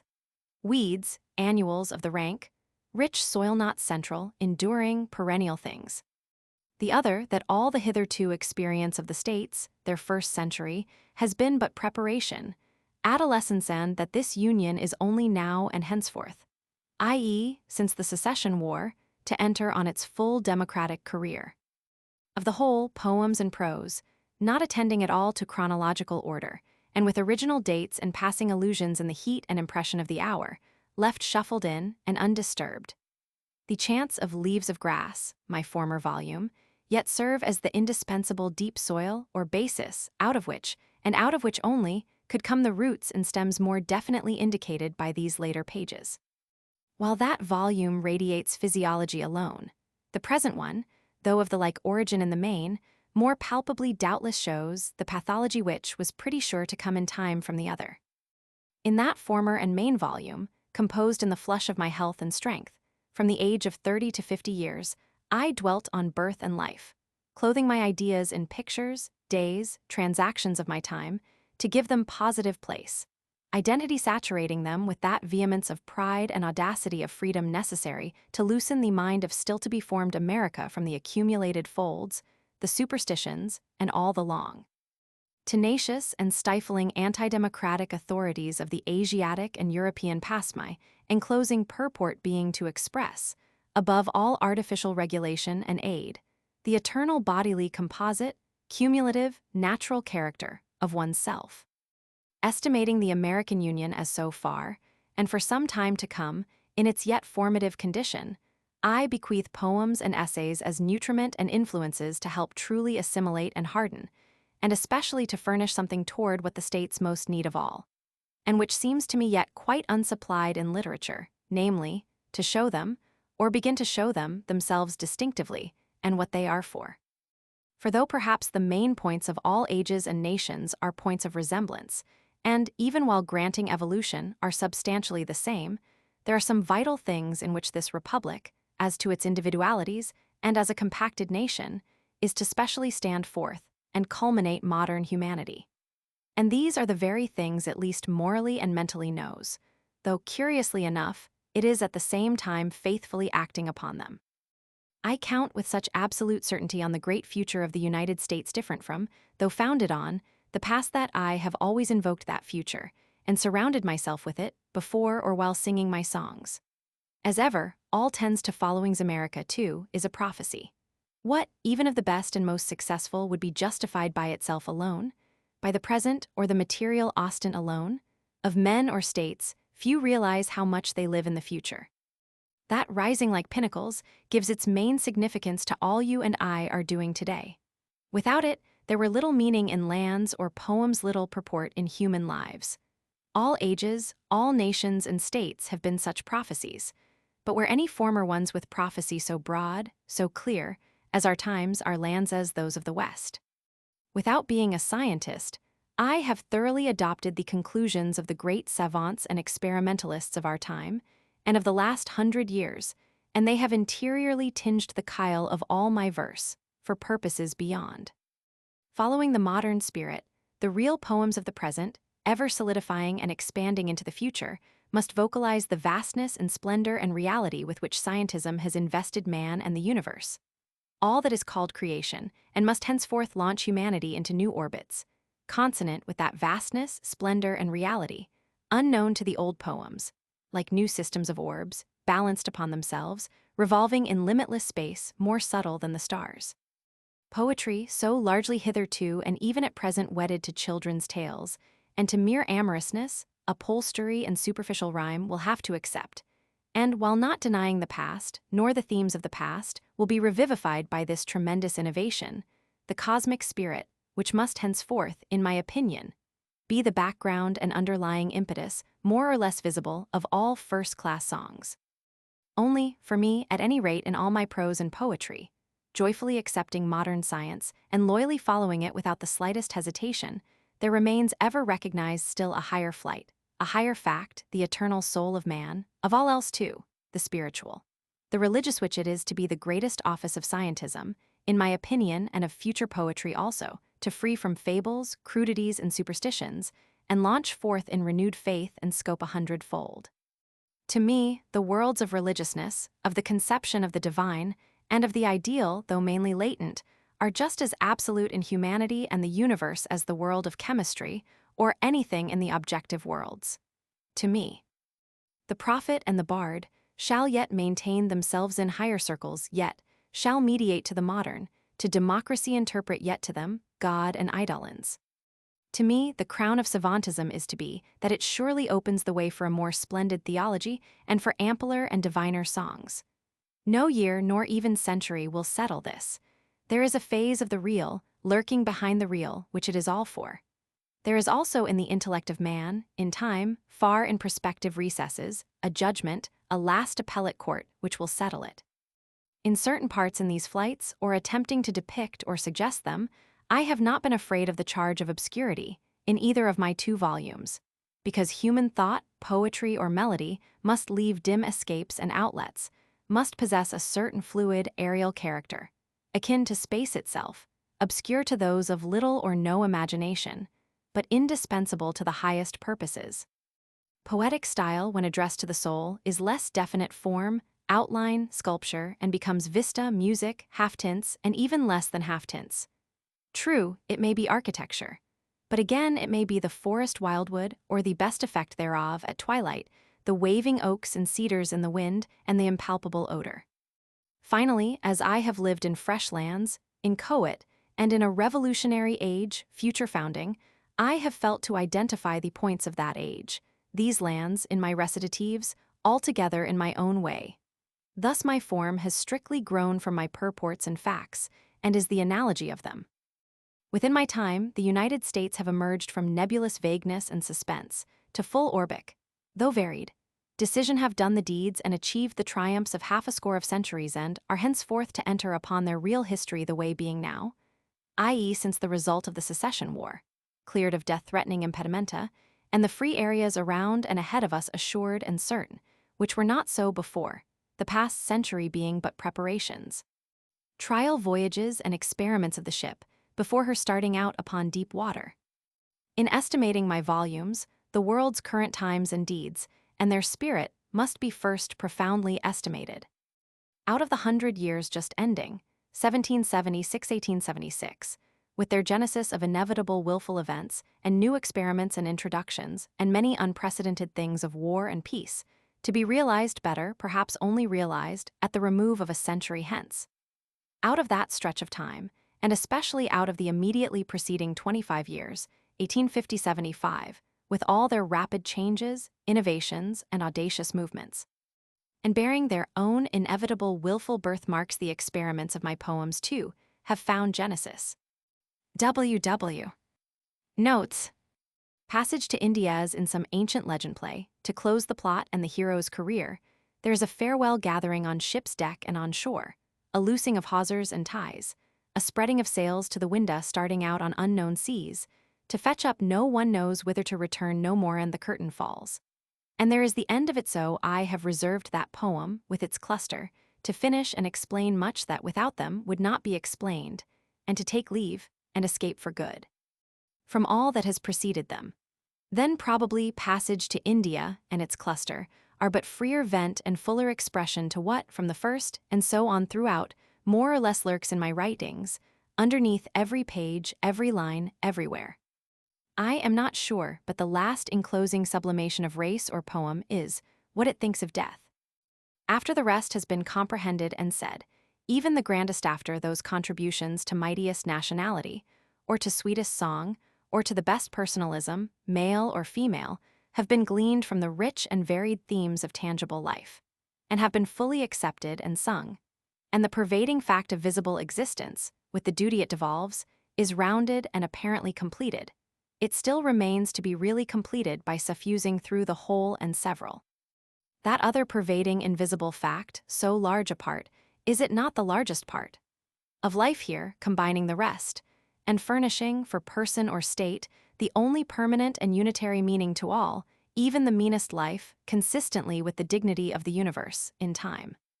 As from the eligibility to this thought, and the cheerful conquest of this fact, flash forth the first distinctive proofs of the soul, so to me, extending it only a little further, the ultimate democratic purports, the ethereal and spiritual ones, are to concentrate here, and as fixed stars, radiate hence. For, in my opinion, it is no less than this idea of immortality, above all other ideas, that is to enter into and vivify and give crowning religious stamp to democracy in the New World. It was originally my intention, after chanting in Leaves of Grass, the songs of the body and existence, to then compose a further, equally needed volume, based on those convictions of perpetuity and conservation which, enveloping all precedents, make the unseen soul govern absolutely at last. I meant, while in a sort continuing the theme of my first chance, to shift the slides, and exhibit the problem and paradox of the same ardent and fully appointed personality entering the sphere of the resistless gravitation of spiritual law, and with cheerful face estimating death, not at all as the cessation, but as somehow what I feel it must be, the entrance upon by far the greatest part of existence, and something that life is at least as much for, as it is for itself. But the full construction of such a work is beyond my powers, and must remain for some bard in the future. The physical and the sensuous, in themselves, or in their immediate continuations, retain holds upon me which I think are never entirely released, and those holds I have not only not denied, but hardly wished to weaken. Meanwhile, not entirely to give the go-by to my original plan, and far more to avoid a marked hiatus in it than to entirely fulfill it, I end my books with thoughts, or radiations from thoughts, on death, immortality, and a free entrance into the spiritual world. In those thoughts, in a sort, I make the first steps or studies toward the mighty theme, from the point of view necessitated by my foregoing poems and by modern science. In them I also seek to set the keystone to my democracy's enduring arch. I recollate them now, for the press, in order to partially occupy and offset days of strange sickness, and the heaviest affliction and bereavement of my life. And I fondly please myself with the notion of leaving that cluster to you, O unknown reader of the future, as something to remember me by, more especially than all else. Written in former days of perfect health, little did I think the pieces had the purport that now, under present circumstances, opens to me. As I write these lines, May 31, 1875, it is again early summer, again my birthday, now my 56th. Amid the outside beauty and freshness, the sunlight and verdure of the delightful season, oh, how different the moral atmosphere amid which I now revise this volume, from the jocund influence surrounding the growth and advent of Leaves of Grass. I occupy myself, arranging these pages for publication, still enveloped in thoughts of the death 2 years since of my dear mother, the most perfect and magnetic character, the rarest combination of practical, moral, and spiritual, and the least selfish, of all and any I have ever known, and by me so much the most deeply loved, and also under the physical affliction of a tedious attack of paralysis, obstinately lingering and keeping its hold upon me, and quite suspending all bodily activity and comfort. Under these influences, therefore, I still feel to keep passage to India, for last words even to this centennial dithyramb. Not as, in antiquity, at highest festival of Egypt, the noisome skeleton of death was sent on exhibition to the revelers, for zest and shadow to the occasion's joy, and light but as the marble statue of the normal Greeks at Ely's, suggesting death in the form of a beautiful and perfect young man, with closed eyes, leaning on an inverted torch emblem of rest and aspiration after action of crown and point, which all lives and poems should steadily have reference to, namely, the justified and noble termination of our identity, this grade of it, and outlet preparation to another grade.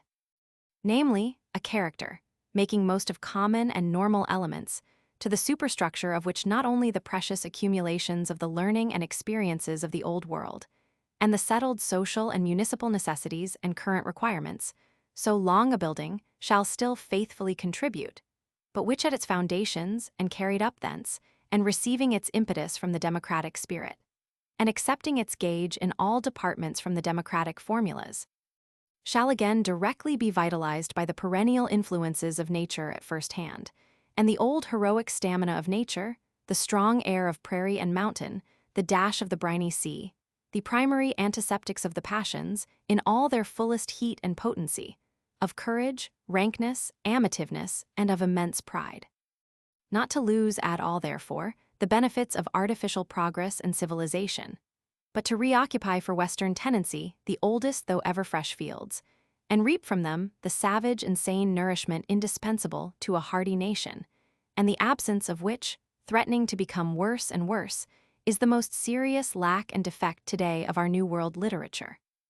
Not but what the brawn of Leaves of Grass is, I hope, thoroughly spiritualized everywhere for final estimate, but from the very subjects, the direct effect is a sense of the life, as it should be, of flesh and blood and physical urge and animalism. While there are other themes, and plenty of abstract thoughts and poems in the volume, while I have put in it passing and rapid but actual glimpses of the great struggle between the nation and the slave power, 1861-65, as the fierce and bloody panorama of that contest unrolled itself. While the whole book, indeed, revolves around that 4 years' war, which, as I was in the midst of it, becomes, in drum taps, pivotal to the rest entire, and here and there, before and afterward, not a few episodes and speculations that, namely, to make a type portrait for living, active, worldly, healthy personality, objective as well as subjective, joyful and potent and modern and free, distinctively for the use of the United States, male and female, through the long future has been, I say, my general object. Probably, indeed, the whole of these varied songs, and all my writings, both volumes, only ring changes in some sort, on the ejaculation, how vast, how eligible, how joyful, how real, is a human being, himself or herself.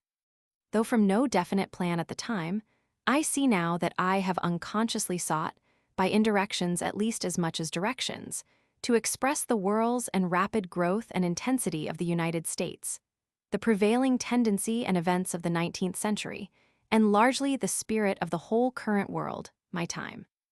For I feel that I have partaken of that spirit, as I have been deeply interested in all those events, the closing of long-stretched eras and ages, and illustrated in the history of the United States the opening of larger ones. The death of President Lincoln, for instance, fitly historically closes in the civilization of feudalism many old influences drops on them, suddenly a vast, gloomy, as it were, separating curtain. Since I have been ill, 1873-74-75, mostly without serious pain, and with plenty of time and frequent inclination to judge my poems, never composed with eye on the book market, nor for fame, nor for any pecuniary profit, I have felt temporary depression more than once, for fear that in Leaves of Grass the moral parts were not sufficiently pronounced. But in my clearest and calmest moods, I have realized that as those leaves, all and several, surely prepare the way for and necessitate morals and are adjusted to them, just the same as nature does and is, they are what, consistently with my plan, they must and probably should be. In a certain sense, while the moral is the purport and last intelligence of all nature, there is absolutely nothing of the moral in the works, or laws, or shows of nature. Those only lead inevitably to it begin and necessitate it. Then I meant Leaves of Grass, as published, to be the poem of average identity, of yours, whoever you are now reading these lines. A man is not greatest as victor in war, nor inventor or explorer, nor even in science, or in his intellectual or artistic capacity, or exemplar in some vast benevolence. To the highest democratic view, man is most acceptable in living well the practical life and lot which happens to him as ordinary farmer, seafarer, mechanic, clerk, laborer, or driver-pawn, and from which position as a central basis or pedestal, while performing its labors, and his duties as citizen, son, husband, father, and employed person, he preserves his physique, ascends, developing, radiating himself in other regions and, especially where and when, greatest of all. And nobler than the proudest mere genius or magnate in any field. He fully realizes the conscience, the spiritual, the divine faculty, cultivated well, exemplified in all his deeds and words, through life, uncompromising to the end, a flight loftier than any of Homer's or Shakespeare's, broader than all poems and Bibles, namely, nature's own, and in the midst of it yourself, your own identity, body and soul. All serves, helps but in the center of all, absorbing all, giving for your purpose, the only meaning and vitality to all, master or mistress of all under the law, stands yourself. To sing the song of that law of average identity, and of yourself, consistently with the divine law of the universal, is a main intention of those leaves. Something more may be added, for, while I am about it, I would make a full confession. I also sent out Leaves of Grass to arouse and set flowing in men's and women's hearts, young and old, endless streams of living, pulsating love and friendship, directly from them to myself, now and ever. To this terrible, irrepressible yearning, surely more or less down underneath in most human souls, this never-satisfied appetite for sympathy, and this boundless offering of sympathy, this universal democratic comradeship, this old, eternal, yet ever-new interchange of adhesiveness, so fitly emblematic of Americae, have given in that book, undisguisedly, declaredly, the openest expression. Besides, important as they are in my purpose as emotional expressions for humanity, the special meaning of the calamus cluster of Leaves of Grass, and more or less running through the book, and cropping out in drum taps, mainly resides in its political significance. In my opinion, it is by a fervent, accepted development of comradeship, the beautiful and sane affection of man for man, latent in all the young fellows, north and south, east and west. It is by this, I say, and by what goes directly and indirectly along with it, that the United States of the future, I cannot too often repeat, are to be most effectually welded together, intercalated, annealed into a living union. Then, for enclosing clue of all, it is imperatively and ever to be borne in mind that Leaves of Grass, entire, is not to be construed as an intellectual or scholastic effort or poem mainly, but more as a radical utterance out of the emotions, and the physican utterance adjusted to, perhaps born of, democracy and the modern in its very nature, regardless of the old conventions, and, under the great laws, following only its own impulses. Poetry today in America. Shakespeare the future. Strange as it may seem, the topmost proof of a race is its own born poetry. The presence of that, or the absence, each tells its story. As the flowering rose or lily, as the ripened fruit to a tree, the apple or the peach, no matter how fine the trunk, or copious or rich the branches and foliage, here waits sign qua non at last. The stamp of entire and finished greatness to any nation, to the American Republic among the rest, must be sternly withheld till it has put what it stands for in the blossom of original, first-class poems. No imitations will do. And though no aesthetic worthy the present condition or future certainties of the New World seems to have been outlined in men's minds, or has been generally called for, or thought needed, I am clear that until the United States have just such definite and native expressors in the highest artistic fields, their mere political, geographical, wealth-forming, and even intellectual eminence, however astonishing and predominant, will constitute but a more and more expanded and well-appointed body. And perhaps brain with little or no soul, Sugarcoat the grim truth as we may, and ward off with outward plausible words, denials, explanations, to the mental inward perception of the land, this blank is plain. A barren void exists. For the meanings and maturer purposes of these states are not the constructing of a new world of politics merely, and physical comforts for the million, but even more determinedly, in range with science and the modern, of a new world of democratic sociology and imaginative literature. If the latter were not established for the states, to form their only permanent tie and hold, the first named would be of little avail. With the poems of a first-class land are twined, as weft with warp, its types of personal character, of individuality, peculiar, native, its own physiognomy, man's and woman's, its own shapes, forms, and manners, fully justified under the eternal laws of all forms, all manners, all times. The hour has come for democracy in America to inaugurate itself in the two directions specified autochthonic poems and personalities-born expressors of itself. Its spirit alone, to radiate in subtle ways, not only in art, but the practical and familiar, in the transactions between employers and employed persons, in business and wages, and sternly in the army and navy, and revolutionizing them. I find nowhere a scope profound enough, and radical and objective enough, either for aggregates or individuals. The thought and identity of a poetry in America to fill, and worthily fill, the great void and enhance these aims, electrifying all and several, involves the essence and integral facts, real and spiritual, of the whole land, the whole body. What the great sympathetic is to the congeries of bones, joints, heart, fluids, nervous system, and vitality, constituting, launching forth in time and space a human being an immortal soul such relation, and no less, holds true poetry to the single personality, or to the nation. Here our 38 states stand today, the children of past precedents, and young as they are, heirs of a very old estate. One or two points we will consider, out of the myriads presenting themselves. The feudalism of the British Islands, illustrated by Shakespeare and by his legitimate followers, Walter Scott and Alfred Tennyson, with all its tyrannies, superstitions, evils, had most superb and heroic permeating veins, poems, manners, even its errors fascinating. It almost seems as if only that feudalism in Europe, like slavery in our own South, could outcrop types of tallest, noblest personal character, yet strength and devotion and love better than elsewhere, invincible courage, generosity, aspiration, the spines of all. Here is where Shakespeare and the others I have named perform a service incalculably precious to our America. Politics, literature, and everything else centers at last in perfect personnel, as democracy is to find the same as the rest.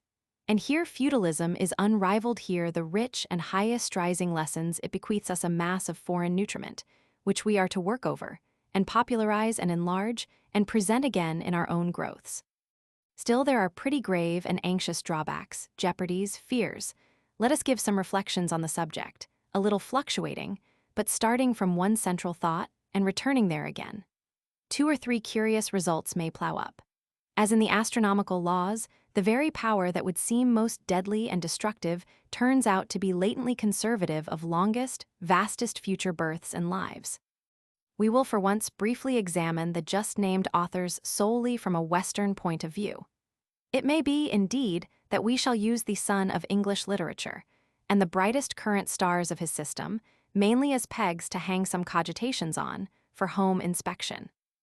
As depicter and dramatist of the passions at their stormiest outstretch, though ranking high, Shakespeare, spanning the arch wide enough, is equaled by several, and excelled by the best old Greeks as Aeschylus. But in portraying medieval European lords and barons, the arrogant port, so dear to the inmost human heart, pride, dearest, perhaps, of all, touching us too, of the states closest of all, closer than love. He stands alone, and I do not wonder he so witches the world. From first to last, also, Walter Scott and Tennyson, like Shakespeare, exhale that principle of caste which we Americans have come on earth to destroy. Jefferson's verdict on the Waverley novels was that they turned and condensed brilliant but entirely false lights and glamours over the lords, ladies, and aristocratic institutes of Europe, with all their measureless infamies, and then left the bulk of the suffering, downtrodden people contemptuously in the shade. Without stopping to answer this hornet-stinging criticism, or to repay any part of the debt of thanks I owe, in common with every American, to the noblest, healthiest, cheeriest romancer that ever lived, I pass on to Tennyson his works. Poetry here of a very high, perhaps the highest, order of verbal melody, exquisitely clean and pure, and almost always perfumed, like the tuberose, to an extreme of sweetness sometimes not, however. But even then a camellia of the hothouse, never a common flowery verse of inside elegance and high life, and yet preserving amid all its superdelicatesse a smack of outdoors and outdoor folk.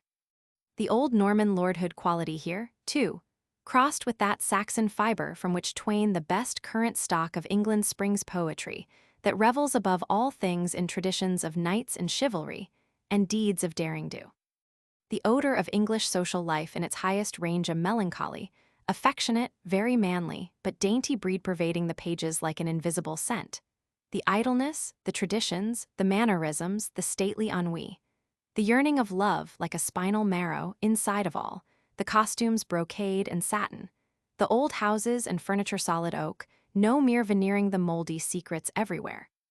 The verdure, the ivy on the walls, the moat, the English landscape outside, the buzzing fly in the sun inside the window pane. Never one democratic page, nay, not a line, not a word, never free and naive poetry, but involved, labored, quite sophisticated even when the theme is ever so simple or rustic. A shell, a bit of sedge, the commonest love passage between a lad and lass. The handling of the rhyme all showing the scholar and conventional gentleman, showing the laureate too, the attaché of the throne, and most excellent too. Nothing better through the volumes than the dedication to the Queen at the beginning and the other fine dedication, these to his memory, Prince Albert's, preceding Idylls of the King. Such for an offhand summary of the mighty three that now, by the women, men, and young folk of the 50 millions given these states by their late census, have been and are more read than all others put together. We hear it said, both of Tennyson and another current leading literary illustrator of Great Britain, Carlyle's of Victor Hugo in France, that not one of them is personally friendly or admirant toward America, indeed, quite the reverse. An import. That they, and more good minds than theirs, cannot span the vast revolutionary arch thrown by the United States over the centuries, fixed in the present, launched to the endless future. That they cannot stomach the high life below stairs coloring all our poetic and genteel social status, so far the measureless viciousness of the great radical republic, with its ruffianly nominations and elections. Its loud, ill-pitched voice, utterly regardless whether the verb agrees with the nominative. Its fights, errors, eructations, repulsions, dishonesties, audacities, those fearful and varied and long-continued storm and stress stages. So offensive to the well-regulated college-bred mind, wherewith nature, history, and time block out nationalities more powerful than the past, and to upturn it and press on to the future, that they cannot understand and fathom all this, I say, is it to be wondered at. Fortunately, the gestation of our 38 empires, and plenty more to come, proceeds on its course, on scales of area and velocity immense and absolute as the globe, and, like the globe itself, quite oblivious even of great poets and thinkers.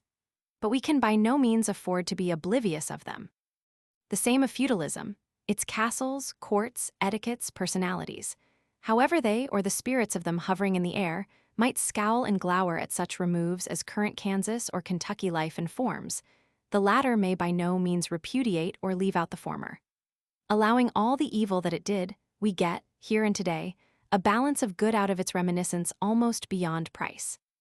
Am I content, then, that the general interior chyle of our republic should be supplied and nourished by wholesale from foreign and antagonistic sources such as these?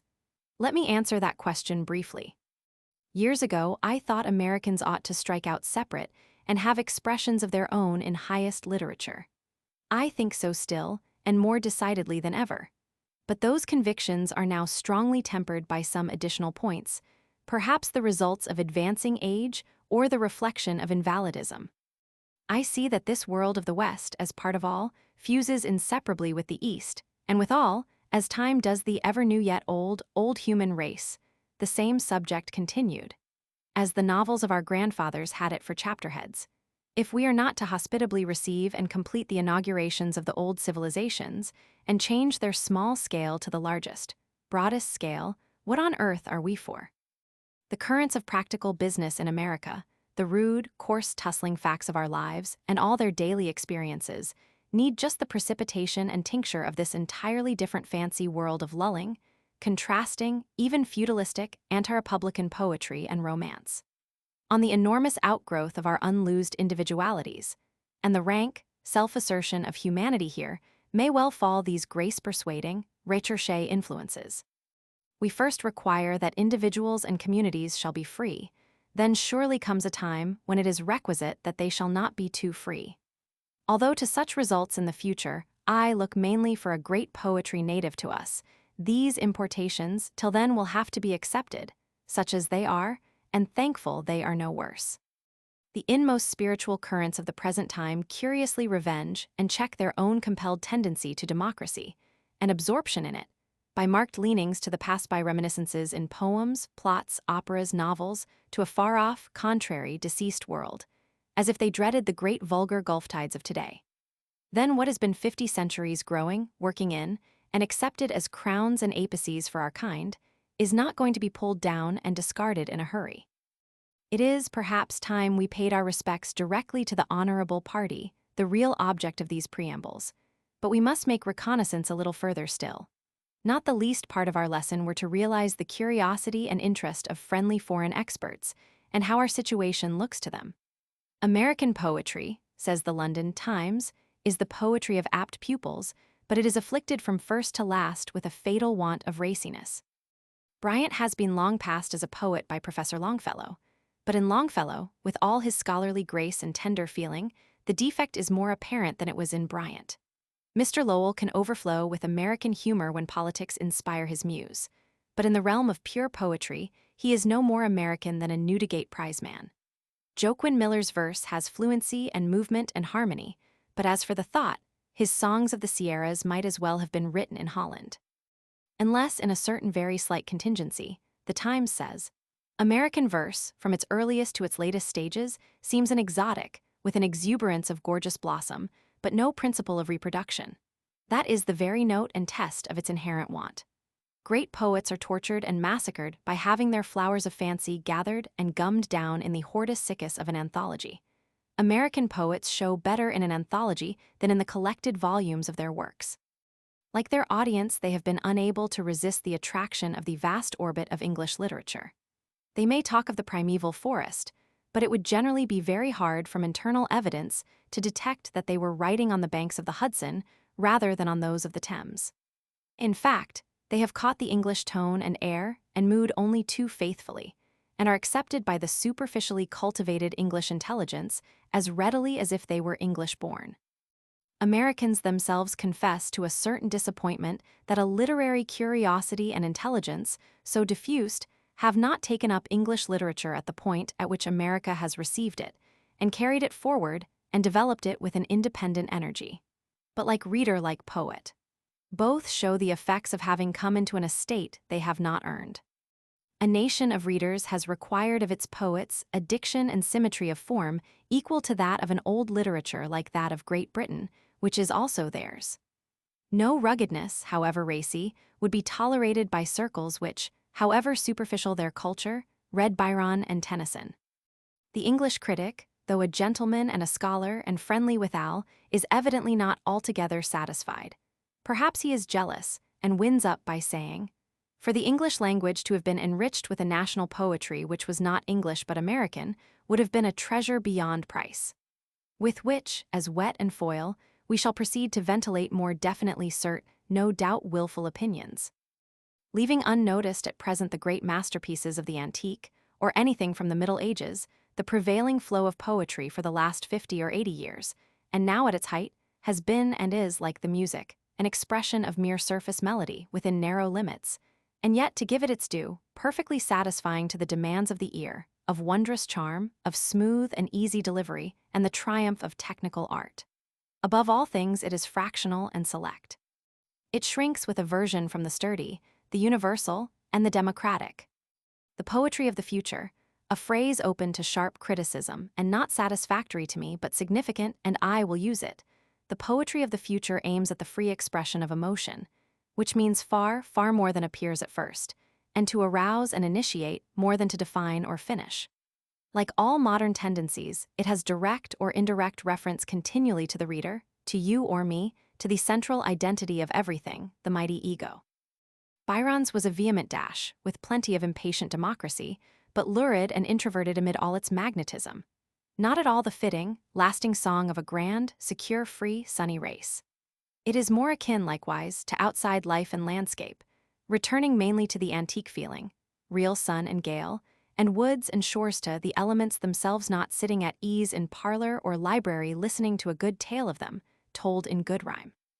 Character, a feature far above style or polish, a feature not absent at any time, but now first brought to the fore, gives predominant stamp to advancing poetry. Its born sister, music, already responds to the same influences.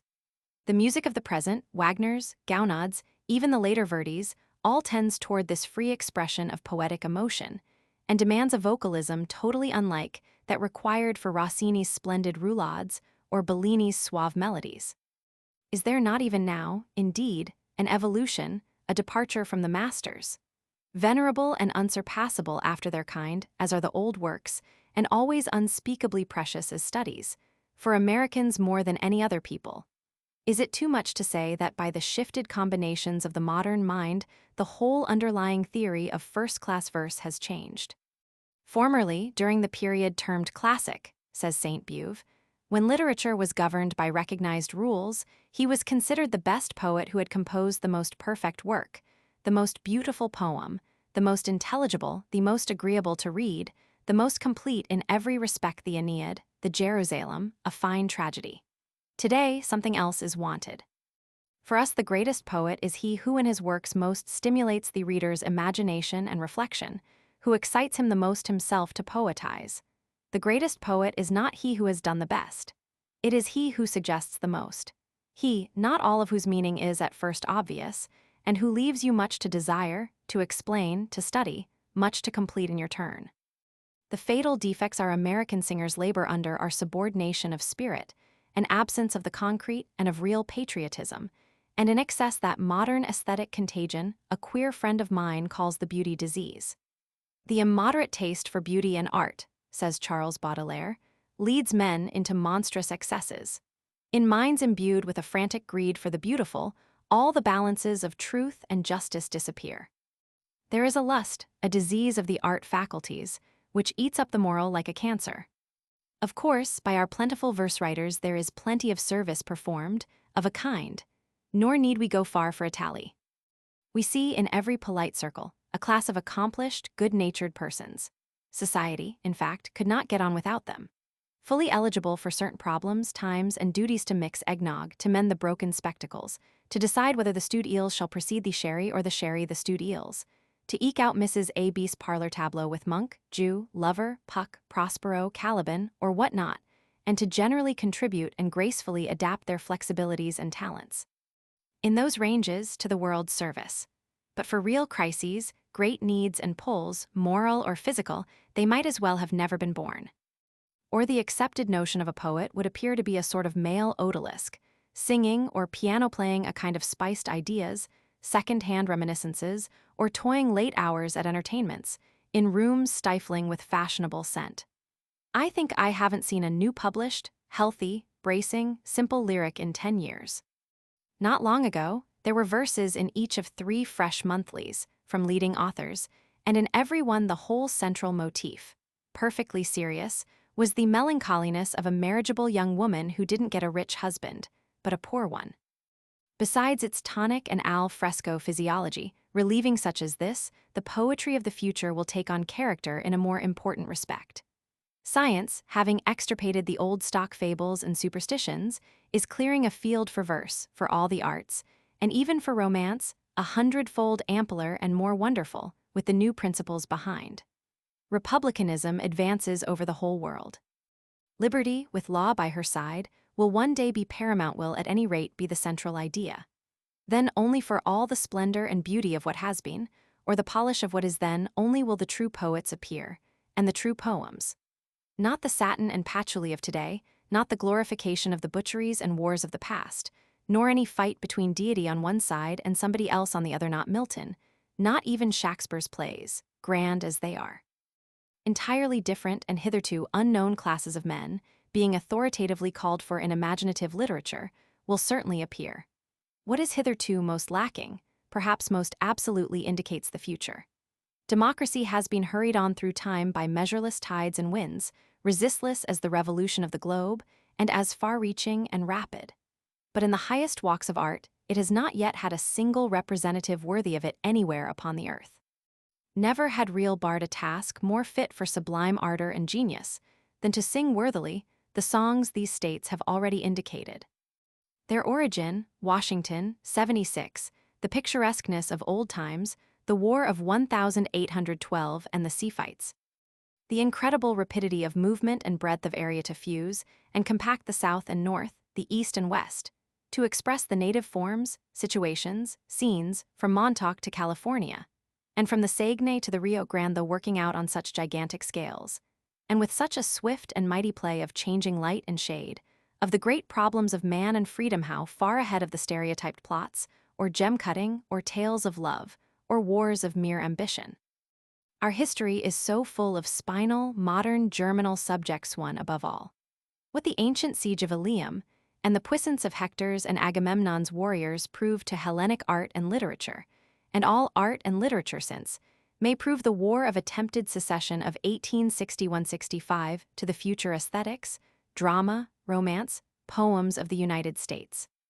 Nor could utility itself provide anything more practically serviceable to the 100 millions who, a couple of generations hence, will inhabit within the limits just named, than the permeation of a sane, sweet, autochthonous national poetry must, I say, of a kind that does not now exist, but which, I fully believe, will in time be supplied on scales as free as nature's elements. It is acknowledged that we of the states are the most materialistic and money-making people ever known. My own theory, while fully accepting this, is that we are the most emotional, spiritualistic, and poetry-loving people also. Infinite are the new and orbic traits waiting to be launched forth in the firmament that is, and is to be, America. Lately, I have wondered whether the last meaning of this cluster of 38 states is not only practical fraternity among themselves, the only real union, much nearer its accomplishment, too, than appears on the surface, but for fraternity over the whole globe, that dazzling, pensive dream of ages.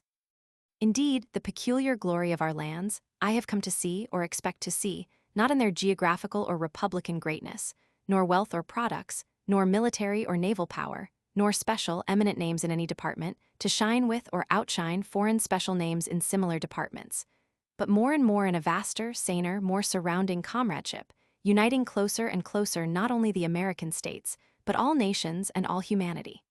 That, O poets, is not that a theme worth chanting, striving for? Why not fix your verses henceforth to the gauge of the round globe, the whole race? Perhaps the most illustrious culmination of the modern may thus prove to be a signal growth of joyous, more exalted bards of adhesiveness, identically one in soul, but contributed by every nation, each after its distinctive kind. Let us, audacious, start it. Let the diplomats, as ever, still deeply plan, seeking advantages, proposing treaties between governments, and to bind them on paper. What I seek is different, simpler. I would inaugurate from America, for this purpose, new formulas, international poems. I have thought that the invisible root out of which the poetry deepest in and dearest to humanity grows is friendship. I have thought that both in patriotism and song, even amid their grandest shows past, we have adhered too long to petty limits, and that the time has come to enfold the world. Not only is the human and artificial world we have established in the West a radical departure from anything hitherto known, not only men and politics, and all that goes with them, but nature itself, in the main sense, its construction is different. The same old font of type, of course, but set up to a text never composed or issued before. For nature consists not only in itself, objectively, but at least just as much in its subjective reflection from the person, spirit, age looking at it, in the midst of it, and absorbing it faithfully sends back the characteristic beliefs of the time or individual takes, and readily gives again. The physiognomy of any nation or literature falls like a great elastic veil on a face, or like the molding plaster on a statue. What is nature? What were the elements, the invisible backgrounds and eidolons of it, to Homer's heroes, voyagers, gods? What all through the wanderings of Virgil's Aeneas? Then to Shakespeare's characters Hamlet, Lear, the English-Norman kings, the Romans? What was nature to Rousseau, to Voltaire, to the German Goethe in his little classical court gardens?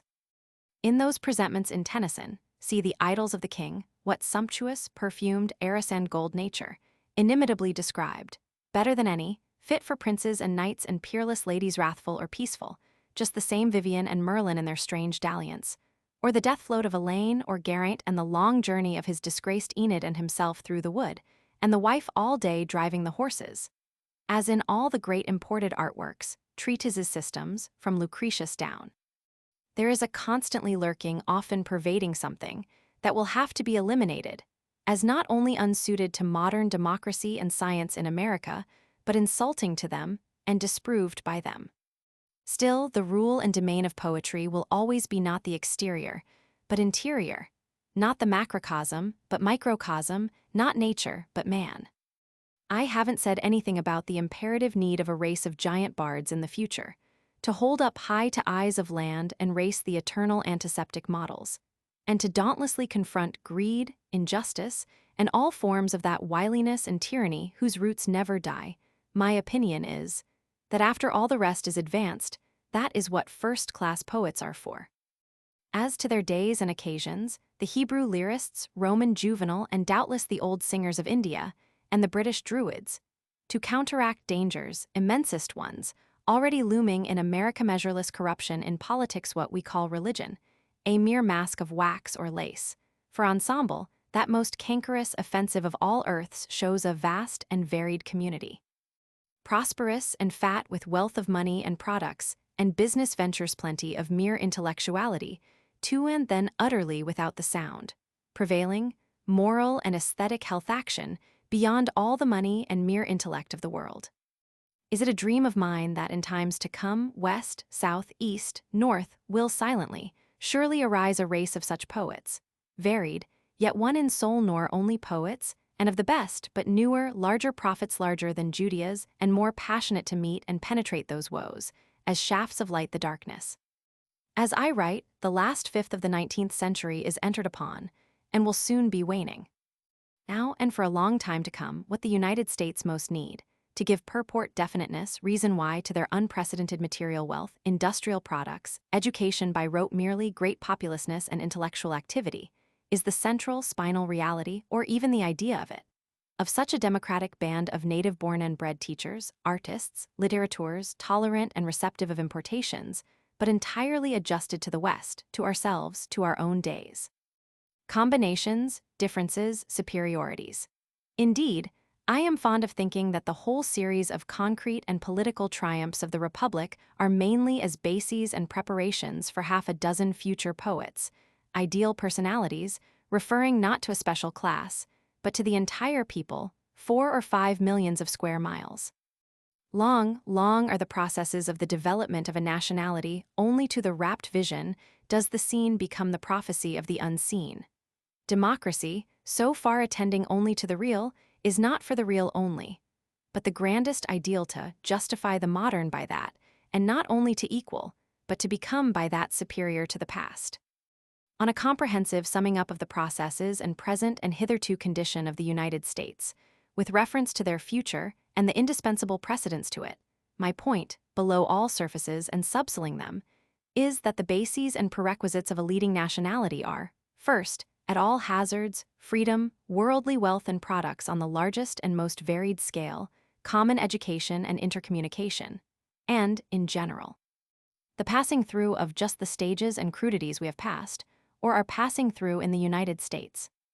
Then, perhaps, as weightiest factor of the whole business, and of the main outgrowths of the future, it remains to be definitely avowed that the native-born middle-class population of quite all the United States, the average of farmers and mechanics everywhere, the real, though latent and silent bulk of America, city or country, presents a magnificent mass of material, never before equaled on earth. It is this material, quite unexpressed by literature or art, that in every respect ensures the future of the Republic. During the Secession War, I was with the armies and saw the rank and file, north and south, and studied them for 4 years. I have never had the least doubt about the country and its essential future since. Meantime, we can perhaps do no better than to saturate ourselves with, and continue to give imitations, yet a while of the aesthetic models, supplies of that past and of those lands we spring from, those wondrous stores, reminiscences, floods, currents. Let them flow on, flow hither freely. And let the sources be enlarged, to include not only the works of British origin, as now, but stately and devout Spain, courteous France, profound Germany, the manly Scandinavian lands, Italy's art race, and always the mystic Orient. Remembering that at present, and doubtless long ahead, a certain humility would well become us. The course through time of highest civilization, does it not wait the first glimpse of our contribution to its cosmic train of poems, Bibles, first-class structures, perpetuities Egypt and Palestine and India Greece, and Rome and medieval Europe and so onward? The shadowy procession is not a meager one, and the standard not a low one. All that is mighty in our kind seems to have already trod the road.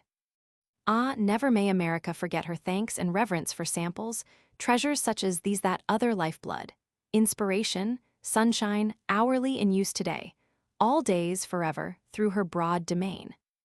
All serves our new world progress, even the bafflers, headwinds, cross-tides. Through many perturbations and squalls, and much backing and filling, the ship, upon the whole, makes unmistakably for her destination. Shakespeare has served and serves, maybe, the best of any. For conclusion, a passing thought, a contrast, of him who, in my opinion, continues and stands for the Shakespearean cultus at the present day among all English-writing peoples of Tennyson, his poetry. I find it impossible, as I taste the sweetness of those lines, to escape the flavor, the conviction, the lush-ripening culmination, and last honey of decay. I dare not call it rottenness, of that feudalism which the mighty English dramatist painted in all the splendors of its noon and afternoon. And how they are chanted both poets.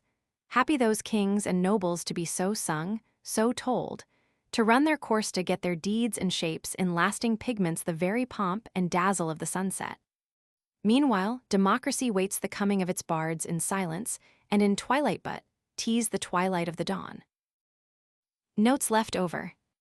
Nationality. And yet, it is more and more clear to me that the main sustenance for highest separate personality, these states, is to come from that general sustenance of the aggregate, as air, earth, rains give sustenance to a tree, and that such personality, by democratic standards, will only be fully coherent, grand, and free, through the cohesion, grandeur, and freedom of the common aggregate, the Union.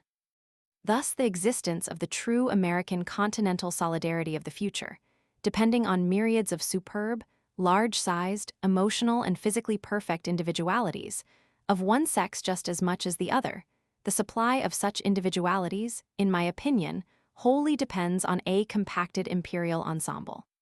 The theory and practice of both sovereignties, contradictory as they are necessary. As the centripetal law were fatal alone, or the centrifugal law deadly and destructive alone, but together forming the law of eternal cosmical action, evolution, preservation, and life, so, by itself alone, the fullness of individuality, even the sanest, would surely destroy itself. This is what makes the importance to the identities of these states of the thoroughly fused, relentless, dominating union a moral and spiritual idea, subjecting all the parts with remorseless power, more needed by American democracy than by any of history's hitherto empires or feudalities, and the sine qua non of carrying out the republican principle to develop itself in the New World through hundreds, thousands of years to come. Indeed, what most needs fostering through the 100 years to come, in all parts of the United States, North, South, Mississippi Valley, and Atlantic and Pacific coasts, is this fused and fervent identity of the individual, whoever he or she may be, and wherever the place, with the idea and fact of American totality, and with what is meant by the flag, the stars and stripes. We need this conviction of nationality as a faith, to be absorbed in the blood and belief of the people everywhere, south, north, west, east, to emanate in their life and in native literature and art. We want the germinal idea that America, inheritor of the past, is the custodian of the future of humanity. Judging from history, it is some such moral and spiritual ideas appropriate to them, and such ideas only, that have made the profoundest glory and endurance of nations in the past. The races of Judea, the classic clusters of Greece and Rome, and the feudal and ecclesiastical clusters of the Middle Ages were each and all vitalized by their separate distinctive ideas, ingrained in them, redeeming many sins, and indeed, in a sense, the principal reason why for their whole career. Then, in the thought of nationality, especially for the United States, and making them original and different from all other countries, another point ever remains to be considered. There are two distinct principles paradoxes at the life fountain and life continuation of the states. One, the sacred principle of the Union, the right of ensemble, at whatever sacrifice, and yet another, an equally sacred principle, the right of each state, considered as a separate sovereign individual, in its own sphere. Some go zealously for one set of these rights, and some as zealously for the other set. We must have both, or rather, bred out of them, as out of mother and father, a third set, the perennial result and combination of both, and neither jeopardized. I say the loss or abdication of one set in the future will be ruin to democracy just as much as the loss of the other set. The problem is to harmoniously adjust the two, and the play of the two. Observe the lesson of the divinity of nature, ever checking the excess of one law by an opposite, or seemingly opposite law, generally the other side of the same law.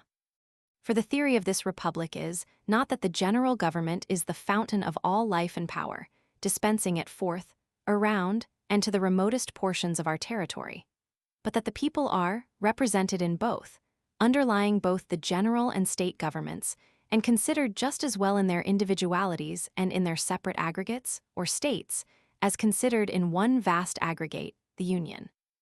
This was the original dual theory and foundation of the United States, as distinguished from the feudal and ecclesiastical single idea of monarchies and papacies, and the divine right of kings. Kings have been of use, hitherto, as representing the idea of the identity of nations. But, to American democracy, both ideas must be fulfilled, and in my opinion the loss of vitality of either one will indeed be the loss of vitality of the other. Emerson's books, the shadows of them. In the regions we call nature, towering beyond all measurement, with infinite spread, infinite depth, and heighten those regions, including man, socially and historically, with his moral-emotional influences how small a part. It came in my mind today. Has literature really depicted even summing up all of it, all ages? Seems at its best some little fleet of boats, hugging the shores of a boundless sea and never venturing, exploring the unmapped never, Columbus-like, sailing out for new worlds, and to complete the orb's ronger. Emerson writes frequently in the atmosphere of this thought, and his books report one or two things from that very ocean and air, and more legibly addressed to our age and American polity than by any man yet. But I will begin by scarifying him, thus proving that I am not insensible to his deepest lessons. I will consider his books from a democratic and Western point of view. I will specify the shadows on these sunny expanses. Somebody has said of heroic character that wherever the tallest peaks are present, must inevitably be deep chasms and valleys. Mine be the ungracious task, for reasons of leaving unmentioned both sunny expanses and sky-reaching heights, to dwell on the bare spots and darknesses. I have a theory that no artist or work of the very first class may be or can be without them. First, then, these pages are perhaps too perfect, too concentrated. How good, for instance, is good butter, good sugar? But to be eating nothing but sugar and butter all the time, even if ever so good. And though the author has much to say of freedom and wildness and simplicity and spontaneity, no performance was ever more based on artificial scholarships and decorums at third or fourth removes. He calls it culture, and built up from them. It is always a make, never an unconscious growth. It is the porcelain figure or statuette of lion, or stag, or Indian hunter, and a very choice statuette too appropriate for the rosewood or marble bracket of parlor or library, never the animal itself, or the hunter himself. Indeed, who wants the real animal or hunter? What would that do amid astral and bric-a-brac and tapestry, and ladies and gentlemen talking in subdued tones of Browning and Longfellow and art? The least suspicion of such actual bull, or Indian, or of nature carrying out itself, would put all those good people to instant terror and flight. Emerson, in my opinion, is not most eminent as poet or artist or teacher, though valuable in all those. He is best as critic or diagnoser. Not passion or imagination or warp or weakness, or any pronounced cause or specialty, dominates him. Cold and bloodless intellectuality dominates him. I know the fires, emotions, love, egotisms, glow deep, perennial, as in all New Englanders, but the facade hides them well, they give no sign. He does not see or take one side, one presentation only or mainly. As all the poets, or most of the fine writers anyhow, he sees all sides. His final influence is to make his students cease to worship anything, almost cease to believe in anything outside of themselves. These books will fill, and well fill, certain stretches of life, certain stages of development are, like the tenets or theology the author of them preached when a young man, unspeakably serviceable and precious as a stage. But in old or nervous or solemnist or dying hours, when one needs the impalpably soothing and vitalizing influences of abysmic nature, or its affinities in literature or human society, and the soul resents the keenest mere intellection, they will not be sought for. For a philosopher, Emerson possesses a singularly dandified theory of manners. He seems to have no notion at all that manners are simply the signs by which the chemist or metallurgist knows his metals. To the profound scientist, all metals are profound, as they really are. The little one, like the conventional world, will make much of gold and silver only. Then, to the real artist in humanity, what are called bad manners are often the most picturesque and significant of all. Suppose these books becoming absorbed, the permanent chyle of American general and particular character, what a well-washed and grammatical, but bloodless and helpless, race we should turn out. No, no, dear friend, though the states want scholars undoubtedly, and perhaps want ladies and gentlemen who use the bath frequently, and never laugh loud or talk wrong, they don't want scholars or ladies and gentlemen at the expense of all the rest.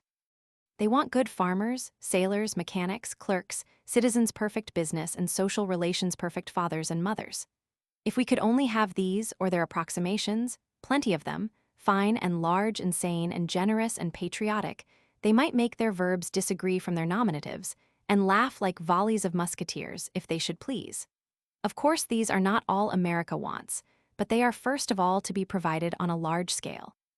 And with tremendous errors and escapades, this, substantially, is what the states seem to have an intuition of and to be mainly aiming at. The plan of a select class, superfined, demarcated from the rest, the plan of old world lands and literatures, is not so objectionable in itself, but because it chokes the true plan for us, and indeed is death to it. As to such special class, the United States can never produce any equal to the splendid show, far, far beyond comparison or competition here, of the principal European nations, both in the past and at the present day.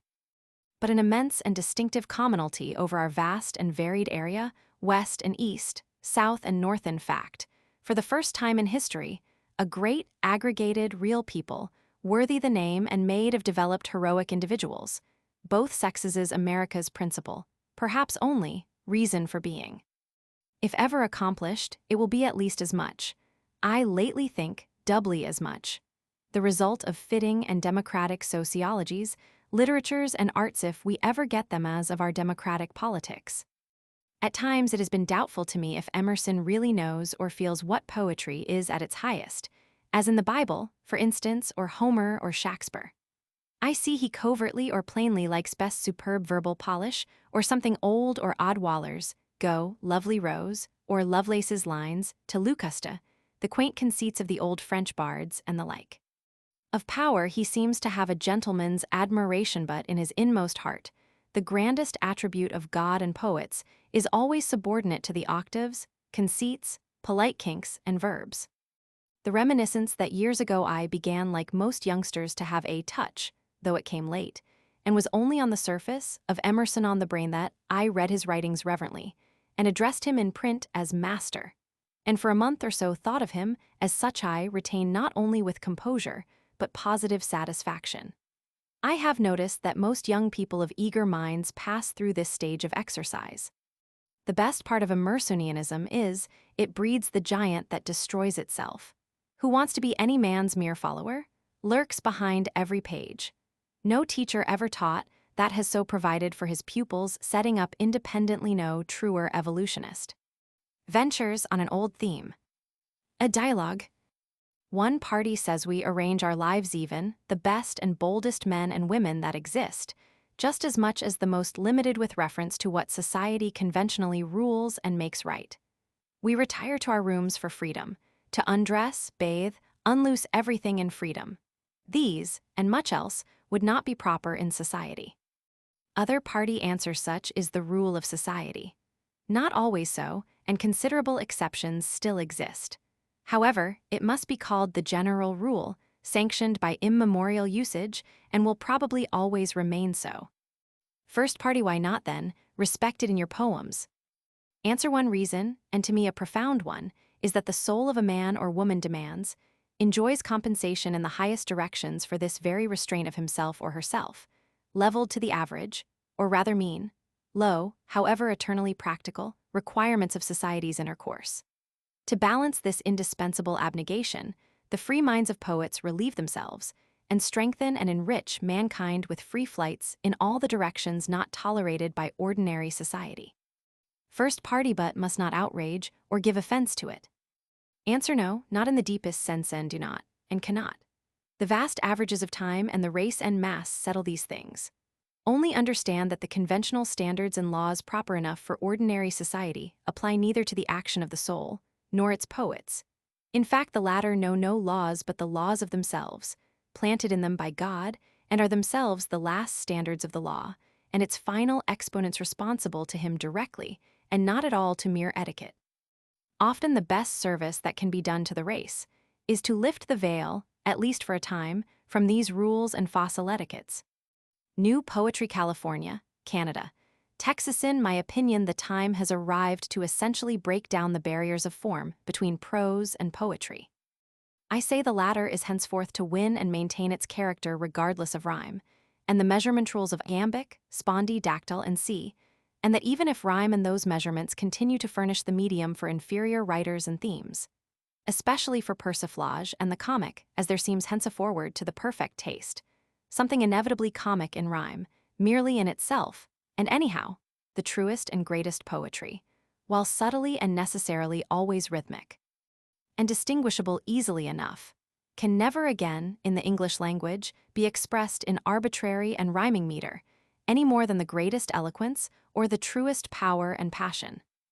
While admitting that the venerable and heavenly forms of chiming versification have in their time played great and fitting parts, that the pensive complaint, the ballads, wars, amours, legends of Europe, and C, have many of them been inimitably rendered in rhyming verse, that there have been very illustrious poets whose shapes the mantle of such verse has beautifully and appropriately enveloped, and, though the mantle has fallen, with perhaps added beauty, on some of our own age, it is, notwithstanding, certain to me that the day of such conventional rhyme is ended.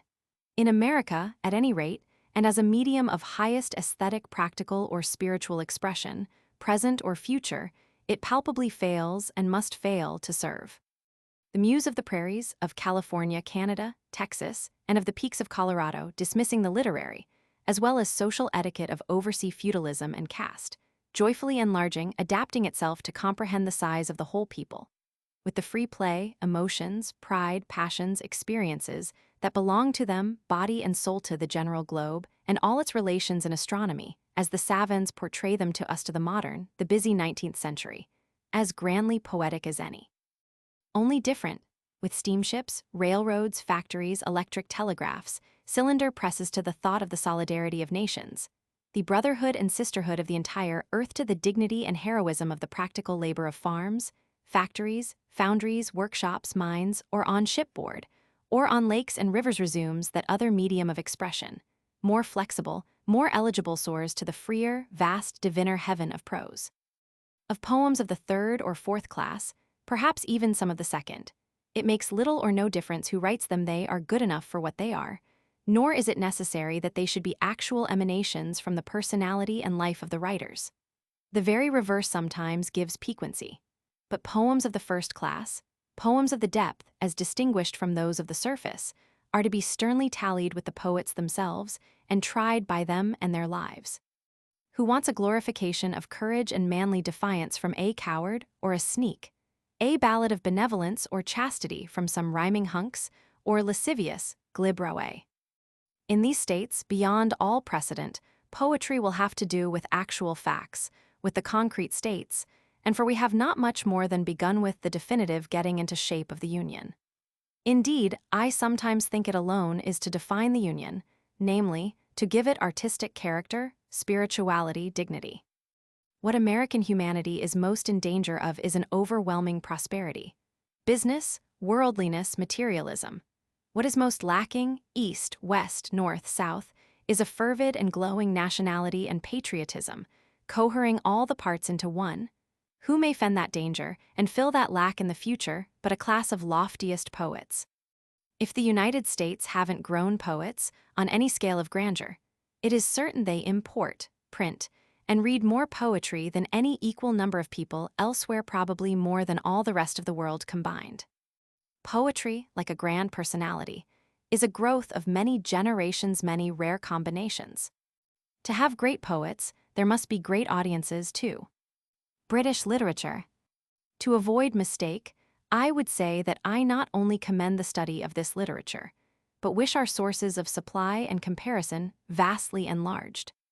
American students may well derive from all former lands, from forenoon Greece and Rome, down to the perturbed medieval times, the Crusades, and so to Italy, the German intellectual, the older literatures, and all the newer ones from witty and warlike France, and markedly, and in many ways, and at many different periods, from the enterprise and soul of the great Spanish race, bearing ourselves always courteous, always deferential, indebted beyond measure to the mother world, to all its nations dead. As all its nations living the offspring, this America of ours, the daughter not by any means of the British Isles exclusively, but of the continent and all continents. Indeed, it is time we should realize and fully fructify those germs we also hold from Italy, France, Spain, especially in the best imaginative productions of those lands, which are in many ways loftier and subtler than the English or British, and indispensable to complete our service, proportions, education, reminiscences, and see. The British element these states hold, and have always held, enormously beyond its fit proportions. I have already spoken of Shakespeare. He seems to me of astral genius, first class, entirely fit for feudalism. His contributions, especially to the literature of the passions, are immense, forever dear to humanity, and his name is always to be reverenced in America. But there is much in him ever offensive to democracy. He is not only the tally of feudalism, but I should say Shakespeare is incarnated, uncompromising feudalism in literature. Then one seems to detect something in him I hardly know how to describe it even amid the dazzle of his genius, and, in inferior manifestations, it is found in nearly all leading British authors.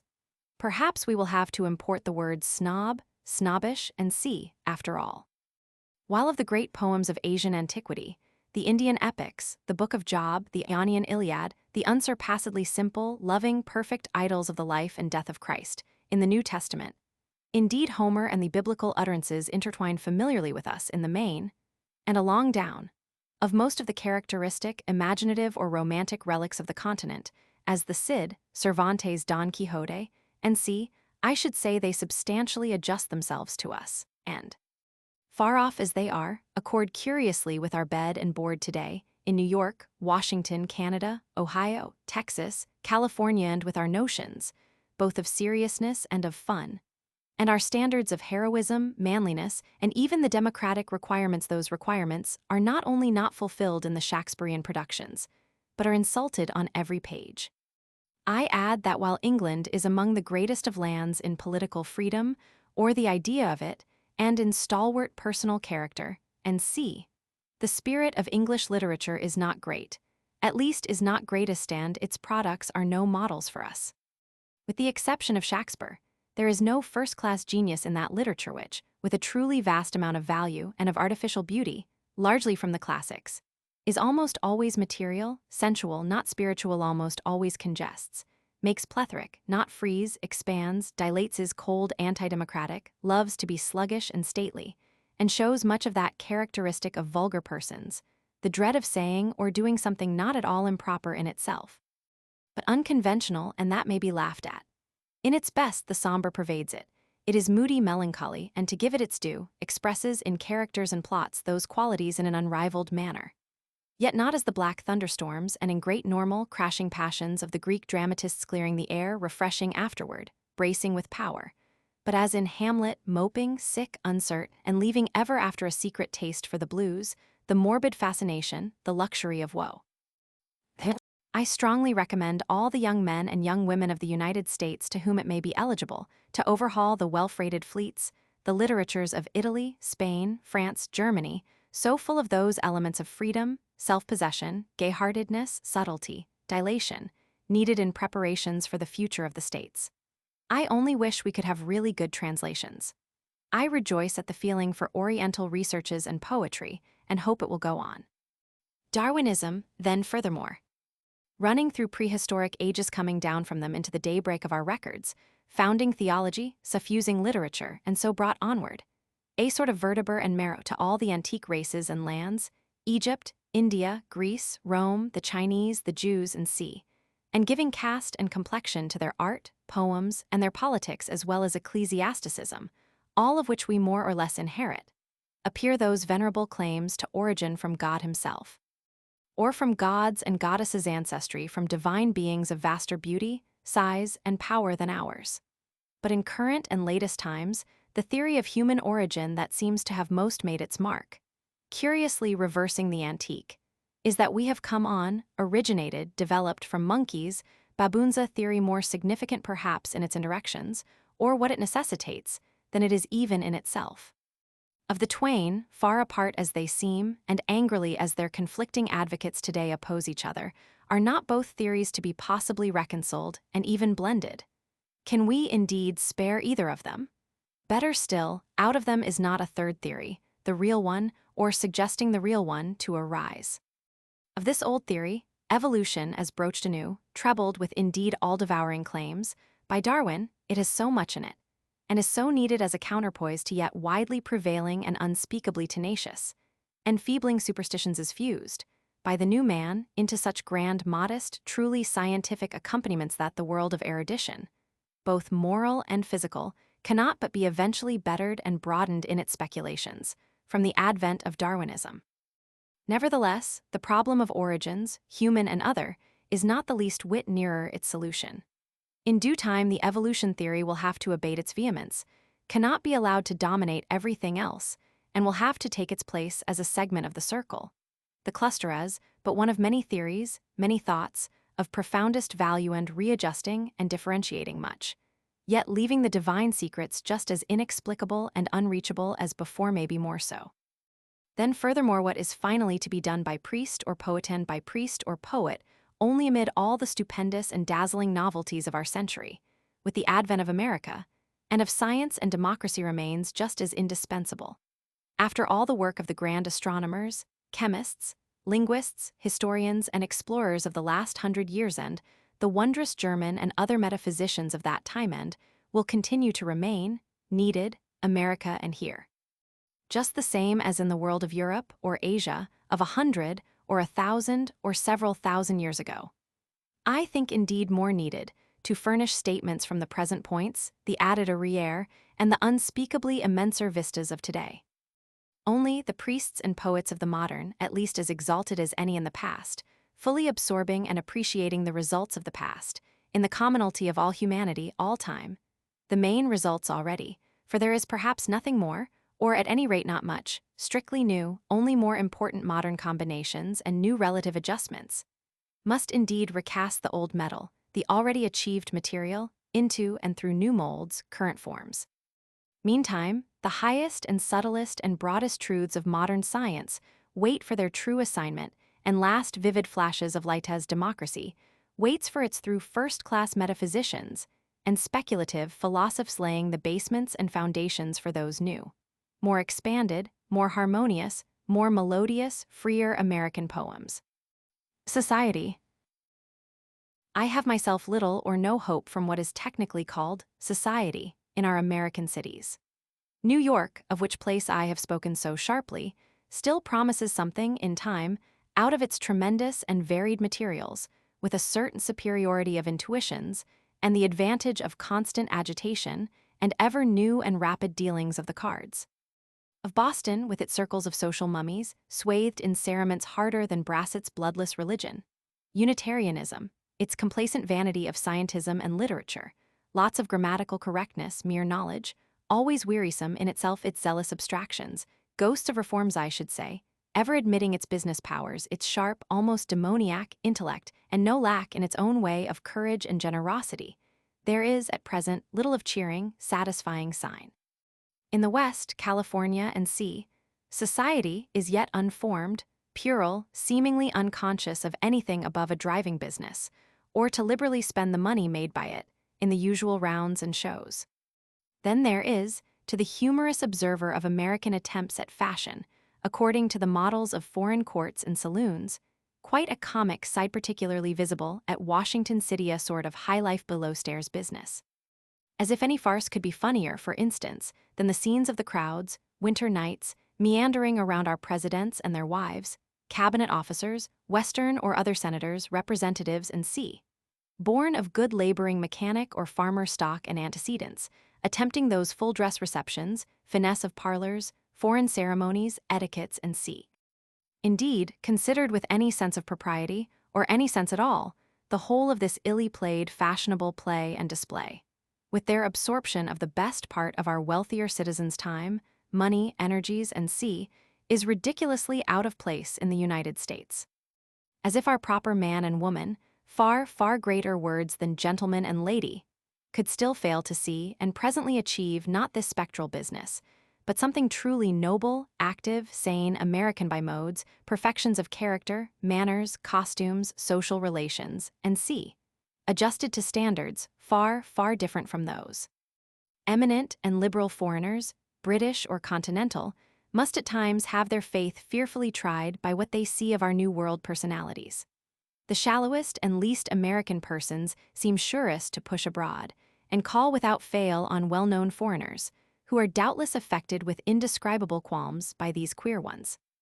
Then more than half of our authors and writers evidently think it a great thing to be aristocratic, and sneer at progress, democracy, revolution, etc. If some international literary snobs gallery were established, it is certain that America could contribute at least her full share of the portraits, and some very distinguished ones.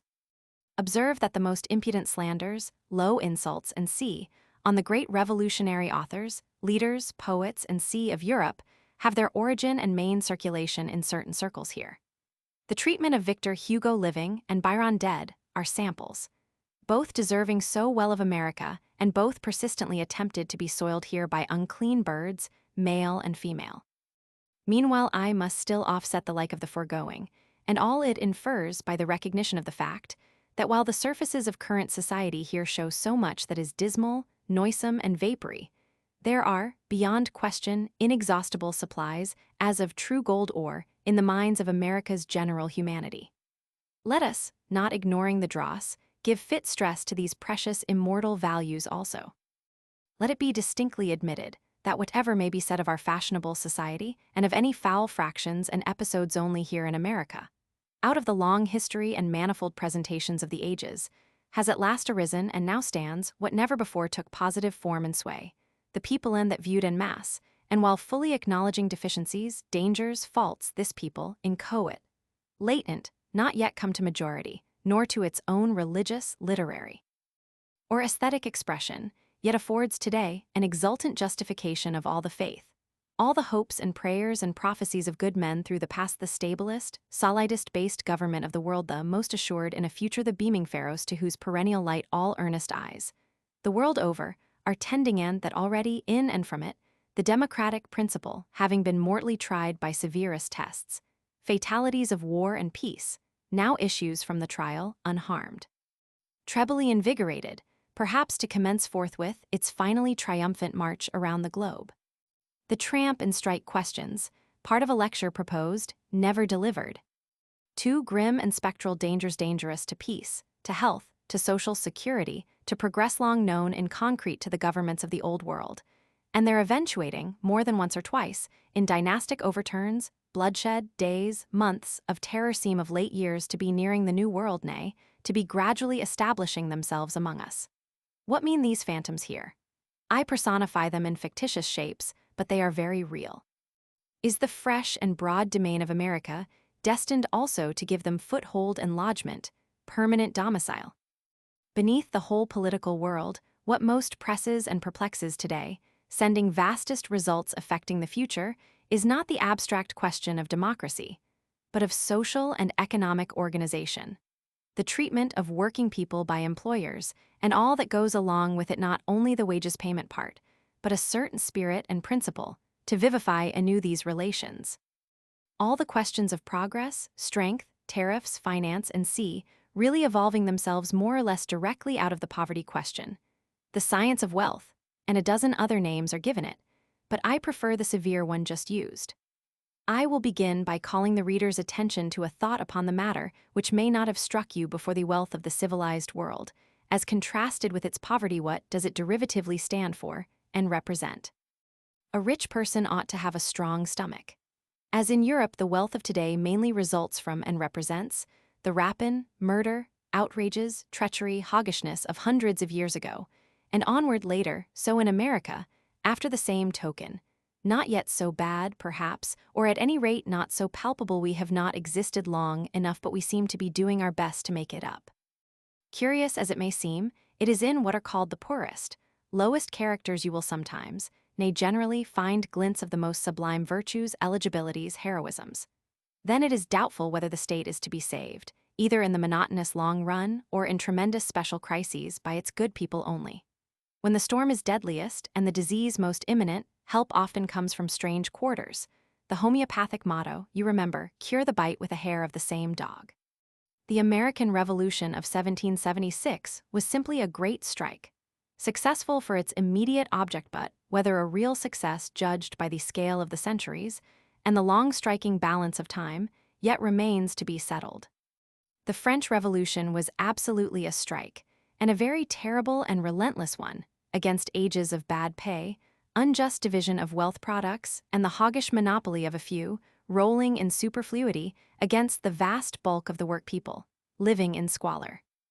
If the United States, like the countries of the Old World, are also to grow vast crops of poor, desperate, dissatisfied, nomadic, miserably waged populations, such as we see looming upon us of late years steadily, even if slowly, eating into them like a cancer of lungs or stomach, then our Republican experiment, notwithstanding all its surface successes, is at heart an unhealthy failure.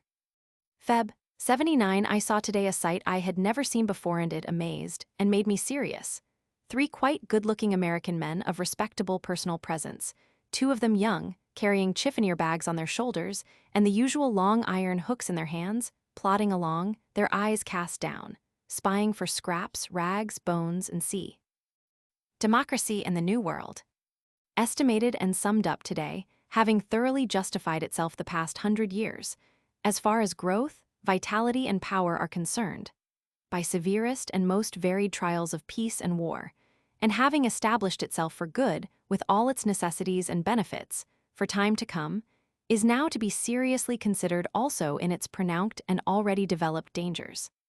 While the battle was raging, and the result suspended, all defections and criticisms were to be hushed, and everything bent with vehemence unmitigated toward the urge of victory. But that victory settled, new responsibilities advance. I can conceive of no better service in the United States, henceforth, by Democrats of thorough and heartfelt faith, than boldly exposing the weakness, liabilities, and infinite corruptions of democracy.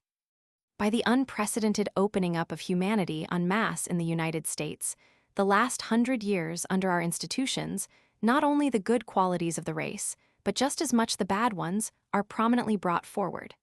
Man is about the same, in the main, whether with despotism or whether with freedom. The ideal form of human society, Canon Kingsley declares, is democracy.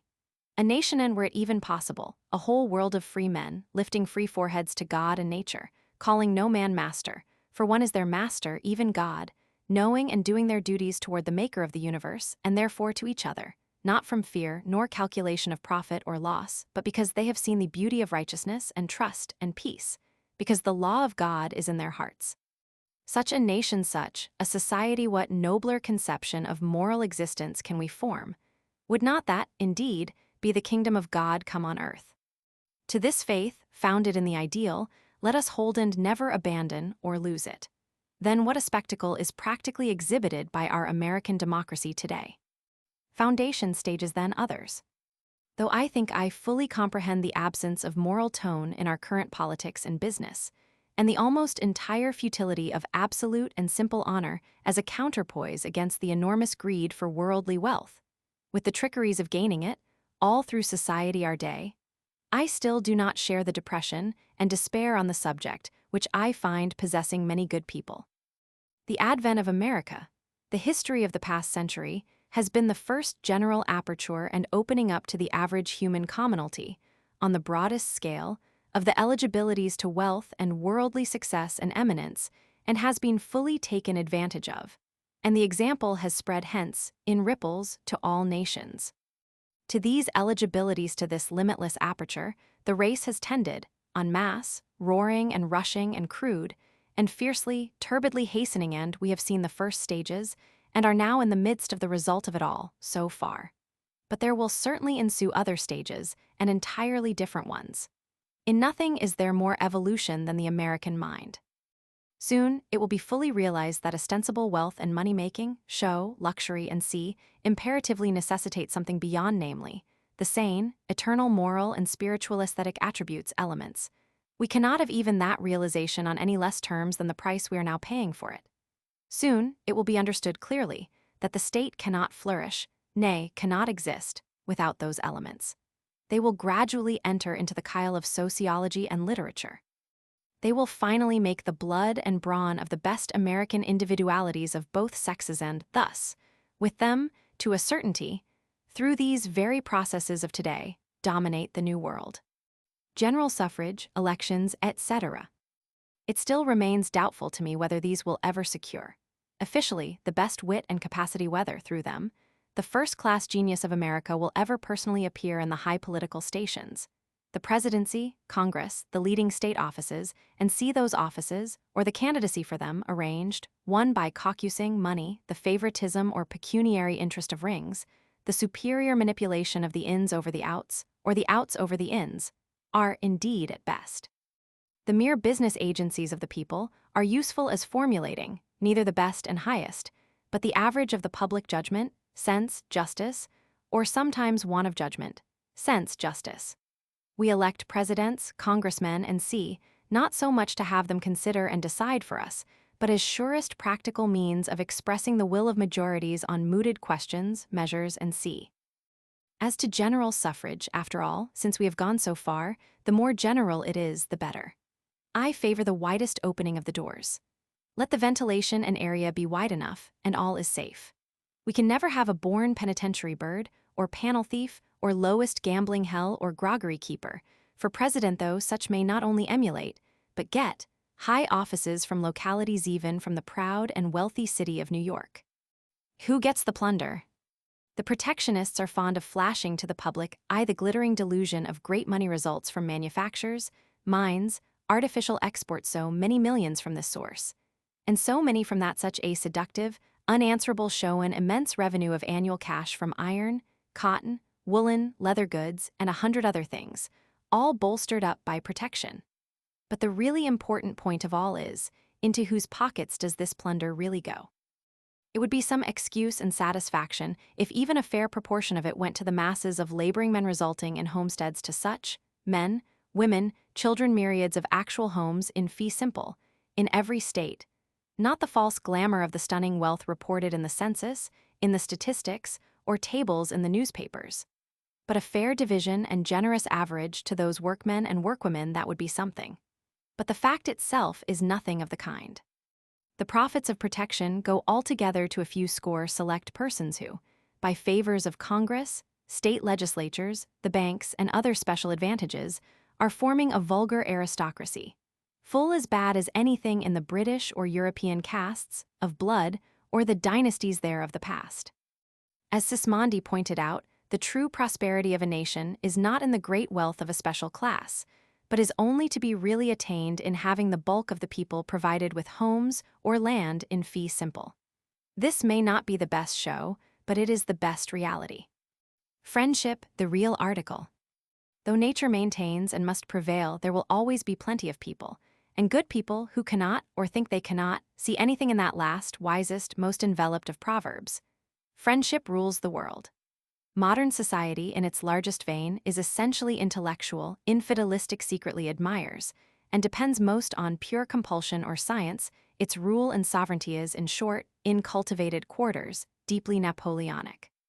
Friendship, said Bonaparte in one of his lightning flashes of candid garrulity, friendship is but a name. I love no one, not even my brothers, Joseph perhaps a little. Still, if I do love him, it is from habit, because he is the eldest of us. Duroc? I him, if anyone I love in a sort, but why? He suits me. He is cool, undemonstrative, unfeeling, has no weak affections, never embraces anyone, never weeps. I am not sure, but the same analogy is to be applied, in cases, often seen, where, with an extra development and acuteness of the intellectual faculties, there is a marked absence of the spiritual, affectional, and sometimes, though more rarely, the highest aesthetic and moral elements of cognition. Lacks and wants yet. Of most foreign countries, small or large, from the remotest times known, down to our own, each has contributed after its kind, directly or indirectly, at least one great undying song, to help vitalize and increase the valor, wisdom, and elegance of humanity, from the points of view attained by it up to date. The stupendous epics of India, the Holy Bible itself, the Homeric canticles, the Nibelungen, the Cid Campeador, the Inferno, Shakespeare's dramas of the passions and of the feudal lords, Burns's songs, Goethe's in Germany, Tennyson's poems in England, Victor Hugo's in France, and many more are the widely various yet integral signs or landmarks, in certain respects the highest set up by the human mind and soul, beyond science, invention, political amelioration, and c. narrating in subtlest best ways the long, long roots of history, and giving identity to the stages arrived at by aggregate humanity, and the conclusions assumed in its progressive and varied civilizations. Where is America's art rendering, in anything like the spirit worthy of herself and the modern, to these characteristic immortal monuments? So far, our democratic society, estimating its various strata in the mass as one, possesses nothing, nor have we contributed any characteristic music, the finest tie of nationality to make up for that glowing, blood-throbbing, religious, social, emotional, artistic, indefinable, indescribably beautiful charm and hold which fused the separate parts of the old feudal societies together, in their wonderful interpenetration, in Europe and Asia, of love, belief, and loyalty. Running one way like a living weft-hand, picturesque responsibility, duty, and blessedness, running like a warp the other way. In the southern states under slavery, much of the same. In coincidence, and as things now exist in the States, what is more terrible, more alarming, than the total want of any such fusion and mutuality of love, belief, and rapport of interest between the comparatively few successful rich and the great masses of the unsuccessful, the poor? As a mixed political and social question, is not this full of dark significance? Is it not worth considering as a problem and puzzle in our democracy, and indispensable, want to be supplied? Rulers strictly out of the masses. In the talk, which I welcome, about the need of men of training, thoroughly schooled and experienced men, for statesmen, I would present the following as an offset. It was written by me 20 years ago and has been curiously verified since. I say no body of men are fit to make presidents, judges, and generals, unless they themselves supply the best specimens of the same, and that supplying one or two such specimens illuminates the whole body for 1,000 years. I expect to see the day when the like of the present personnel of the governments, federal, state, municipal, military, and naval, will be looked upon with derision, and when qualified mechanics and young men will reach Congress and other official stations, sent in their working costumes, fresh from their benches and tools, and returning to them again with dignity. The young fellows must prepare to do credit to this destiny, for the stuff is in them. Nothing gives place, recollect, and never ought to give place, except to its clean superiors. There is more rude and undeveloped bravery, friendship, conscientiousness, clear-sightedness, and practical genius for any scope of action, even the broadest and highest, now among the American mechanics and young men, than in all the official persons in these states, legislative, executive, judicial, military, and naval, and more than among all the literary persons. I would be much pleased to see some heroic, shrewd, fully informed, healthy-bodied, middle-aged, beard-faced American blacksmith or boatman come down from the West across the Alleghenies, and walk into the presidency, dressed in a clean suit of working attire, and with the tan all over his face, breast, and arms. I would certainly vote for that sort of man, possessing the due requirements, before any other candidate. The facts of rank-and-file workingmen, mechanics, Lincoln, Johnson, Grant, Garfield, brought forward from the masses and placed in the presidency, and swaying its mighty powers with firm handreally with more sway than any king in history. And with better capacity in using that sway can we not see that these facts have bearings far, far beyond their political or party ones. Monuments the past and present. If you go to Europe, to say nothing of Asia, more ancient and massive still, you cannot stir without meeting venerable mementos cathedrals, ruins of temples, castles, monuments of the great, statues and paintings, far, far beyond anything America can ever expect to produce. Haunts of heroes long dead, saints, poets, divinities with deepest associations of ages. But here in the New World, while those we can never emulate, we have more than those to build and far more greatly to build. I am not sure but the day for conventional monuments, statues, memorials, and has passed away and that they are henceforth superfluous and vulgar. An enlarged general superior humanity, partly indeed resulting from those, we are to build. European, Asiatic greatness are in the past. Vaster and subtler, America, combining, justifying the past, yet works for a grander future, in living democratic forms. Here too are indicated the paths for our national bards. Other times, other lands, have had their missions art, war, ecclesiasticism, literature, discovery, trade, architecture, and sea. But that grand future is the enclosing purport of the United States. Little or nothing new, after all.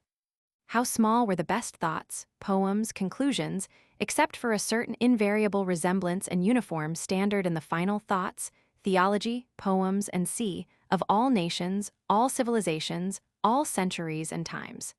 Those precious legacies accumulations.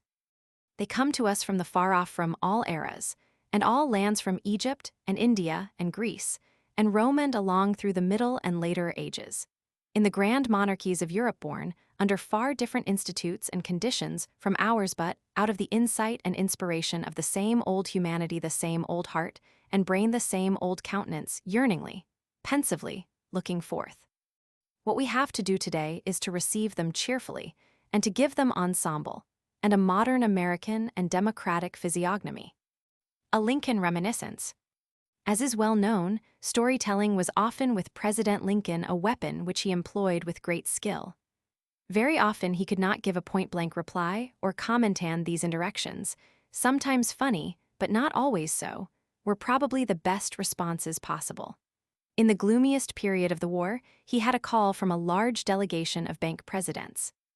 In the talk after business was settled, one of the big dons asked Mr. Lincoln if his confidence in the permanency of the Union was not beginning to be shaken, whereupon the homely president told a little story.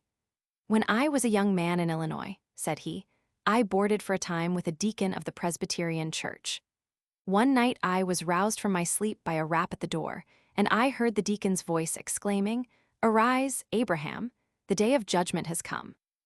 I sprang from my bed and rushed to the window and saw the stars falling in great showers, but looking back of them in the heavens I saw the grand old constellations, with which I was so well acquainted, fixed and true in their places. Gentlemen, the world did not come to an end then, nor will the Union now. Freedom. It is not only true that most people entirely misunderstand freedom, but I sometimes think I have not yet met one person who rightly understands it. The whole universe is absolute law. Freedom only opens entire activity and license under the law. To the degraded or undeveloped and, even to too many others, the thought of freedom is a thought of escaping from law which, of course, is impossible. More precious than all worldly riches is freedom from the painful constipation and poor narrowness of ecclesiasticism, freedom in manners, habiliments, furniture, from the silliness and tyranny of local fashions, entire freedom from party rings and mere conventions in politics, and better than all, a general freedom of oneself from the tyrannic domination of vices, habits, appetites, under which nearly every man of us, often the greatest brawler for freedom, is enslaved. Can we attain such enfranchisement, the true democracy, and the height of it, while we are from birth to death the subjects of irresistible law, enclosing every movement and minute, we yet escape, by a paradox, into true free will. Strange as it may seem, we only attain to freedom by a knowledge of and implicit obedience to law. Great, unspeakably great is the will, the free soul of man. At its greatest, understanding and obeying the laws, it can then, and then only, maintain true liberty. For there is to the highest, that law as absolute as any more absolute than any the law of liberty.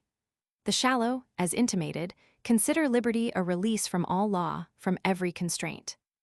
The wise see in it, on the contrary, the potent law of laws, namely, the fusion and combination of the conscious will, or partial individual law, with those universal, eternal, unconscious ones, which run through all time, pervade history, prove immortality, give moral purpose to the entire objective world, and the last dignity to human life.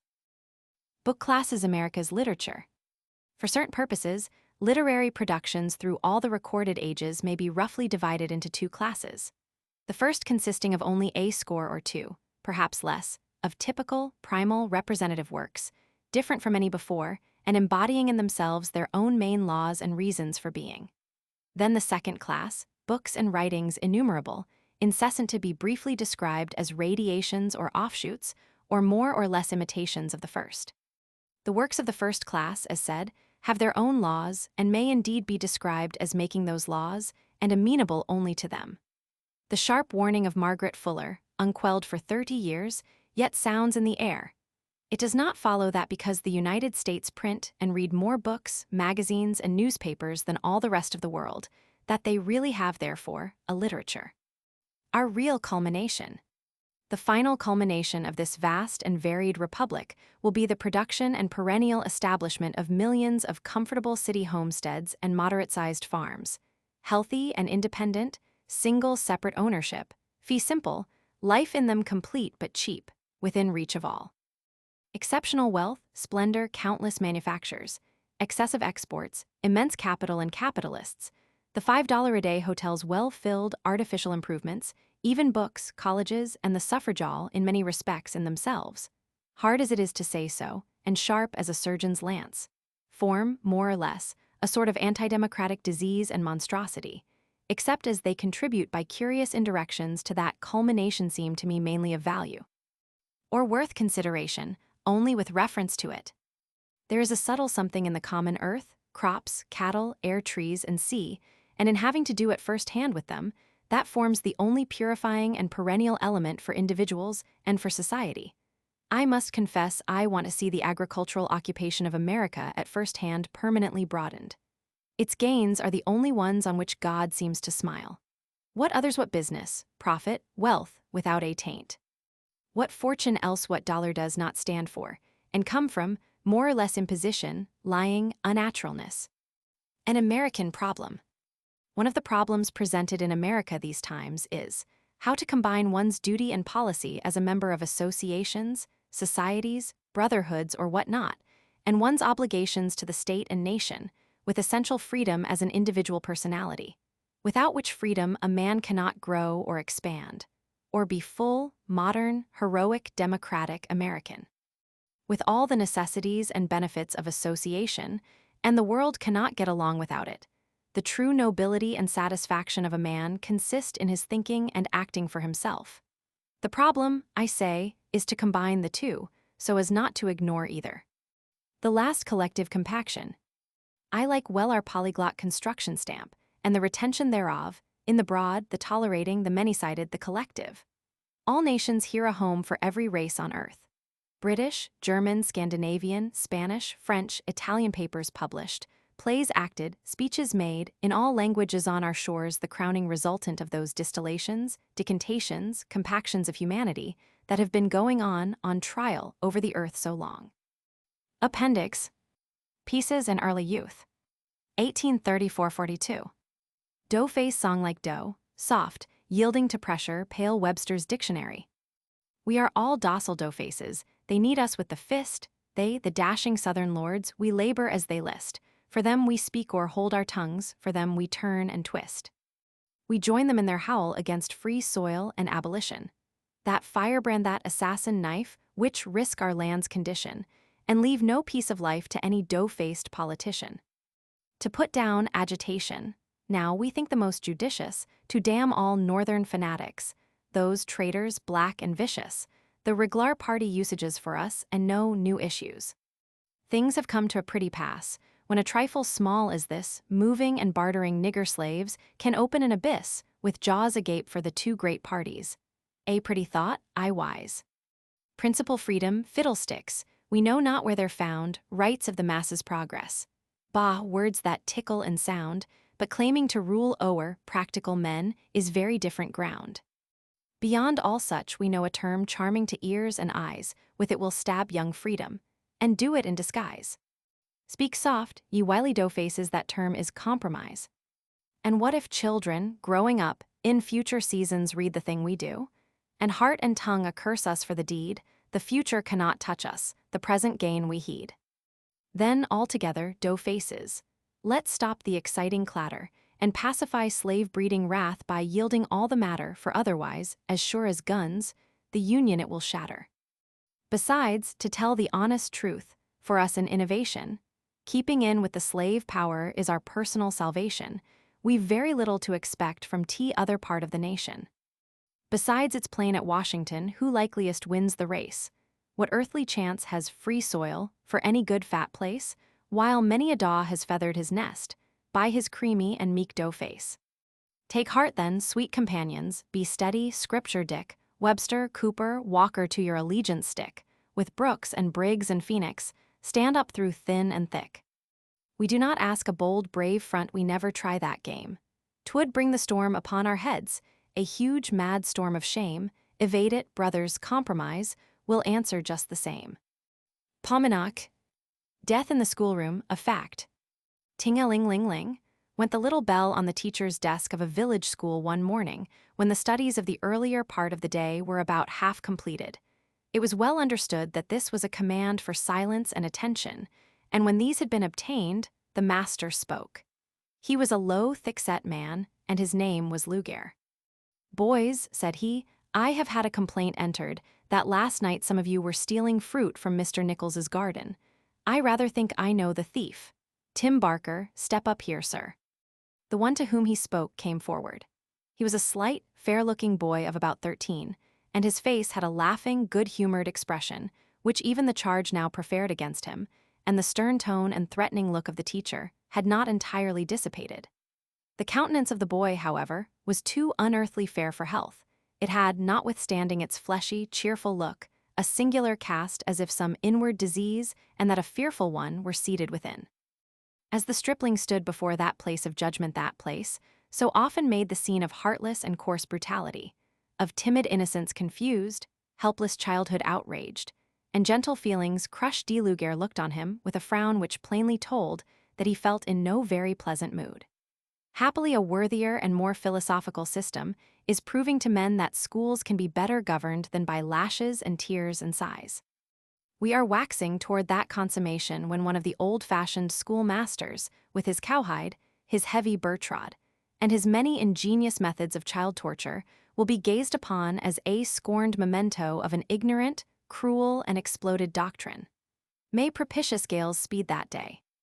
"Were you by Mr. Nichols's garden fence last night?" said Lugair. "Yes, sir," answered the boy, "I was." "Well, sir, I'm glad to find you so ready with your confession. And so you thought you could do a little robbing, and enjoy yourself in a manner you ought to be ashamed to own, without being punished, did you?" "I have not been robbing," replied the boy quickly. His face was suffused, whether with resentment or fright, it was difficult to tell, "and I didn't do anything last night that I am ashamed to own." "No impudence," exclaimed the teacher, passionately, as he grasped a long and heavy rattan. "Give me none of your sharp speeches, or I'll thrash you till you beg like a dog." The youngster's face paled a little, his lip quivered, but he did not speak. "And pray, sir," continued Lugair, as the outward signs of wrath disappeared from his features, "what were you about the garden for? Perhaps you only received the plunder, and had an accomplice to do the more dangerous part of the job." "I went that way because it is on my road home. I was there again afterwards to meet an acquaintance, but I did not go into the garden, nor take anything away from it. I would not steal hardly to save myself from starving." "You had better have stuck to that last evening. You were seen, Tim Barker, to come from under Mr. Nichols's garden fence, a little after 9 o'clock, with a bag full of something or other over your shoulders. The bag had every appearance of being filled with fruit, and this morning the melon beds are found to have been completely cleared. Now, sir, what was there in that bag? Like fire itself glowed the face of the detected lad. He spoke not a word. All the school had their eyes directed at him. The perspiration ran down his white forehead like raindrops. "Speak, sir," exclaimed Luger, with a loud strike of his rattan on the desk. The boy looked as though he would faint. But the unmerciful teacher, confident of having brought to light a criminal, and exulting in the idea of the severe chastisement he should now be justified in inflicting, kept working himself up to a still greater and greater degree of passion. In the meantime, the child seemed hardly to know what to do with himself. His tongue cleaved to the roof of his mouth. Either he was very much frightened, or he was actually unwell. "Speak, I say," again thundered Luger, and his hand, grasping his rattan, towered above his head in a very significant manner. "I hardly can, sir," said the poor fellow faintly. His voice was husky and thick. "I will tell you some other time. Please let me go to my sea-tie Aunt Well." "Oh yes, that's very likely." And Mr. Luger bulged out his nose and cheeks with contempt. "Do you think to make me believe your lies? Found you out, sir, plainly enough, and I am satisfied that you are as precious a little villain as there is in the state. But I will postpone settling with you for an hour yet. I shall then call you up again, and if you don't tell the whole truth then, I will give you something that'll make you remember Mr. Nichols's melons for many a month to come. Go to your seat." Glad enough of the ungracious permission, and answering not a sound, the child crept tremblingly to his bench. He felt very strangely, dizzily more as if he was in a dream than in real life, and laying his arms on his desk, bowed down his face between them. The pupils turned to their accustomed studies, for during the reign of Luger in the village school, they had been so used to scenes of violence and severe chastisement that such things made but little interruption in the tenor of their way. Now, while the intervening hour is passing, we will clear up the mystery of the bag and of young Barker being under the garden fence on the preceding night. The boy's mother was a widow, and they both had to live in the very narrowest limits. His father had died when he was 6 years old, and little Tim was left a sickly, emaciated infant whom no one expected to live many months. To the surprise of all, however, the poor child kept alive and seemed to recover his health, as he certainly did his size and good looks. This was owing to the kind offices of an eminent physician who had a country seat in the neighborhood and who had been interested in the widow's little family. Tim, the physician said, might possibly outgrow his disease, but everything was uncertain. It was a mysterious and baffling malady, and it would not be wonderful if he should, in some moment of apparent health, be suddenly taken away. The poor widow was at first in a continual state of uneasiness, but several years had now passed, and none of the impending evils had fallen upon the boy's head. His mother seemed to feel confident that he would live and be a help and an honor to her old age. And the two struggled on together, mutually happy in each other, and enduring much of poverty and discomfort without repining, each for the other's sake. Tim's pleasant disposition had made him many friends in the village, and among the rest a young fanner named Jones, who, with his elder brother, worked a large farm in the neighborhood on shares. Jones very frequently made Tim a present of a bag of potatoes or corn, or some garden vegetables, which he took from his own stock. But as his partner was a parsimonious, high-tempered man, and had often said that Tim was an idle fellow, and ought not to be helped because he did not work, Jones generally made his gifts in such a manner that no one knew anything about them, except himself and the grateful objects of his kindness. It might be, too, that the widow was both to have it understood by the neighbors that she received food from anyone, for there is often an excusable pride in people of her condition, which makes them shrink from being considered as objects of charity, as they would from the severest pains. On the night in question, Tim had been told that Jones would send them a bag of potatoes, and the place at which they were to be waiting for him was fixed at Mr. Nichols's garden fence. It was this bag that Tim had been seen staggering under, and which caused the unlucky boy to be accused and convicted by his teacher as a thief. That teacher was one little fitted for his important and responsible office. Hasty to decide, and inflexibly severe, he was the terror of the little world he ruled so despotically. Punishment he seemed to delight in. Knowing little of those sweet fountains which in children's breasts ever open quickly at the call of gentleness and kind words, He was feared by all for his sternness, and loved by none. I would that he were an isolated instance in his profession. The hour of grace had drawn to its close, and the time approached at which it was usual for Luger to give his school a joyfully received dismission. Now and then one of the scholars would direct a furtive glance at Tim, sometimes in pity, sometimes in indifference or inquiry. They knew that he would have no mercy shown him, and though most of them loved him, whipping was too common there to exact much sympathy. Every inquiring glance, however, remained unsatisfied, for at the end of the hour, Tim remained with his face completely hidden, and his head bowed in his arms, precisely as he had leaned himself when he first went to his seat. Luger looked at the boy occasionally with a scowl which seemed to bode vengeance for his sullenness. At length the last class had been heard, and the last lesson recited, and Luger seated himself behind his desk on the platform, with his longest and stoutest rattan before him. "Now, Barker," he said, "we'll settle that little business of yours, just step up here." Tim did not move. The schoolroom was as still as the grave. Not a sound was to be heard, except occasionally a long-drawn breath. "Mind me, sir, or it will be the worse for you. Step up here and take off your jacket." The boy did not stir any more than if he had been of wood. Luger shook with passion. He sat still a minute, as if considering the best way to wreak his vengeance. That minute, passed in death-like silence, was a fearful one to some of the children, for their faces whitened with fright. It seemed, as it slowly dropped away, like the minute which precedes the climax of an exquisitely performed tragedy, when some mighty master of the histrionic art is treading the stage, and you and the multitude around you are waiting, with stretched nerves and suspended breath, in expectation of the terrible catastrophe. "Tim is asleep, sir," at length said one of the boys who sat near him. Luger, at this intelligence, allowed his features to relax from their expression of savage anger into a smile, but that smile looked more malignant, if possible, than his former scowls. It might be that he felt amused at the horror depicted on the faces of those about him, or it might be that he was gloating in pleasure on the way in which he intended to wake the slumberer. "Asleep, are you, my young gentleman?" said he. "Let us see if we can't find something to tickle your eyes open. There's nothing like making the best of a bad case, boys. Tim, here, is determined not to be worried in his mind about a little flogging, for the thought of it can't even keep the little scoundrel awake." Luger smiled again as he made the last observation. He grasped his rattan firmly and descended from his seat. With light and stealthy steps, he crossed the room and stood by the unlucky sleeper. The boy was still as unconscious of his impending punishment as ever. He might be dreaming some golden dream of youth and pleasure. Perhaps he was far away in the world of fancy, seeing scenes and feeling delights which cold reality never can bestow.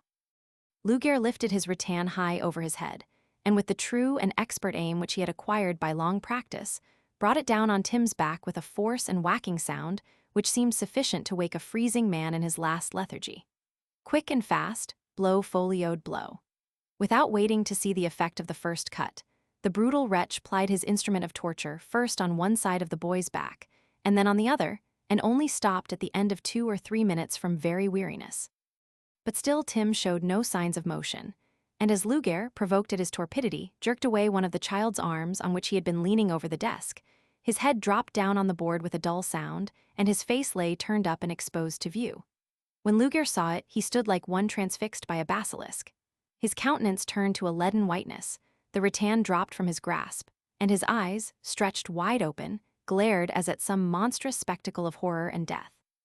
The sweat started in great globules seemingly from every pore in his face, his skinny lips contracted and showed his teeth, and when he at length stretched forth his arm, and with the end of one of his fingers touched the child's cheek, each limb quivered like the tongue of a snake, and his strength seemed as though it would momentarily fail him.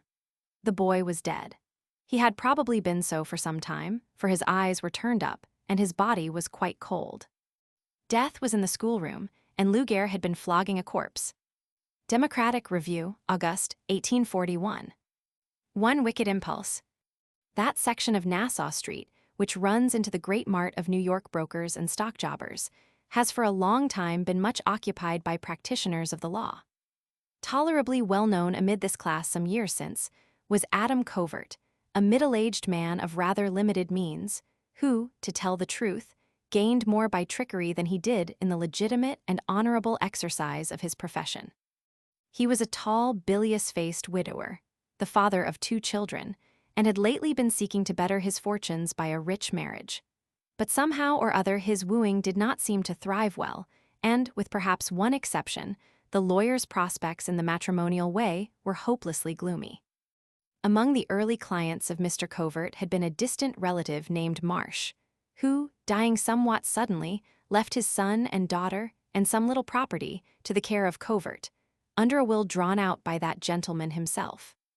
At no time caught without his eyes open, the cunning lawyer, aided by much sad confusion in the emergency which had caused his services to be called for, and disguising his object under a cloud of technicalities, inserted provisions in the will, giving himself an almost arbitrary control over the property and over those for whom it was designed.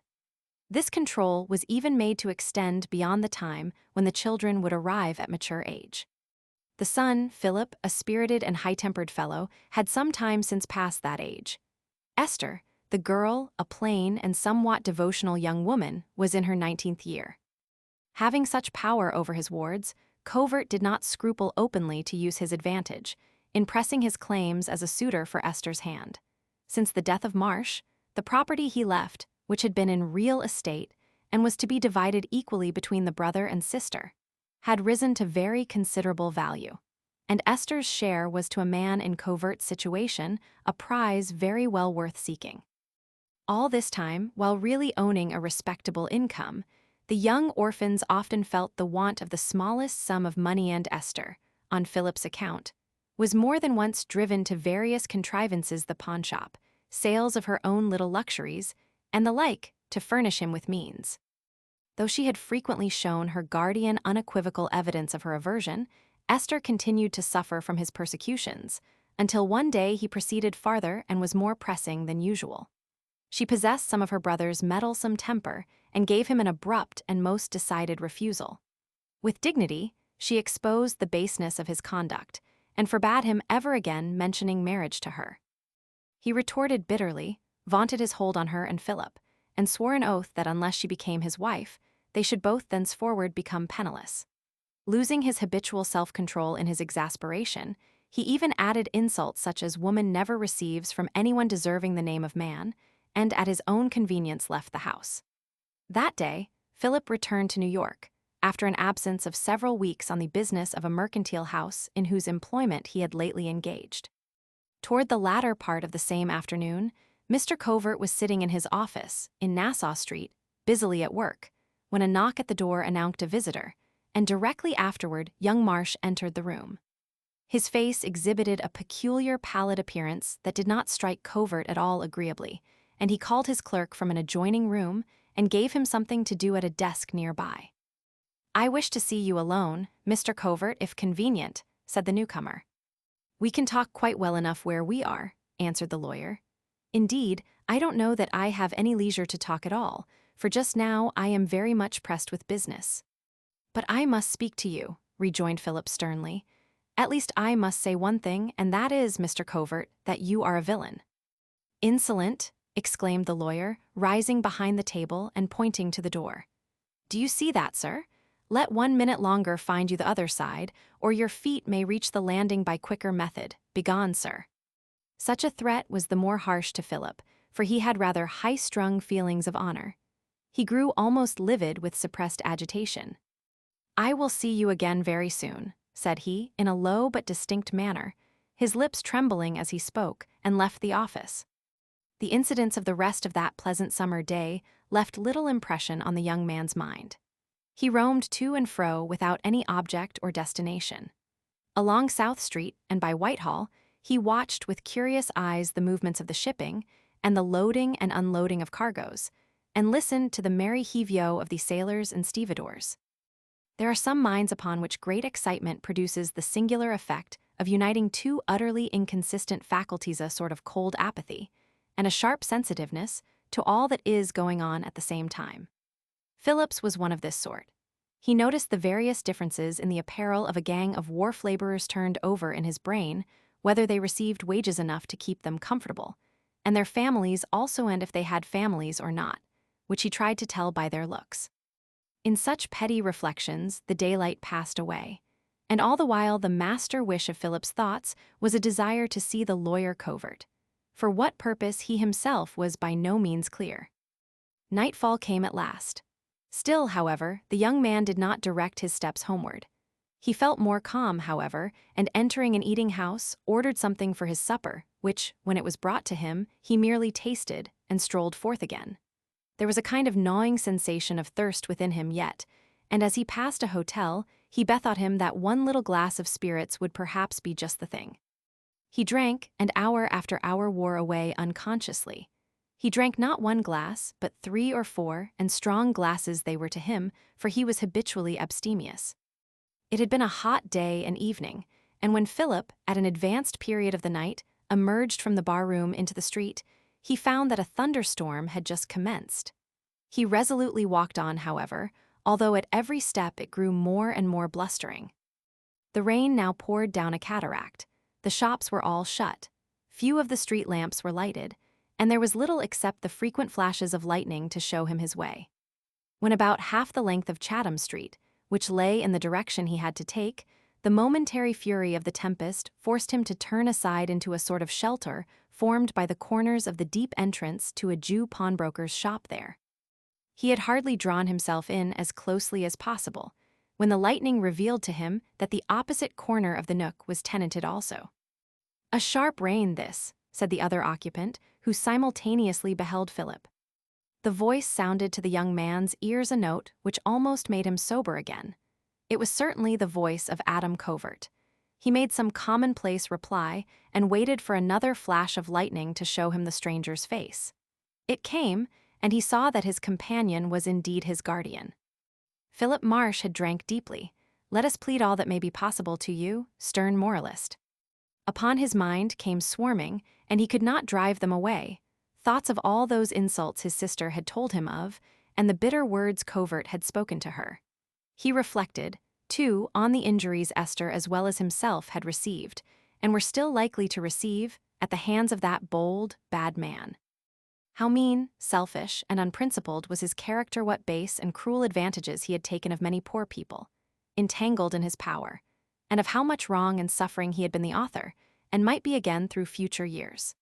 The very turmoil of the elements, the harsh roll of the thunder, the vindictive beating of the rain, and the fierce glare of the wild fluid that seemed to riot in the ferocity of the storm around him, kindled a strange, sympathetic fury in the young man's mind. Heaven itself, so deranged were his imaginations, appeared to have provided a fitting scene and time for a deed of retribution, which to his disordered passion half wore the semblance of a divine justice. He remembered not the ready solution to be found in Covert's pressure of business, which had no doubt kept him later than usual, but fancied some mysterious intent in the ordaining that he should be there, and that they two should meet at that untimely hour. All this whirl of influence came over Philip with startling quickness at that horrid moment. He stepped to the side of his guardian. "Ho," said he, "have we met so soon, Mr. Covert? You traitor to my dead father-robber of his children. I fear to think on what I think now." The lawyer's natural effrontery did not desert him. "Unless you'd like to spend a night in the watch-house, young gentleman," said he, after a short pause, "move on. Your father was a weak man, I remember. As for his son, his own wicked heart is his worst foe. I have never done wrong to either, that I can say, and swear it." "Insolent liar," exclaimed Philip, his eye flashing out sparks of fire in the darkness. Covert made no reply except a cool, contemptuous laugh, which stung the excited young man to double fury. He sprang upon the lawyer and clutched him by the neckcloth.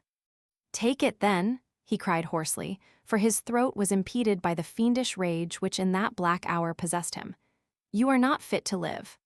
He dragged his guardian to the earth and fell crushingly upon him, choking the shriek the poor victim but just began to utter. Then, with monstrous imprecations, he twisted a tight knot around the gasping creature's neck, drew a clasp knife from his pocket, and touching the spring, the long sharp blade, too eager for its bloody work, flew open. During the lull of the storm, the last strength of the prostrate man burst forth into one short loud cry of agony. At the same instant, the arm of the murderer thrust the blade, once, twice, thrice, deep in his enemy's bosom. Not a minute had passed since that fatal, exasperating laugh, but the deed was done, and the instinctive thought which came at once to the guilty one was a thought of fear and escape. In the unearthly pause which followed, Philip's eyes gave one long searching sweep in every direction, above and around him. Above, God of the all-seeing eye, what and who was that figure there? "Forbear, in Jehovah's name forbear," cried a shrill but clear and melodious voice. It was as if some accusing spirit had come down to bear witness against the deed of blood. Leaning far out of an open window, appeared a white draperied shape, its face possessed of a wonderful youthful beauty. Long vivid glows of lightning gave Philip a full opportunity to see as clearly as though the sun had been shining at noonday. One hand of the figure was raised upward in a deprecating attitude, and his large bright black eyes bent down upon the scene below with an expression of horror and shrinking pain. Such heavenly looks, and the peculiar circumstance of the time, filled Philip's heart with awe. "Oh, if it is not yet too late," spoke the youth again, "spare him. In God's voice I command, thou shalt do no murder." The words rang like a knell in the ear of the terror-stricken and already remorseful Philip. Springing from the body, he gave a second glance up and down the walk, which was totally lonesome and deserted. Then, crossing into Reed Street, he made his fearful way in a half-state of stupor, half-bewilderment, by the nearest avenues to his home. When the corpse of the murdered lawyer was found in the morning, and the officers of justice commenced their inquiry, suspicion immediately fell upon Philip, and he was arrested. The most rigorous search, however, brought to light nothing at all implicating the young man, except his visit to Covert's office the evening before and his angry language there. That was by no means enough to fix so heavy a charge upon him. The second day afterward, the whole business came before the ordinary judicial tribunal, in order that Philip might be either committed for the crime or discharged. The testimony of Mr. Covert's clerk stood alone.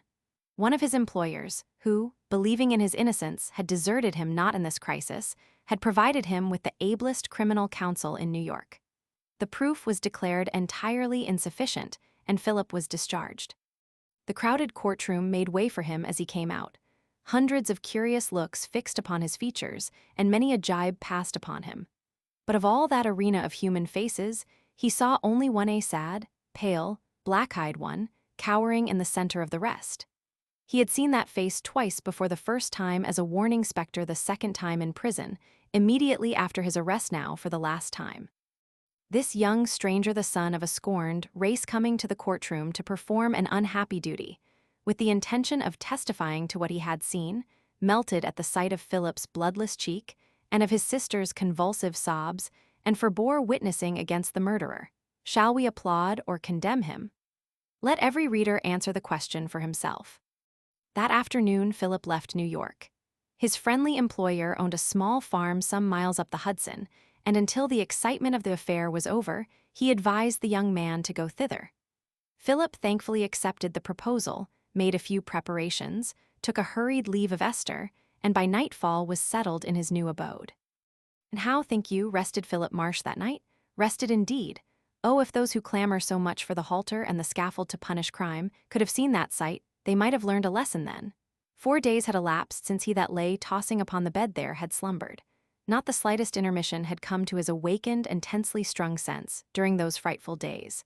Disturbed waking dreams came to him as he thought what he might do to gain his lost peace. Far, far away would he go.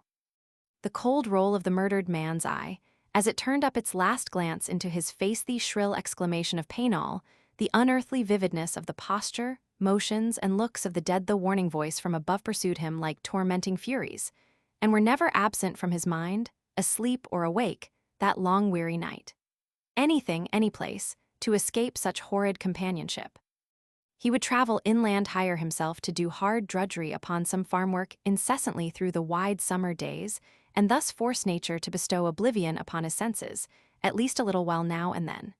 He would fly on, until amid different scenes and a new life, the old memories were rubbed entirely out. He would fight bravely in himself for peace of mind. For peace he would labor, and struggle for peace he would pray. At length, after a feverish slumber of some 30 or 40 minutes, the unhappy youth, waking with a nervous start, raised himself in bed and saw the blessed daylight beginning to dawn.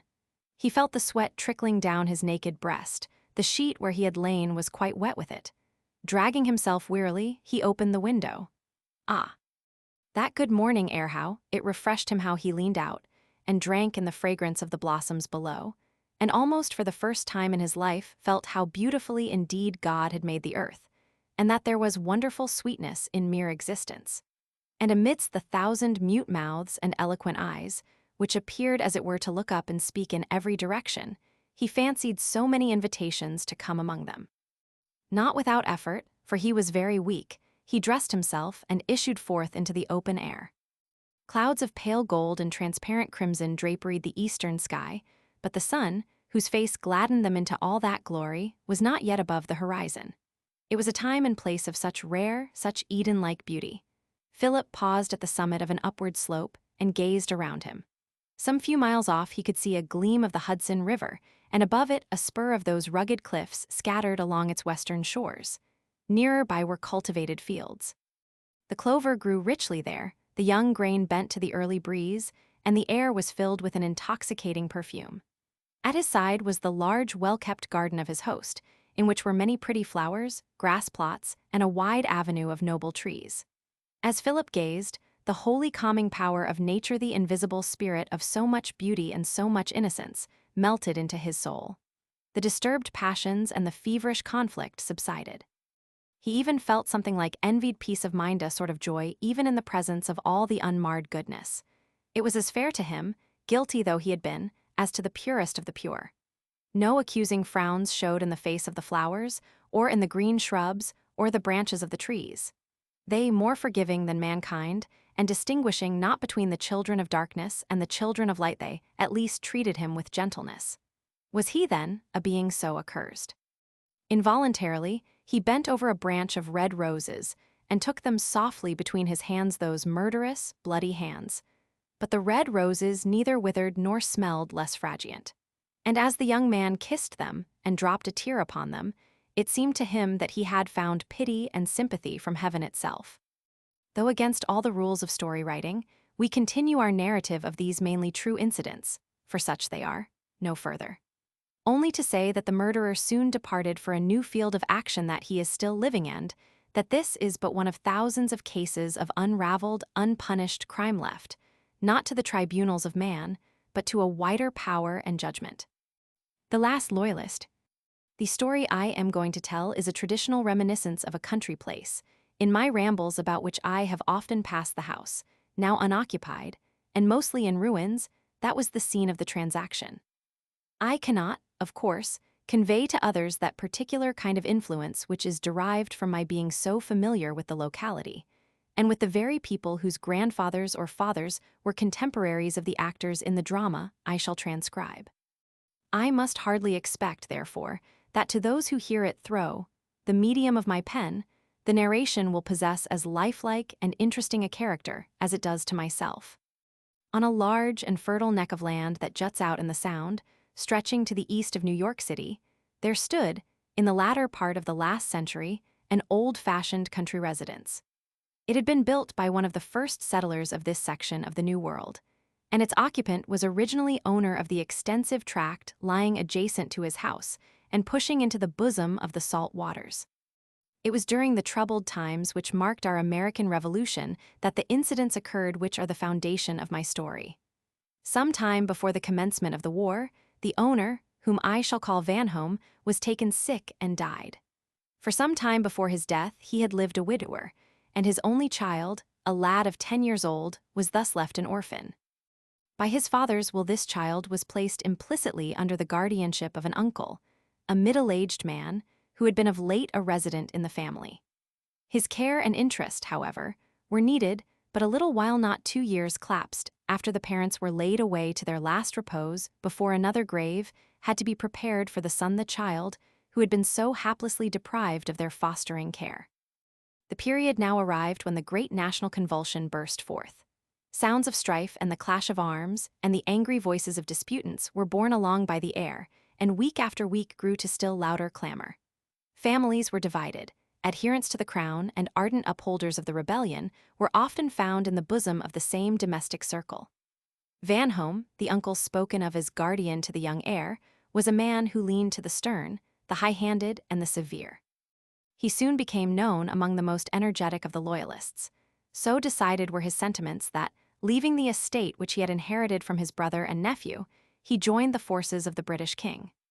Thenceforward, whenever his old neighbors heard of him, it was as being engaged in the cruelest outrages, the boldest inroads, or the most determined attacks upon the army of his countrymen or their peaceful settlements.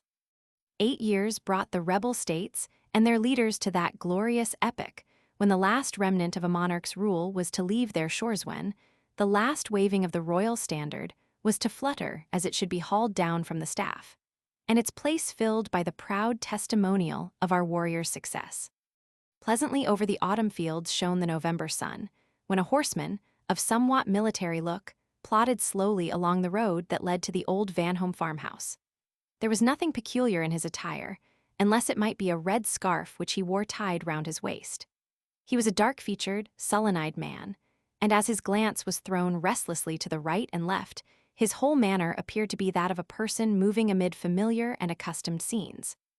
Occasionally he stopped, and looking long and steadily at some object that attracted his attention, muttered to himself, like one in whose breast busy thoughts were moving. His course was evidently to the homestead itself, at which in due time he arrived.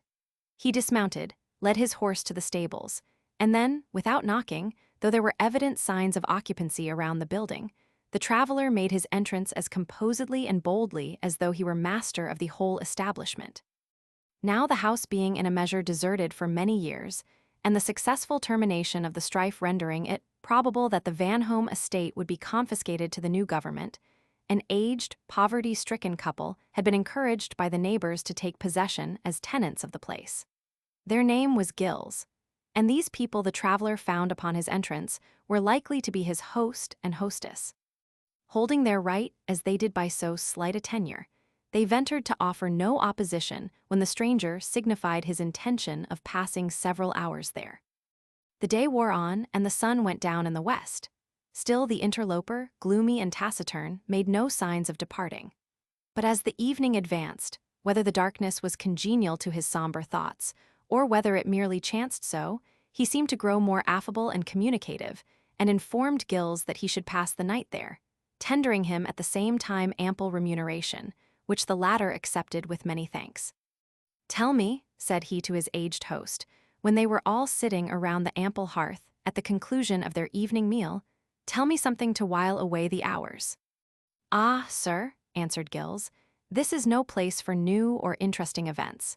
We live here from year to year, and at the end of one we find ourselves at about the same place which we filled in the beginning." "Can you relate nothing, then?"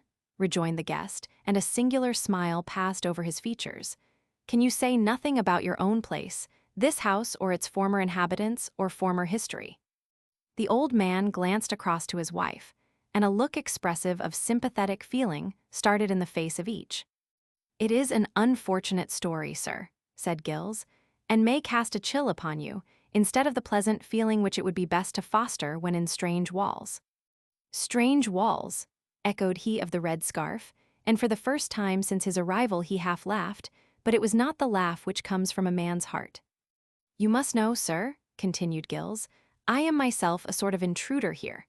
The Vanhomes, that was the name of the former residence and owners, I have never seen, for when I came to these parts, the last occupant had left to join the redcoat soldiery. I am told that he is to sail with them for foreign lands, now that the war is ended, and his property almost certain to pass into other hands." As the old man went on, the stranger cast down his eyes, and listened with an appearance of great interest, though a transient smile or a brightening of the eye would occasionally disturb the serenity of his deportment. "The old owners of this place," continued the white-haired narrator, "were well off in the world, and bore a good name among their neighbors.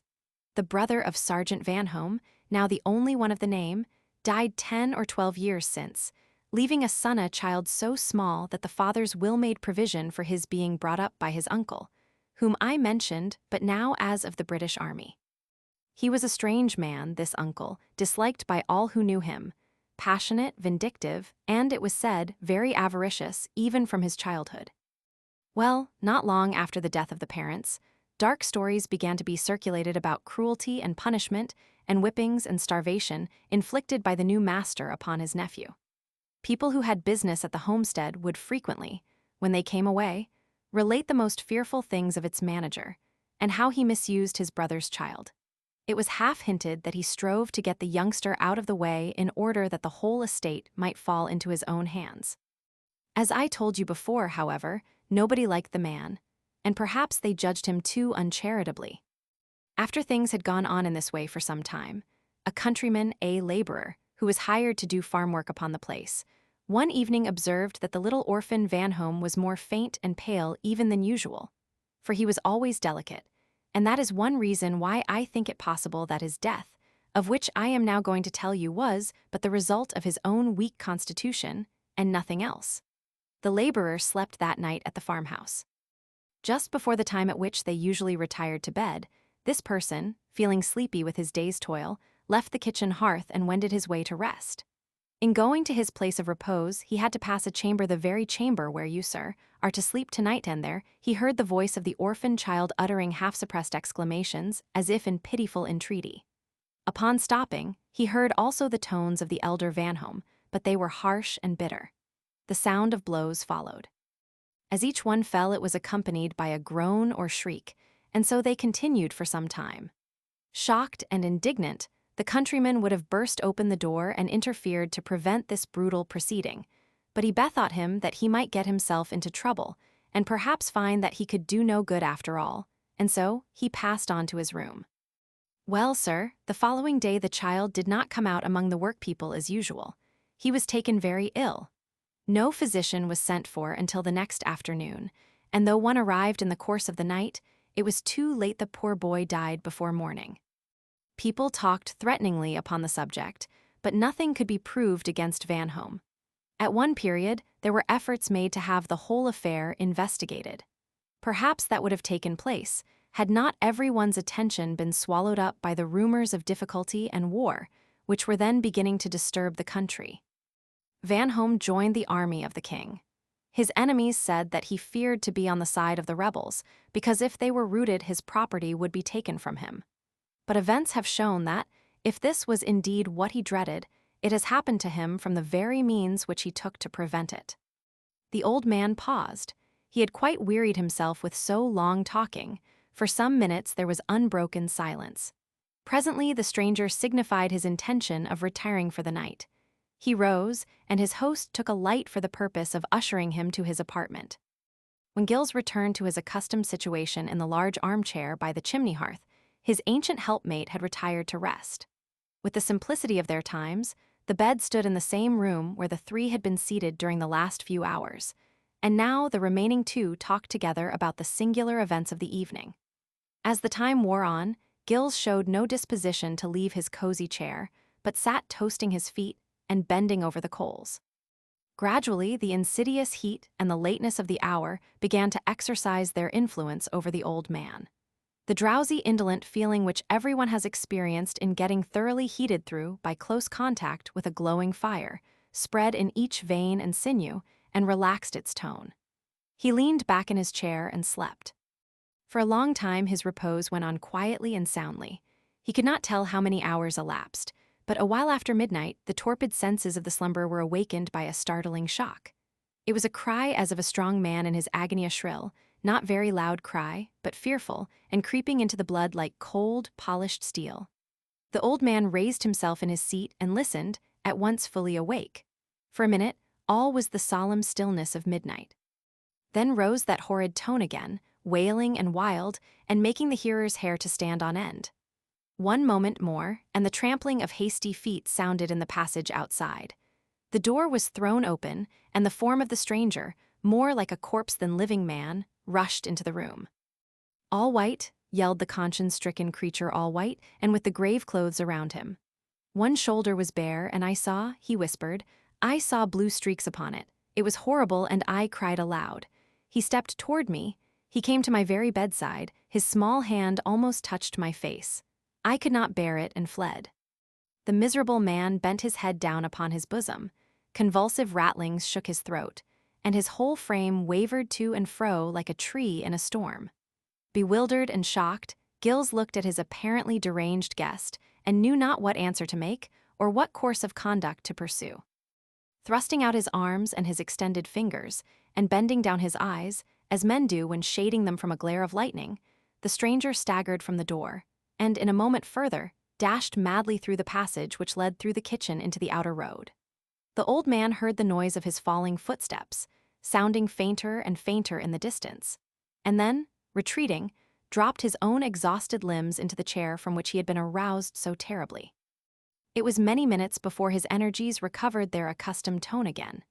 Strangely enough, his wife, unawakened by the stranger's ravings, still slumbered on as profoundly as ever. Pass we on to a far different scene: the embarkation of the British troops for the distant land, whose monarch was never more to wield the scepter over a kingdom lost by his imprudence and tyranny. With frowning brow and sullen pace, the martial ranks moved on. Boat after boat was filled, and, as each discharged its complement in the ships that lay heaving their anchors in the stream, it returned, and was soon filled with another load. And at length it became time for the last soldier to lift his eye and take a last glance at the broad banner of England's pride, which flapped its folds from the top of the highest staff on the battery.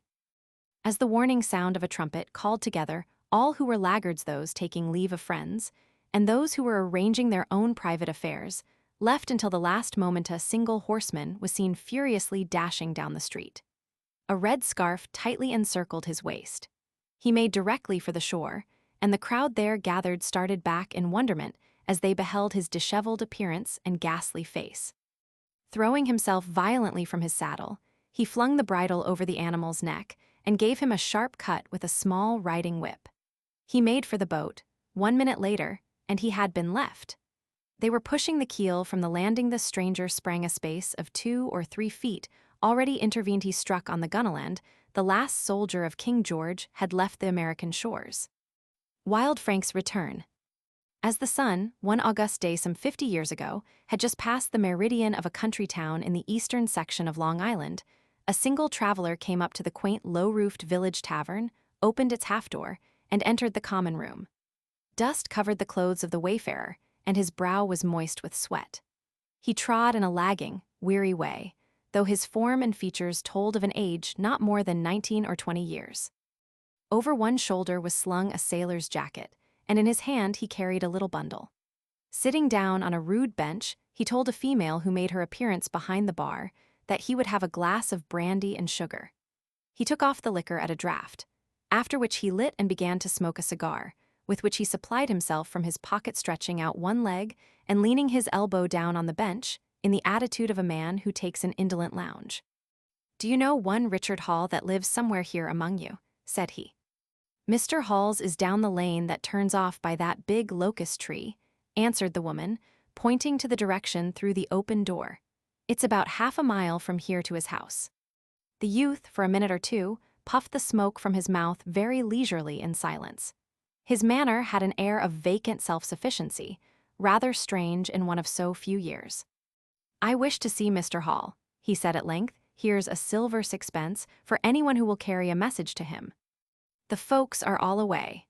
It's but a short walk, and your limbs are young," replied the female, who was not altogether pleased with the easy way of making himself at home which marked her shabby-looking customer. That individual, however, seemed to give small attention to the hint, but leaned and puffed his cigar smoke as leisurely as before. "Unless," continued the woman, catching a second glance at the 6pence, "unless old Joe is at the stable, as he's very likely to be, I'll go and find out for you." And she pushed open a door at her back, stepped through an adjoining room into a yard, whence her voice was the next moment heard calling the person she had mentioned, in accents by no means remarkable for their melody or softness. Her search was successful.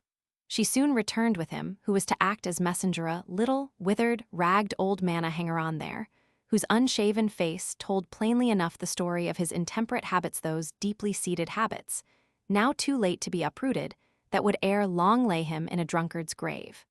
The youth informed him what the required service was, and promised him the reward as soon as he should return. "Tell Richard Hall that I am going to his father's house this afternoon.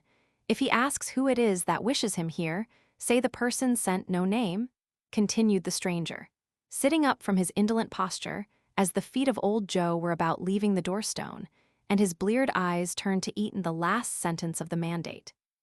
"And yet, perhaps you may as well," added he, communing a moment with himself. "You may tell him his brother Frank, Wild Frank it is, who wishes him to come."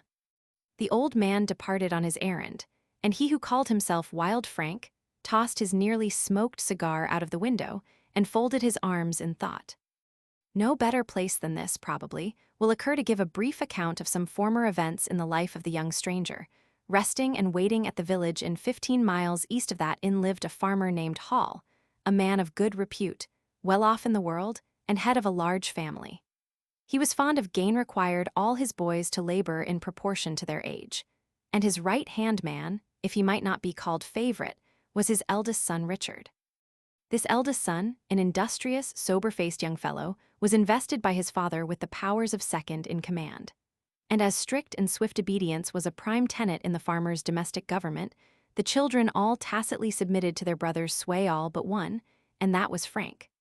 The farmer's wife was a quiet woman, in rather tender health, and though for all her offspring she had a mother's love, Frank's kiss ever seemed sweetest to her lips. She favored him more than the rest perhaps, as in 100 similar instances, for his being so often at fault, and so often blamed. In truth, however, he seldom received more blame than he deserved, for he was a capricious, high-tempered lad, and up to all kinds of mischief. From these traits he was known in the neighborhood by the name of Wild Frank. Among the farmer's stock there was a fine young blood-mara beautiful creature, large and graceful, with eyes like dark-hued jewels, and her color that of the deep night. It being the custom of the farmer to let his boys have something about the farm that they could call their own, and take care of as such, Black Nell, as the mare was called, had somehow or other fallen to Frank's share. He was very proud of her, and thought as much of her comfort as his own. The elder brother, however, saw fit to claim for himself, and several times to exercise, a privilege of managing and using Black Nell, notwithstanding what Frank considered his prerogative. On one of these occasions a hot dispute arose, and after much angry blood, it was referred to the farmer for settlement. He decided in favor of Richard, and added a harsh lecture to his other son. The farmer was really unjust, and Wild Frank's face paled with rage and mortification. That furious temper which he had never been taught to curb, now swelled like an overflowing torrent.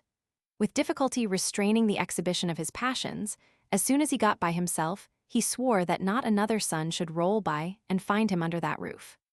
Late at night he silently arose, and turning his back on what he thought an inhospitable home, in mood in which the child should never leave the parental roof, bent his steps toward the city. It may well be imagined that alarm and grief pervaded the whole of the family on discovering Frank's departure. And as week after week melted away and brought no tidings of him, his poor mother's heart grew wearier and wearier. She spoke not much, but was evidently sick in spirit. Nearly 2 years had elapsed, when about a week before the incidents at the commencement of this story, the farmer's family were joyfully surprised by receiving a letter from the long-absent son. He had been to sea, and was then in New York, at which port his vessel had just arrived.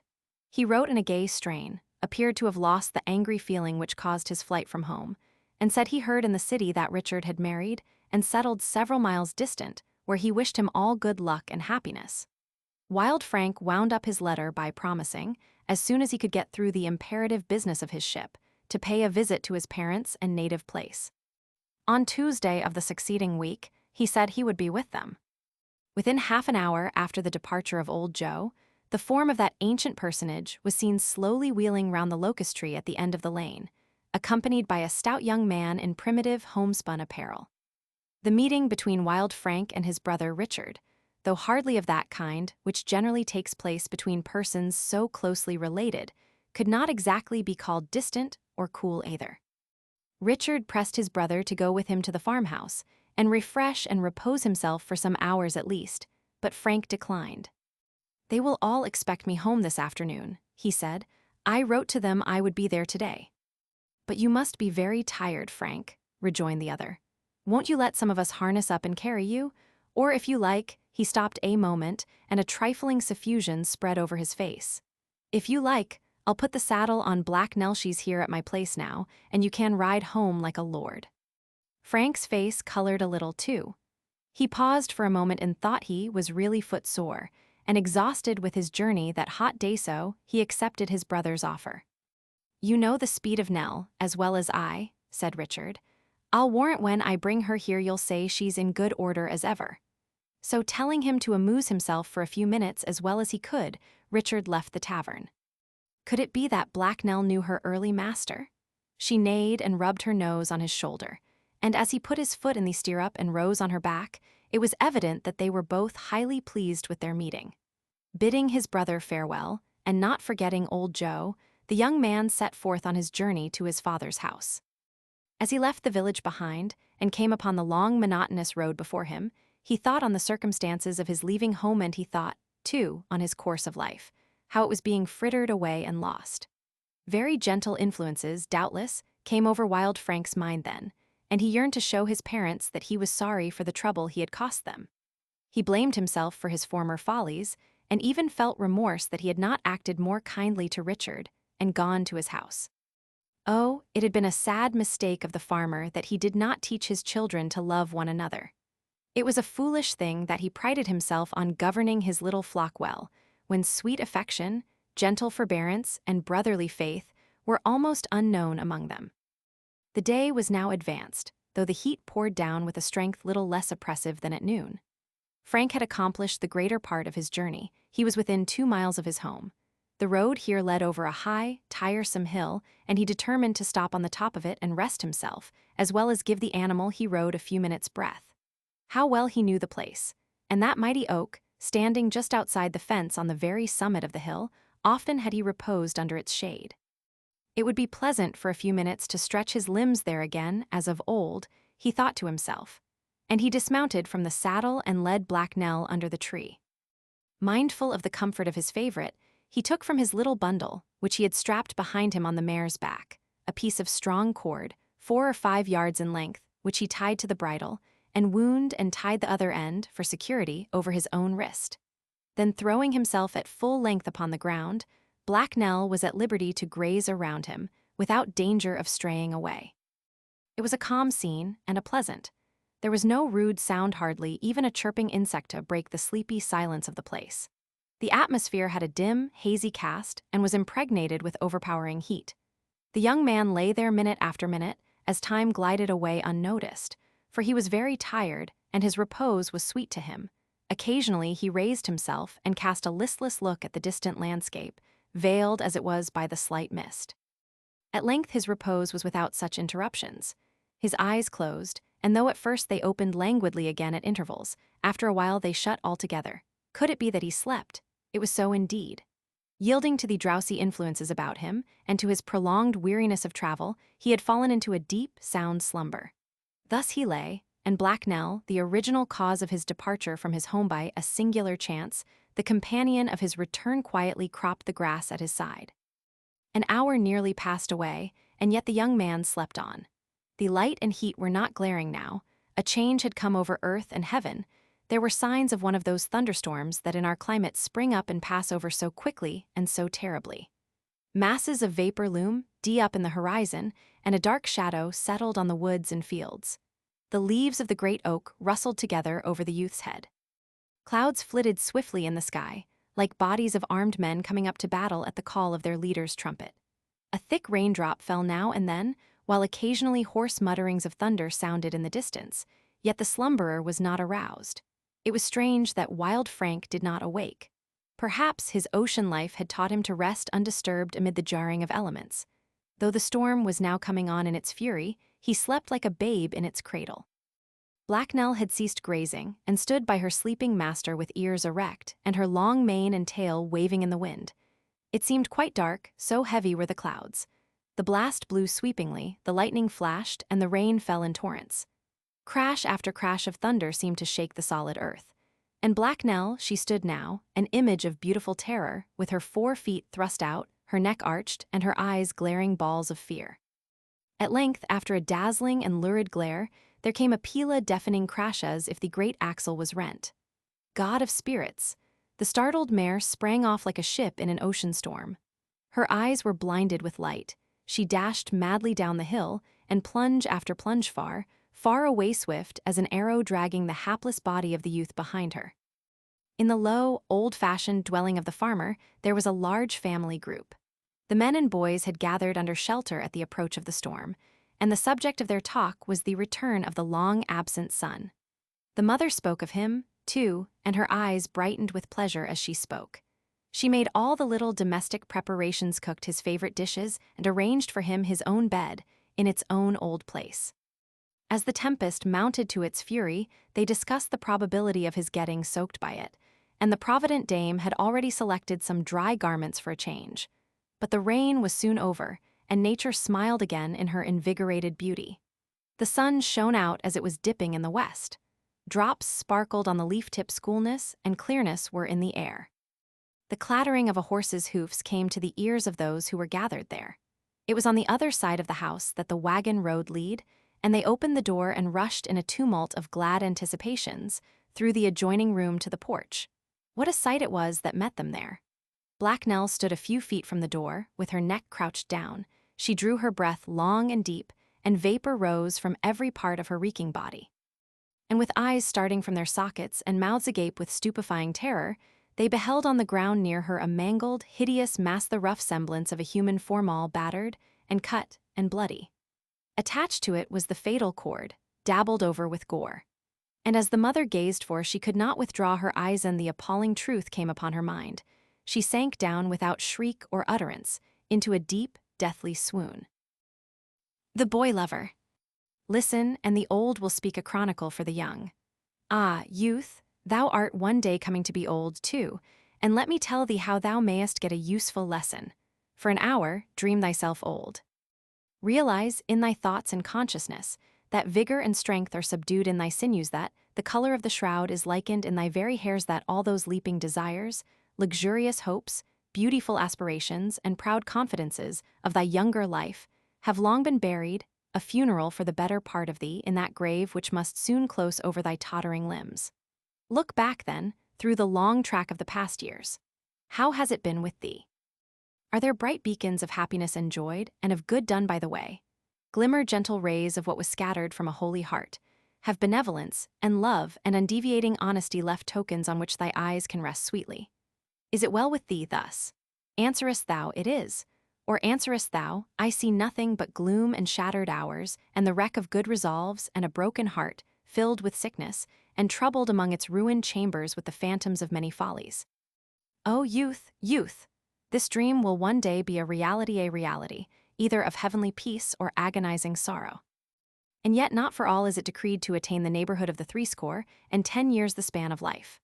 I am to speak of one who died young. Very awkward was his childhood, but most fragile and sensitive. So delicate a nature may exist in a rough, unnoticed plant. Let the boy rest. He was not beautiful, and dropped away betimes. But for the cause it is a singular story, to which let crusted worldlings pay the tribute of a light laugh, light and empty as their own hollow hearts.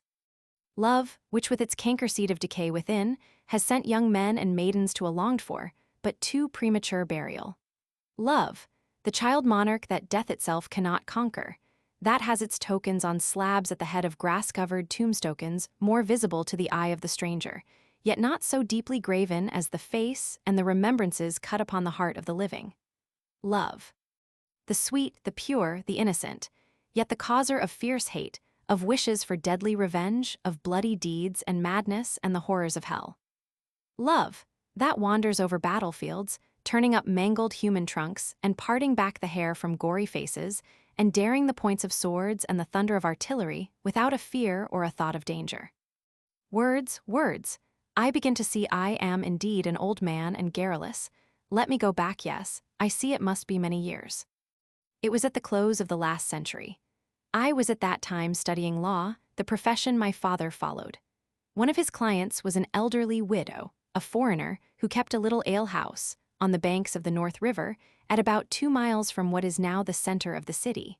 Then the spot was quite out of town and surrounded by fields and green trees. The widow often invited me to come and pay her a visit, when I had a leisure afternoon, including also in the invitation my brother and 2 other students who were in my father's office. Matthew, the brother I mention, was a boy of 16. He was troubled with an inward illness, though it had no power over his temper, which ever retain the most admirable placidity and gentleness. He was cheerful but never boisterous, and everybody loved him.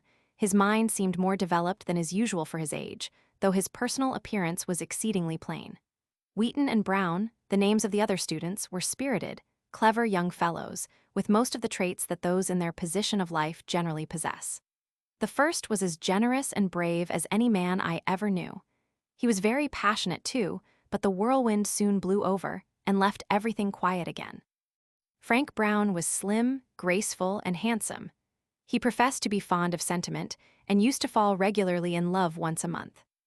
The half of every Wednesday we four youths had to ourselves, and were in the habit of taking a sail, a ride, or a walk together.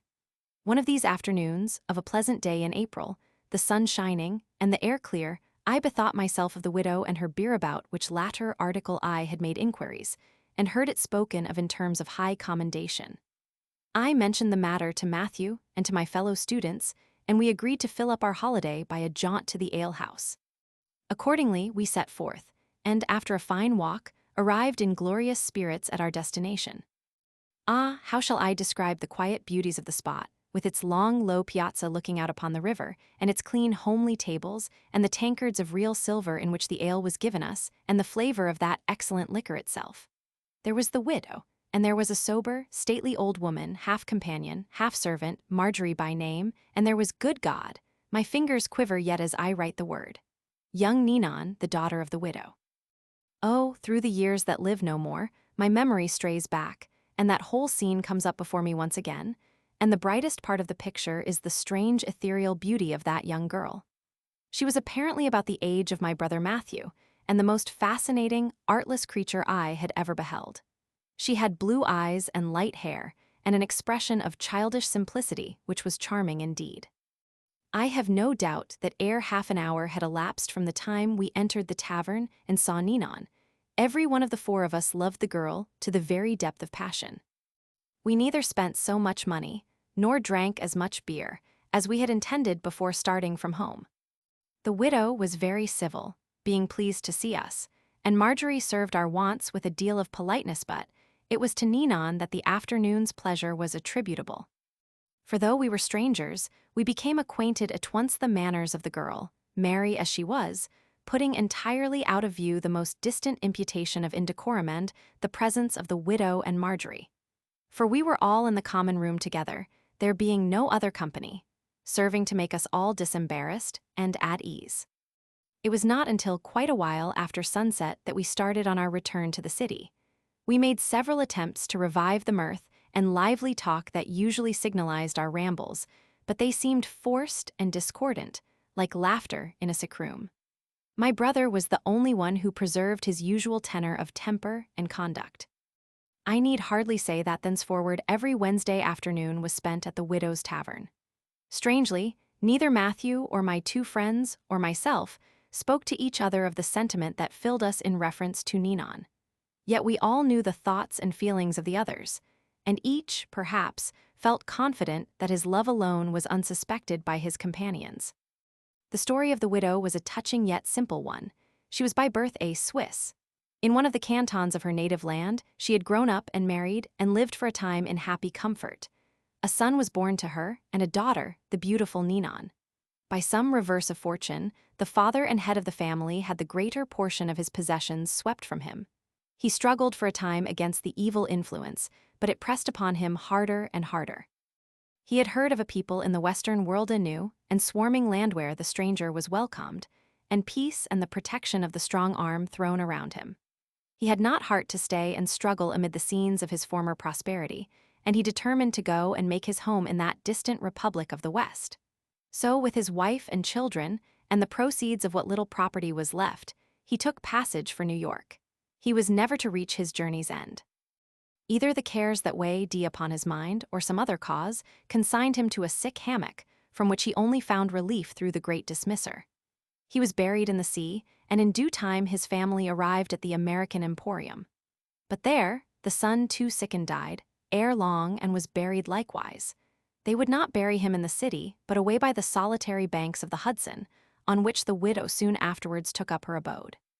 Ninon was too young to feel much grief at these sad occurrences, and the mother, whatever she might have suffered inwardly, had a good deal of phlegm and patience, and set about making herself and her remaining child as comfortable as might be.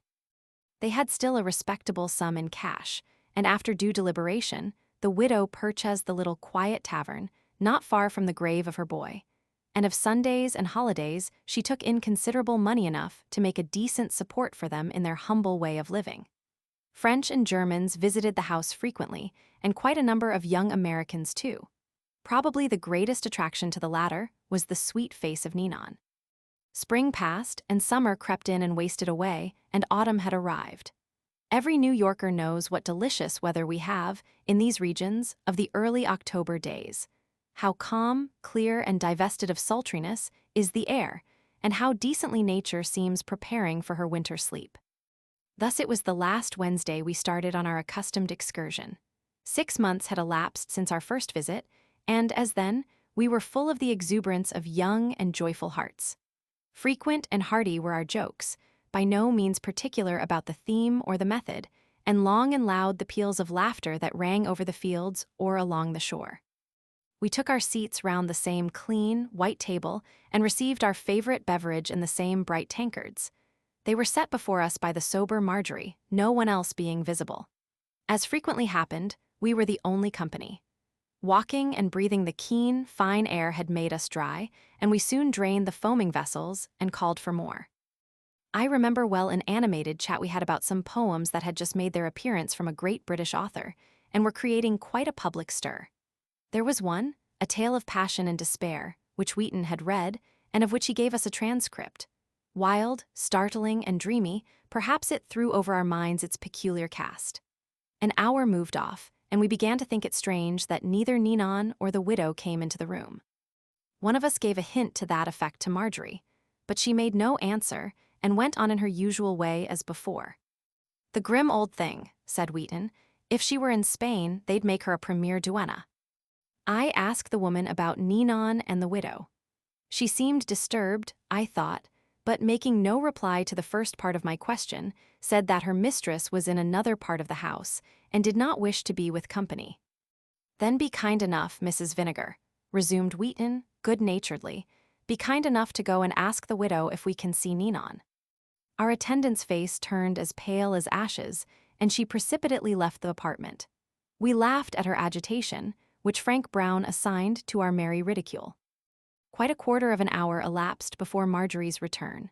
When she appeared, she told us briefly that the widow had bidden her obey our behest, and now, if we desired, she would conduct us to the daughter's presence.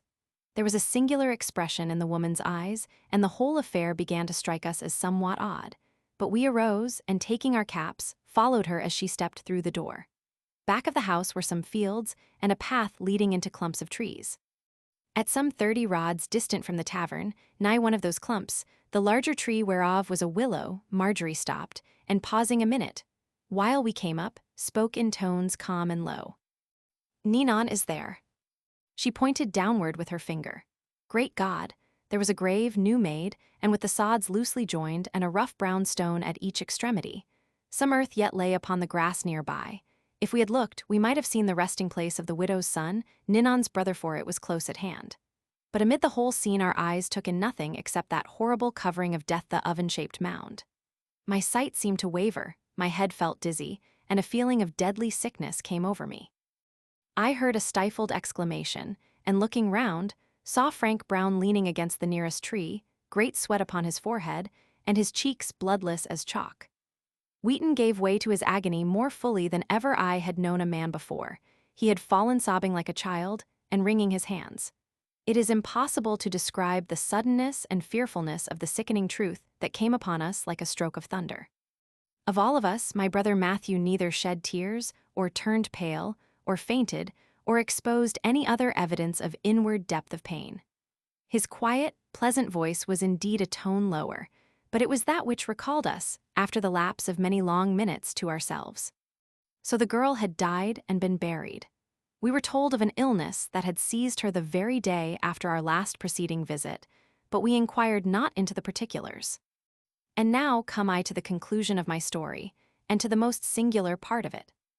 The evening of the third day afterward, Wheaton, who had wept scalding tears, and Brown, whose cheeks had recovered their color, and myself, that for an hour thought my heart would never rebound again from the fearful shock that evening, I say, we three were seated around a table in another tavern, drinking other beer, and laughing but a little less cheerfully, and as though we had never known the widow or her daughter, neither of whom, I venture to affirm, came into our minds once the whole night. Or but to be dismissed again, carelessly, like the remembrance of faces seen in a crowd. Strange are the contradictions of the things of life. The 7th day after that dreadful visit saw my brother Matthew the delicate one, who, while bold men writhed in torture, had kept the same placid face, and the same untrembling fingers him that 7th day saw a clay-cold corpse, carried to the repose of the churchyard. The shaft, rankling far down and within, wrought a poison too great for show, and the youth died. The child and the profligate. Just after sunset, one evening in summer, that pleasant hour when the air is balmy, the light loses its glare, and all around is imbued with soothing quiet. On the doorstep of a house there sat an elderly woman waiting the arrival of her son. The house was in a straggling village some 50 miles from New York City. She who sat on the doorstep was a widow. Her white cap covered locks of gray, and her dress, though clean, was exceedingly homely. Her house, for the tenement she occupied, her own, was very little and very old. Trees clustered around it so thickly as almost to hide its color, that blackish-gray color which belongs to old wooden houses that have never been painted. And to get in it, you had to enter a little rickety gate and walk through a short path, bordered by carrot beds and beets and other vegetables. The son whom she was expecting was her only child. About a year before, he had been bound apprentice to a rich farmer in the place, and after finishing his daily task, he was in the habit of spending half an hour at his mother's. On the present occasion, the shadows of night had settled heavily before the youth made his appearance. When he did, his walk was slow and dragging, and all his motions were languid, as if from great weariness. He opened the gate, came through the path, and sat down by his mother in silence. "You are sullen tonight, Charlie," said the widow, after a moment's pause, when she found that he returned no answer to her greeting. As she spoke, she put her hand fondly on his head. It seemed moist, as if it had been dipped in the water. His shirt, too, was soaked. And as she passed her fingers down his shoulder, she left a sharp twinge in her heart, for she knew that moisture to be the hard-wrung sweat of severe toil, exacted from her young child. He was but 13 years old, by an unyielding taskmaster. "You have worked hard today, my son." "I've been mowing." The widow's heart felt another pang. "Not all day, Charlie," she said in a low voice, and there was a slight quiver in it. "Yes, mother, all day," replied the boy. "Mr. Ellis said he couldn't afford to hire men, for wages are so high. I've swung the scythe ever since an hour before sunrise. Feel of my hands." There were blisters on them like great lumps. Tears started in the widow's eyes. She dared not trust herself with a reply, though her heart was bursting with the thought that she could not better his condition. There was no earthly means of support on which she had dependence enough to encourage her child in the wish she knew he was forming, the wish not uttered for the first time, to be freed from his bondage. "Mother," at length said the boy, "I can stand it no longer. I cannot and will not stay at Mr. Ellis's. Ever since the day I first went into his house I've been a slave, and if I have to work so much longer, I know I shall run off and go to sea or somewhere else. I'd as lieve be in my grave as there." And the child burst into a passionate fit of weeping. His mother was silent, for she was in deep grief herself. After some minutes had flown, however, she gathered sufficient self-possession to speak to her son in a soothing tone, endeavoring to win him from his sorrows and cheer up his heart. She told him that time was swift, that, in the course of a few years, he would be his own master, that all people have their troubles, with many other ready arguments, which, though they had little effect in calming her own distress, she hoped would act as a solace to the disturbed temper of the boy. And as the half-hour to which he was limited had now elapsed, she took him by the hand and led him to the gate, to set forth on his return. The youth seemed pacified, though occasionally one of those convulsive sighs that remain after a fit of weeping would break from his throat. At the gate, he threw his arms about his mother's neck. Each pressed a long kiss on the lips of the other, and the youngster bent his steps towards his master's house. As her child passed out of sight, the widow returned, shut the gate, and entered her lonely room. There was no light in the old cottage that night. The heart of its occupant was dark and cheerless. Love, agony and grief and tears and convulsive wrestlings were there. The thought of a beloved son, condemned to labor that would break down a man struggling from day to day under the hard rule of a soulless gold worshipper. The knowledge that years must pass thus. The sickening idea of her own poverty, and of living mainly on the grudged charity of neighbors' thoughts, too, of former happy days. These racked the widow's heart, and made her bed a sleepless one without repose. The boy bent his steps to his employers, as has been said. In his way down the village street he had to pass a public house, the only one the place contained, and when he came off against it, he heard the sound of a fiddle, drowned, however, at intervals, by much laughter and talking. The windows were up, and, the house standing close to the road, Charles thought it no harm to take a look and see what was going on within. Half a dozen footsteps brought him to the low casement, on which he leaned his elbow, and where he had a full view of the room and its occupants. In one corner was an old man, known in the village as Black Dave. He it was whose musical performances had a moment before drawn Charles's attention to the tavern. And he it was who now exerted himself in a violent manner to give, with divers flourishes and extra twangs, a tune very popular among that thick-lipped race whose fondness for melody is so well known. In the middle of the room were 5 or 6 sailors, some of them quite drunk, and others in the earlier stages of that process, while on benches around were more sailors, and here and there a person dressed in landsman's attire. The men in the middle of the room were dancing. That is, they were going through certain contortions and shufflings, varied occasionally by exceeding hearty stamps upon the sanded floor. In short, the whole party were engaged in a drunken frolic, which was in no respect different from 1,000 other drunken frolics, except, perhaps, that there was less than the ordinary amount of anger and quarreling. Indeed, everyone seemed in remarkably good humor. But what excited the boy's attention more than any other object was an individual, seated on one of the benches opposite, who, though evidently enjoying the spree as much as if he were an old hand at such business, seemed, in every other particular, to be far out of his element. His appearance was youthful. He might have been 21 or 2 years old. His countenance was intelligent, and had the air of city life and society. He was dressed not gaudily, but in every respect fashionably, his coat being of the finest broadcloth, his linen delicate and spotless as snow, and his whole aspect that of one whose counterpart may now and then be seen upon the pave in Broadway of a fine afternoon. He laughed and talked with the rest, and it must be confessed his jokes, like the most of those that passed current, there were by no means distinguished for their refinement or purity. Near the door was a small table, covered with decanters and glasses, some of which had been used, but were used again indiscriminately, and a box of very thick and very long cigars. One of the sailors, and it was he who made the largest share of the hubbub, had but one eye. His chin and cheeks were covered with huge, bushy whiskers, and altogether he had quite a brutal appearance. "Come, boys," said this gentleman, "come, let us take a drink. I know you're all a-getting dry," and he clenched his invitation with an appalling oath. This politeness was responded to by a general moving of the company toward the table holding the before-mentioned decanters and glasses. Clustering there around, each one helped himself to a very handsome portion of that particular liquor, which suited his fancy. And steadiness and accuracy being at that moment by no means distinguishing traits of the arms and legs of the party, a goodly amount of the fluid was spilled upon the floor. This piece of extravagance excited the ire of the personage who gave the treat, and that ire was still further increased when he discovered 2 or 3 loiterers who seemed disposed to slight his request to drink. Charles, as we have before mentioned, was looking in at the window. "Walk up, boys, walk up. If there be any skulker among us, blast my eyes if he shan't go down on his marrow bones and taste the liquor we have spilt. Hallo," he exclaimed as he spied Charles. "Hallo, you chap in the window, come here and take a sup." As he spoke, he stepped to the open casement, put his brawny hands under the boy's arms, and lifted him into the room bodily. "There, my lads," said he, turning to his companions, "there's a new recruit for you. Not so coarse a one, either," he added as he took a fair view of the boy, who, though not what is called pretty, was fresh and manly-looking, and large for his age.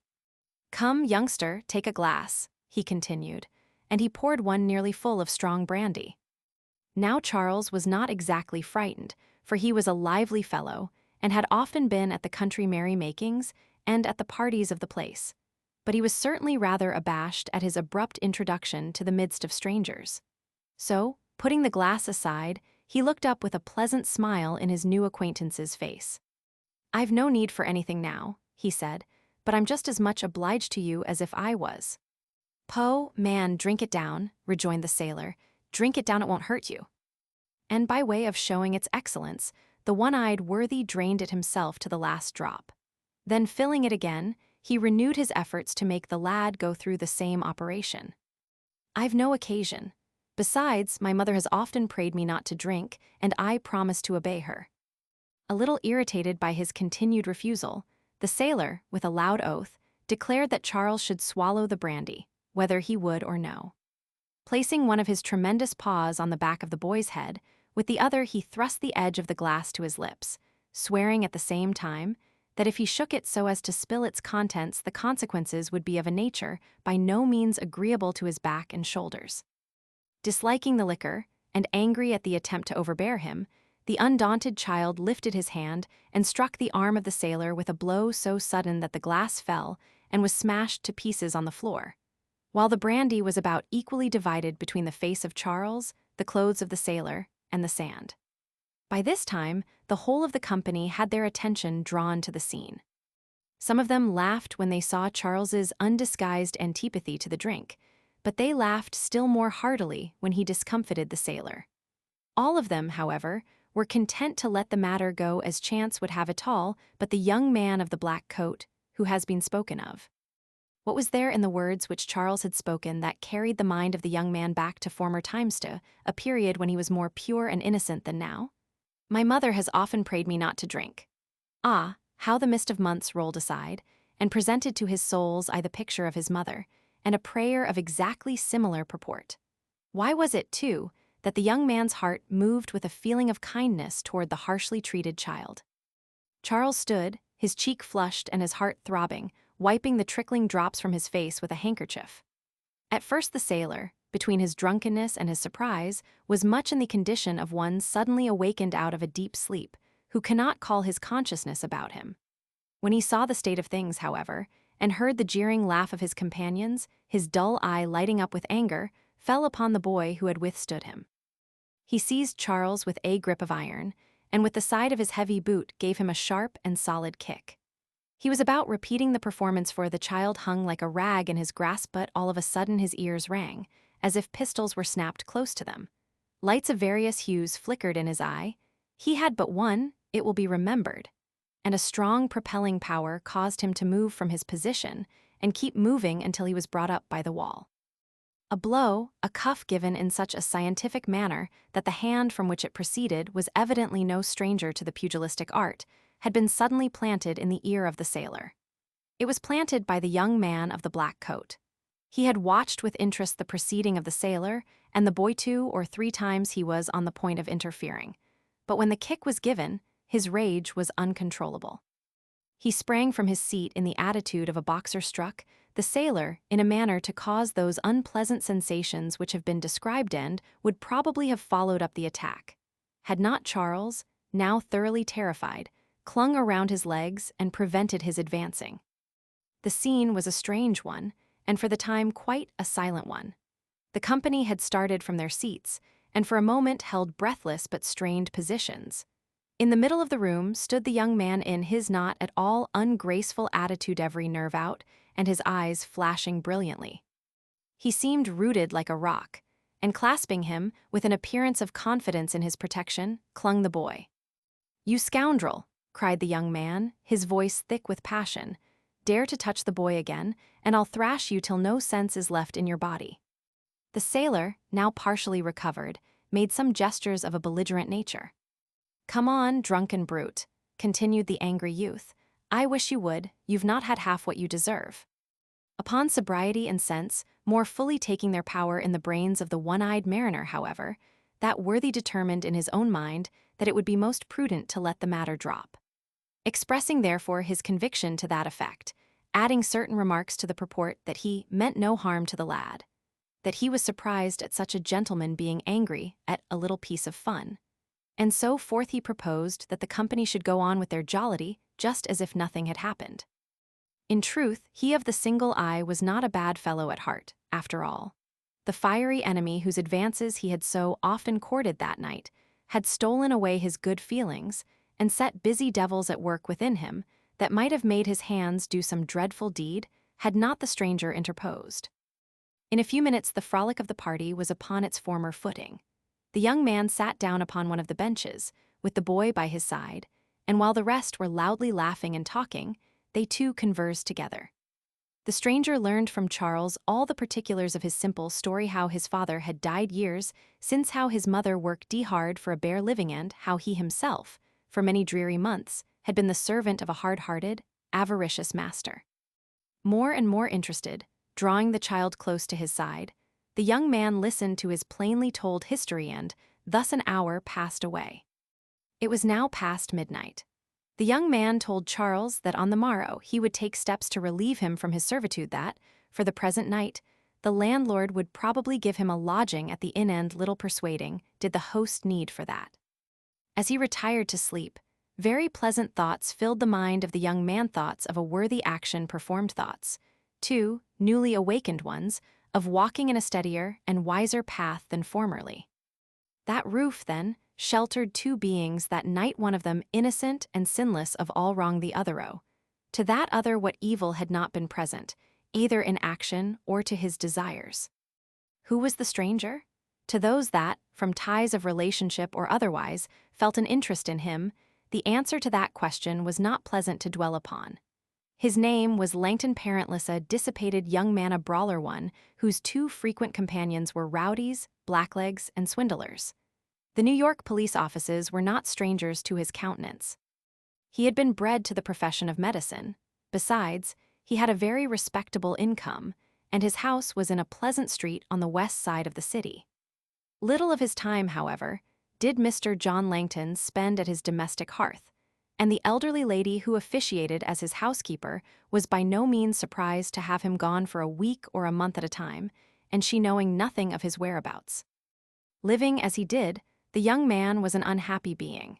It was not so much that his associates were below his own capacity, for Langton, though sensible and well-bred, was not highly talented or refined, but that he lived without any steady purpose, that he had no one to attract him to his home, that he too easily allowed himself to be tempted, which caused his life to be, of late, one continued scene of dissatisfaction. This dissatisfaction he sought to drive away by the brandy bottle and mixing in all kinds of parties where the object was pleasure. On the present occasion, he had left the city a few days before, and passing his time at a place near the village where Charles and his mother lived. He fell in during the day with those who were his companions of the tavern spree, and thus it happened that they were all together. Langton hesitated not to make himself at home with any associate that suited his fancy.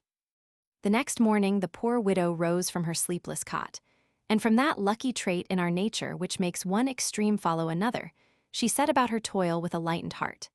Ellis, the farmer, rose too, short as the nights were, an hour before day, for his God was gain, and a prime article of his creed was to get as much work as possible from everyone around him.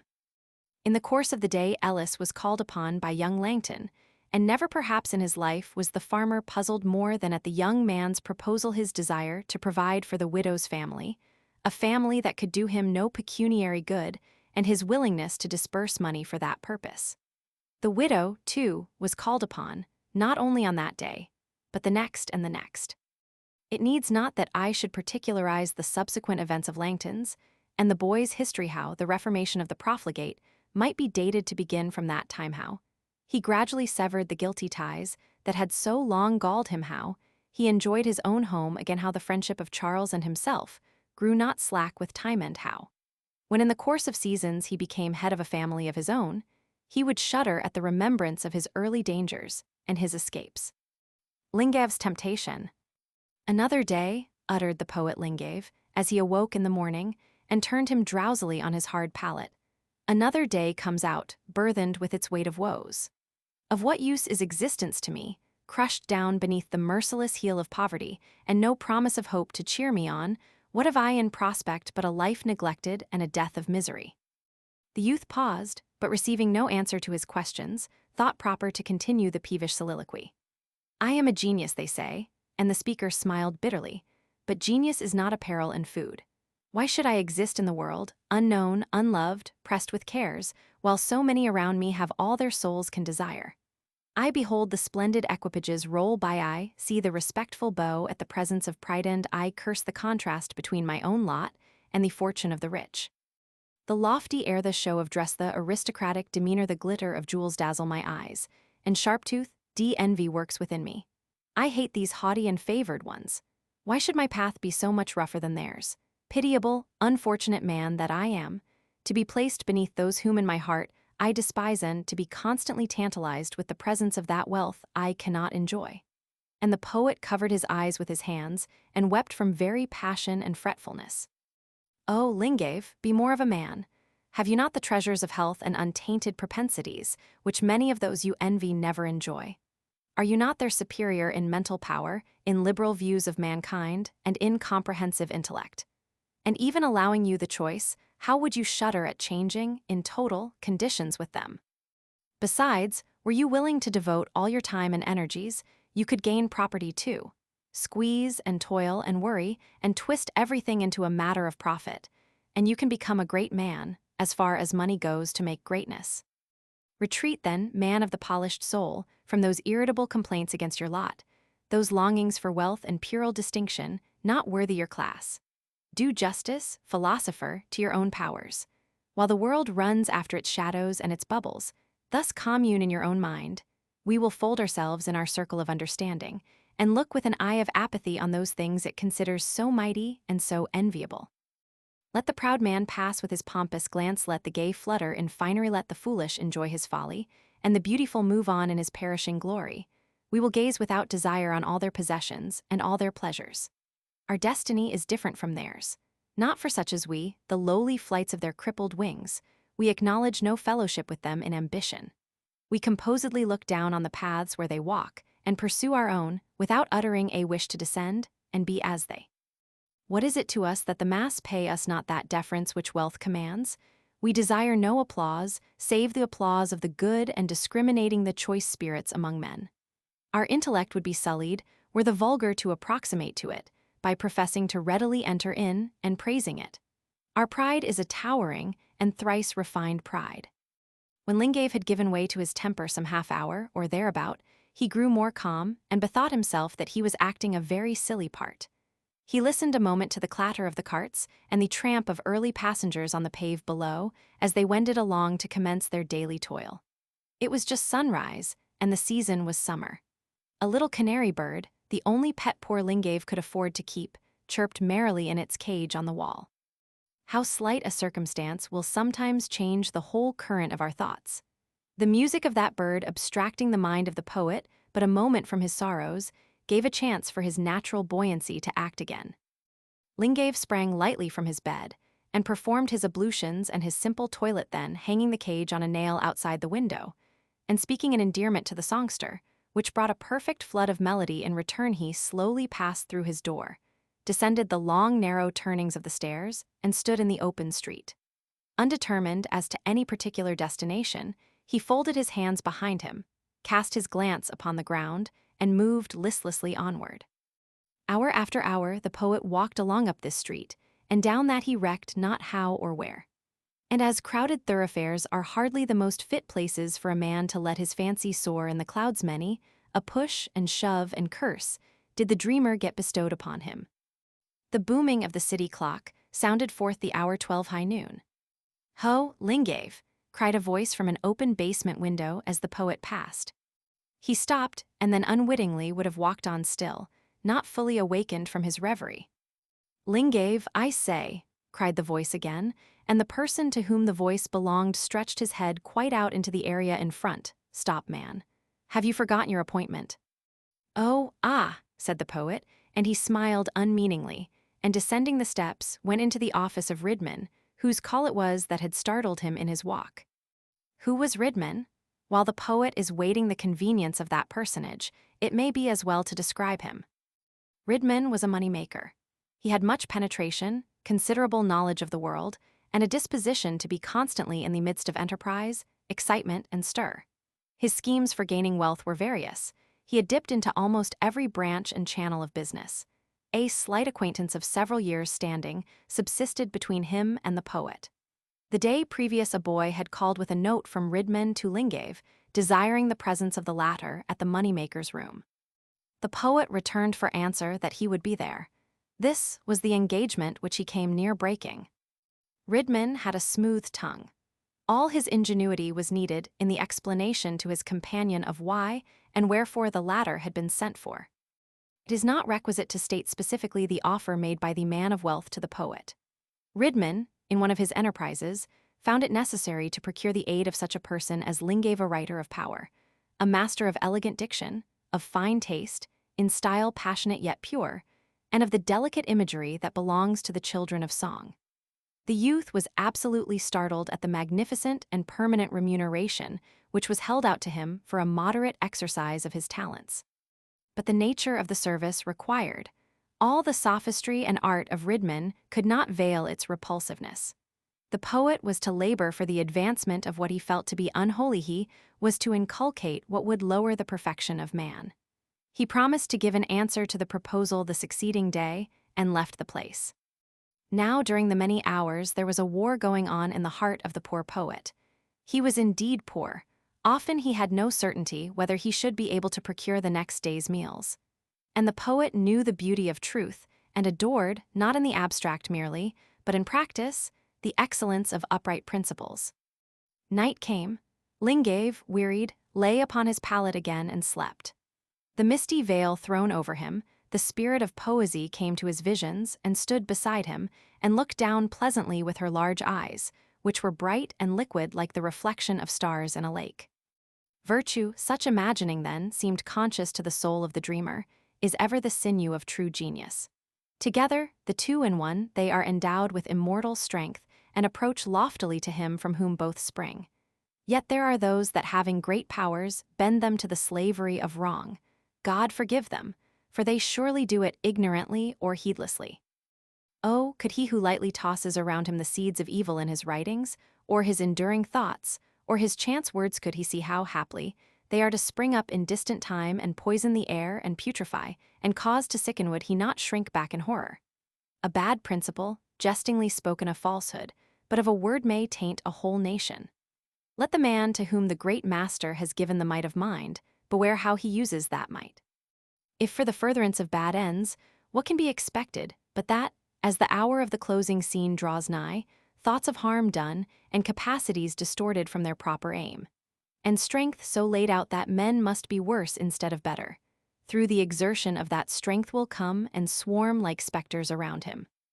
Be and continue poor, young man, so taught one whose counsels should be graven on the heart of every youth, while others around you grow rich by fraud and disloyalty. Be without place and power, while others beg their way upward. Bear the pain of disappointed hopes, while others gain the accomplishment of their flattery. Forgo the gracious pressure of a hand, for which others cringe and crawl. Wrap yourself in your own virtue, and seek a friend and your daily bread. If you have, in such a course, grown gray with unblenched honor, bless God and die. When Lingave awoke the next morning, he dispatched his answer to his wealthy friend, and then plodded on as in the days before.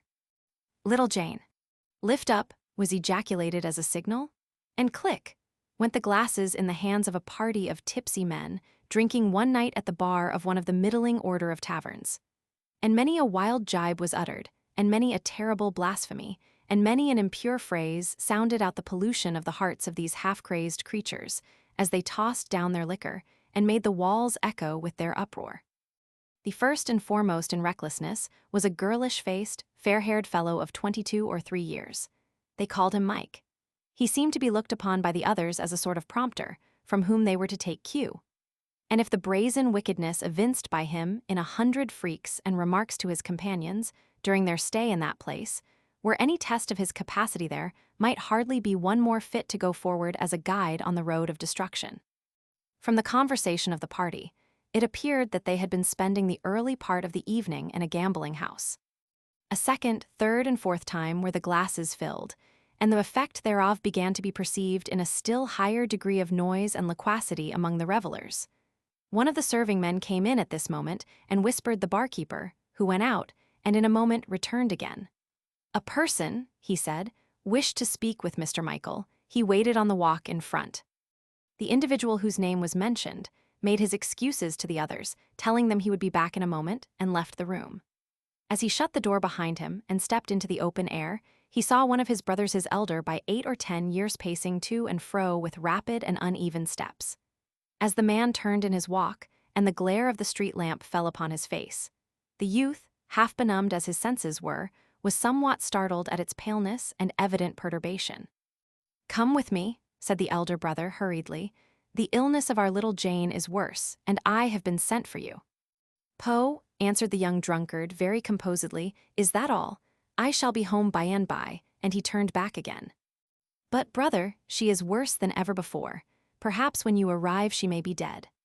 The tipsy one paused in his retreat, perhaps alarmed at the utterance of that dread word, which seldom fails to shoot a chill to the hearts of mortals. But he soon calmed himself, and waving his hand to the other, "Why, see," said he, "a score of times at least have I been called away to the last sickness of our good little sister, and each time it proves to be nothing worse than some whim of the nurse or physician. 3 years has the girl been able to live very heartily under her disease, and I'll be bound she'll stay on earth 3 years longer." And as he concluded this wicked and most brutal reply, the speaker opened the door and went into the bar-room. But in his intoxication, during the hour that followed, Mike was far from being at ease. At the end of that hour, the words, "Perhaps when you arrive she may be dead," were not effaced from his hearing yet, and he started for home. The elder brother had wended his way back in sorrow. Let me go before the younger one a while to a room in that home. A little girl lay there dying. She had been ill a long time, so it was no sudden thing for her parents and her brethren and sisters to be called for the witness of the death agony. The girl was not what might be called beautiful, and yet there is a solemn kind of loveliness that always surrounds a sick child. The sympathy for the weak and helpless sufferer, perhaps, increases it in our own ideas. The ashiness and the moisture on the brow, and the film over the eyeballs, what man can look upon the sight, and not feel his heart awed within him? Children, I have sometimes fancied, too, increase in beauty as their illness deepens. Besides the nearest relatives of little Jane, standing round her bedside, was the family doctor. He had just laid her wrist down upon the coverlet, and the look he gave the mother was a look in which there was no hope. "My child!" she cried in uncontrollable agony. "Oh, my child!" And the father and the sons and daughters were bowed down in grief, and thick tears rippled between the fingers held before their eyes. Then there was silence a while. During the hour just bygone, Jane had, in her childish way, bestowed a little gift upon each of her kindred, as a remembrancer when she should be dead and buried in the grave, and there was one of these simple tokens which had not reached its destination. She held it in her hand now. It was a very small, much-thumbed book, a religious story for infants, given her by her mother when she had first learned to read. While they were all keeping this solemn stillness broken only by the suppressed sobs of those who stood and watched for the passing away of the girl's sola confusion of some one entering rudely, and speaking in a turbulent voice, was heard in an adjoining apartment. Again the voice roughly sounded out.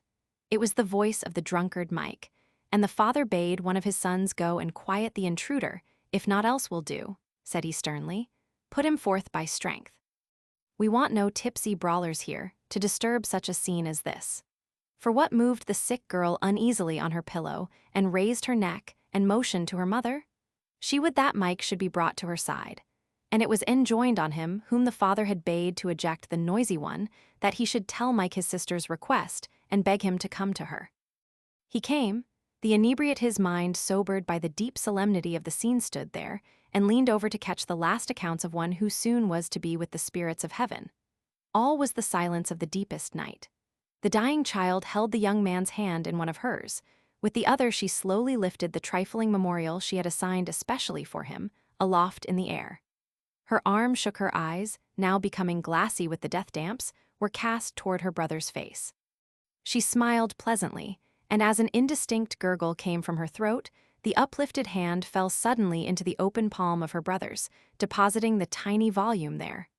Little Jane was dead. From that night, the young man stepped no more in his wild courses, but was reformed. Dumb Kate. Not many years since and yet long enough to have been before the abundance of railroads, and similar speedy modes of conveyance the travelers from Amboy village to the metropolis of our republic were permitted to refresh themselves, and the horses of the stage had a breathing spell at a certain old-fashioned tavern about halfway between the two places. It was a quaint, comfortable, ancient house, that tavern.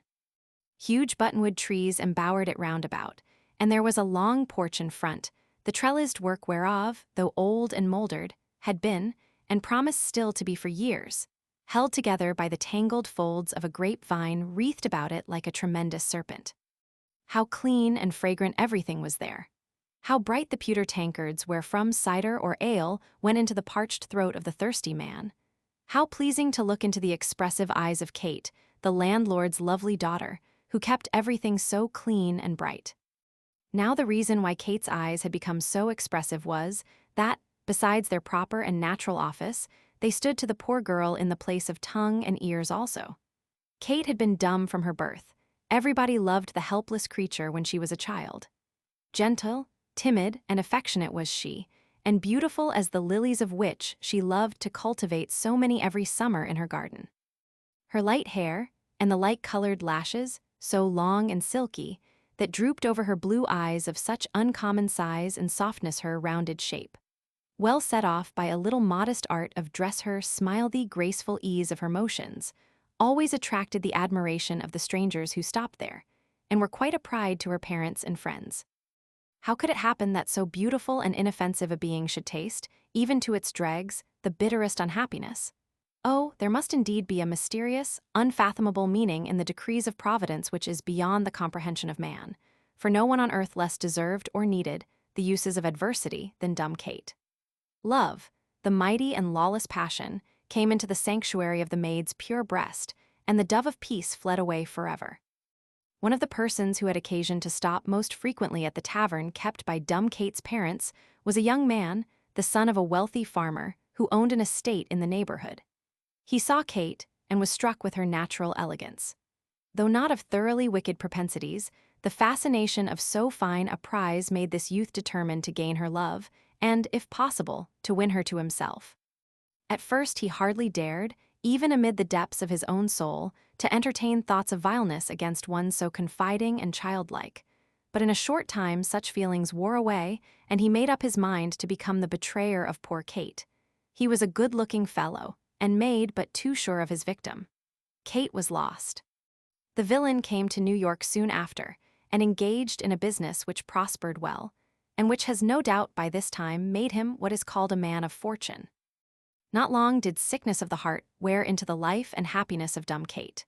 One pleasant spring day, the neighbors having been called by a notice the previous morning, the old churchyard was thrown open, and a coffin was borne over the early grass that seemed so delicate with its light green hue.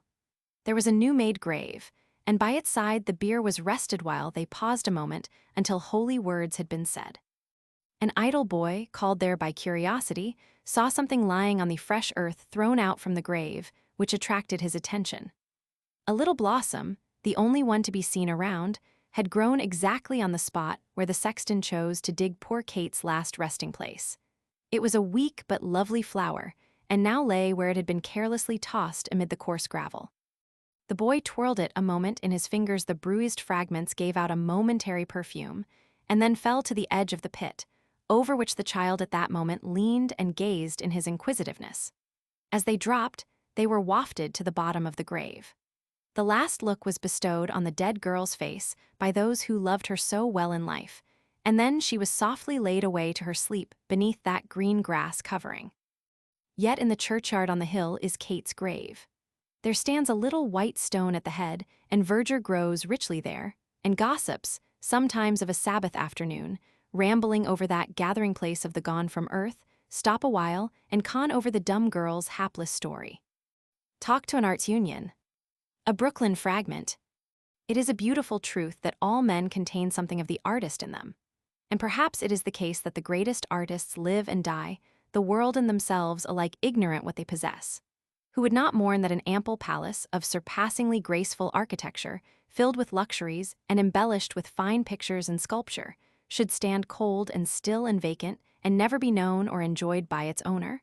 Would such a fact as this cause your sadness? Then be sad. For there is a palace, to which the courts of the most sumptuous kings are but a frivolous patch, and though it is always waiting for them, not one of its owners ever enters there with any genuine sense of its grandeur and glory. I think of few heroic actions which cannot be traced to the artistical impulse. He who does great deeds does them from his innate sensitiveness to moral beauty. Such men are not merely artists, they are also artistic material. Washington in some great crisis, Lawrence on the bloody deck of the Chesapeake, Mary Stuart at the block, Kossuth in captivity, and Mazzini in exile, all great rebels and innovators, exhibit the highest phases of the artist's spirit. The painter, the sculptor, the poet express heroic beauty better in description, but the others are heroic beauty, the best beloved of art. Talk not so much, then, young artist, of the great old masters, who but painted and chiseled. Study not only their productions. There is a still higher school for him who would kindle his fire with coal from the altar of the loftiest and purest art. It is the school of all grand actions and grand virtues, of heroism, of the death of patriots and martyrs, of all the mighty deeds written in the pages of history, deeds of daring, and enthusiasm, devotion, and fortitude. Blood money. Guilty of the body and the blood of Christ. 1. Of olden time, when it came to pass that the beautiful God, Jesus, should finish his work on earth, then went Judas, and sold the divine youth, and took pay for his body. Cursed was the deed, even before the sweat of the clutching hand grew dry, and darkness frowned upon the cellar of the like of God, where, as though earth lifted her breast to throw him from her, and heaven refused him, he hung in the air, self-slaughtered. The cycles, with their long shadows, have stalked silently forward, since those ancient days many a pouch and wrapping meanwhile its fee, like that paid for the Son of Mary. And still goes one, saying, What will ye give me, and I will deliver this man unto you? And they make the covenant, and pay the pieces of silver. 2. Look forth, deliverer, look forth, firstborn of the dead over the treetops of paradise. See thyself in yet continued bonds, toilsome and poor, thou bear'st man's form again, thou art reviled, scourged, put into prison, hunted from the arrogant equality of the rest. With staves and swords throng the willing servants of authority. Again they surround thee, mad with devilish spite, toward thee stretch the hands of a multitude, like vultures' talons. The meanest spit in thy face, they smite thee with their palms. Bruised, bloody, and pinioned is thy body, more sorrowful than death is thy soul. Witness of anguish, brother of slaves, not with thy price closed the price of thine image, and still Iscariot plies his trade. April 1843. Poignant, wounded in the house of friends. And one shall say unto him, What are these wounds in thy hands? Then he shall answer, Those with which I was wounded in the house of my friends. Zechariah, Roman 13. 6. If thou art balked, O freedom, the victory is not to thy manlier foes, from the house of friends comes the death stab. Virginia, mother of greatness, blush not for being also mother of slaves. You might have borne deeper slaves, doughfaces, crawlers, lice of humanity, terrific screamers of freedom, who roar and bawl and get hot i' the face. But were they not incapable of august crime? Would quench the hopes of ages for a drink muckworms, creeping flat to the ground, $1 dearer to them than Christ's blessing, all loves, all hopes, less than the thought of gain, in life walking in that as in a shroud. Men whom the throes of heroes, great deeds at which the gods might stand appalled, the shriek of the drowned, the appeal of women, the exulting laugh of untied empires would touch them never in the heart, but only in the pocket. Hot-headed Carolina, well may you curl your lip with all your bondsmen, bless the destiny which brings you no such breed as this. Arise, young North, our elder blood flows in the veins of cowards, the gray-haired sneak, the blanched poltroon, the feigned or real shiverer at tongues, that nursing babes need hardly cry the less for are they to be our tokens always. Sailing the Mississippi at midnight. Vast and starless, the pall of heaven laps on the trailing pall below and forward, forward in solemn darkness, as if to the sea of the lost we go. Now drawn nigh the edge of the river, weird-like creatures suddenly rise, shapes that fade, dissolving outlines baffle the gazer's straining eyes. Towering upward and bending forward, Wild and wide their arms are thrown, ready to pierce with forked fingers him who touches their realm upon. Tide of youth thus thickly planted, while in the eddies onward you swim, thus on the shore stands a phantom army, lining forever the channel's rim. Steady, helmsman, you guide the immortal, many a wreck is beneath you piled, many a brave yet unwary sailor over these waters has been beguiled. Nor is it the storm or the scowling midnight, cold or sickness or fire's dismay, nor is it the reef or treacherous quicksand, will peril you most on your twisted way. But when there comes a voluptuous languor, soft the sunshine, silent the air, bewitching your craft with safety and sweetness, then, young pilot of life, beware.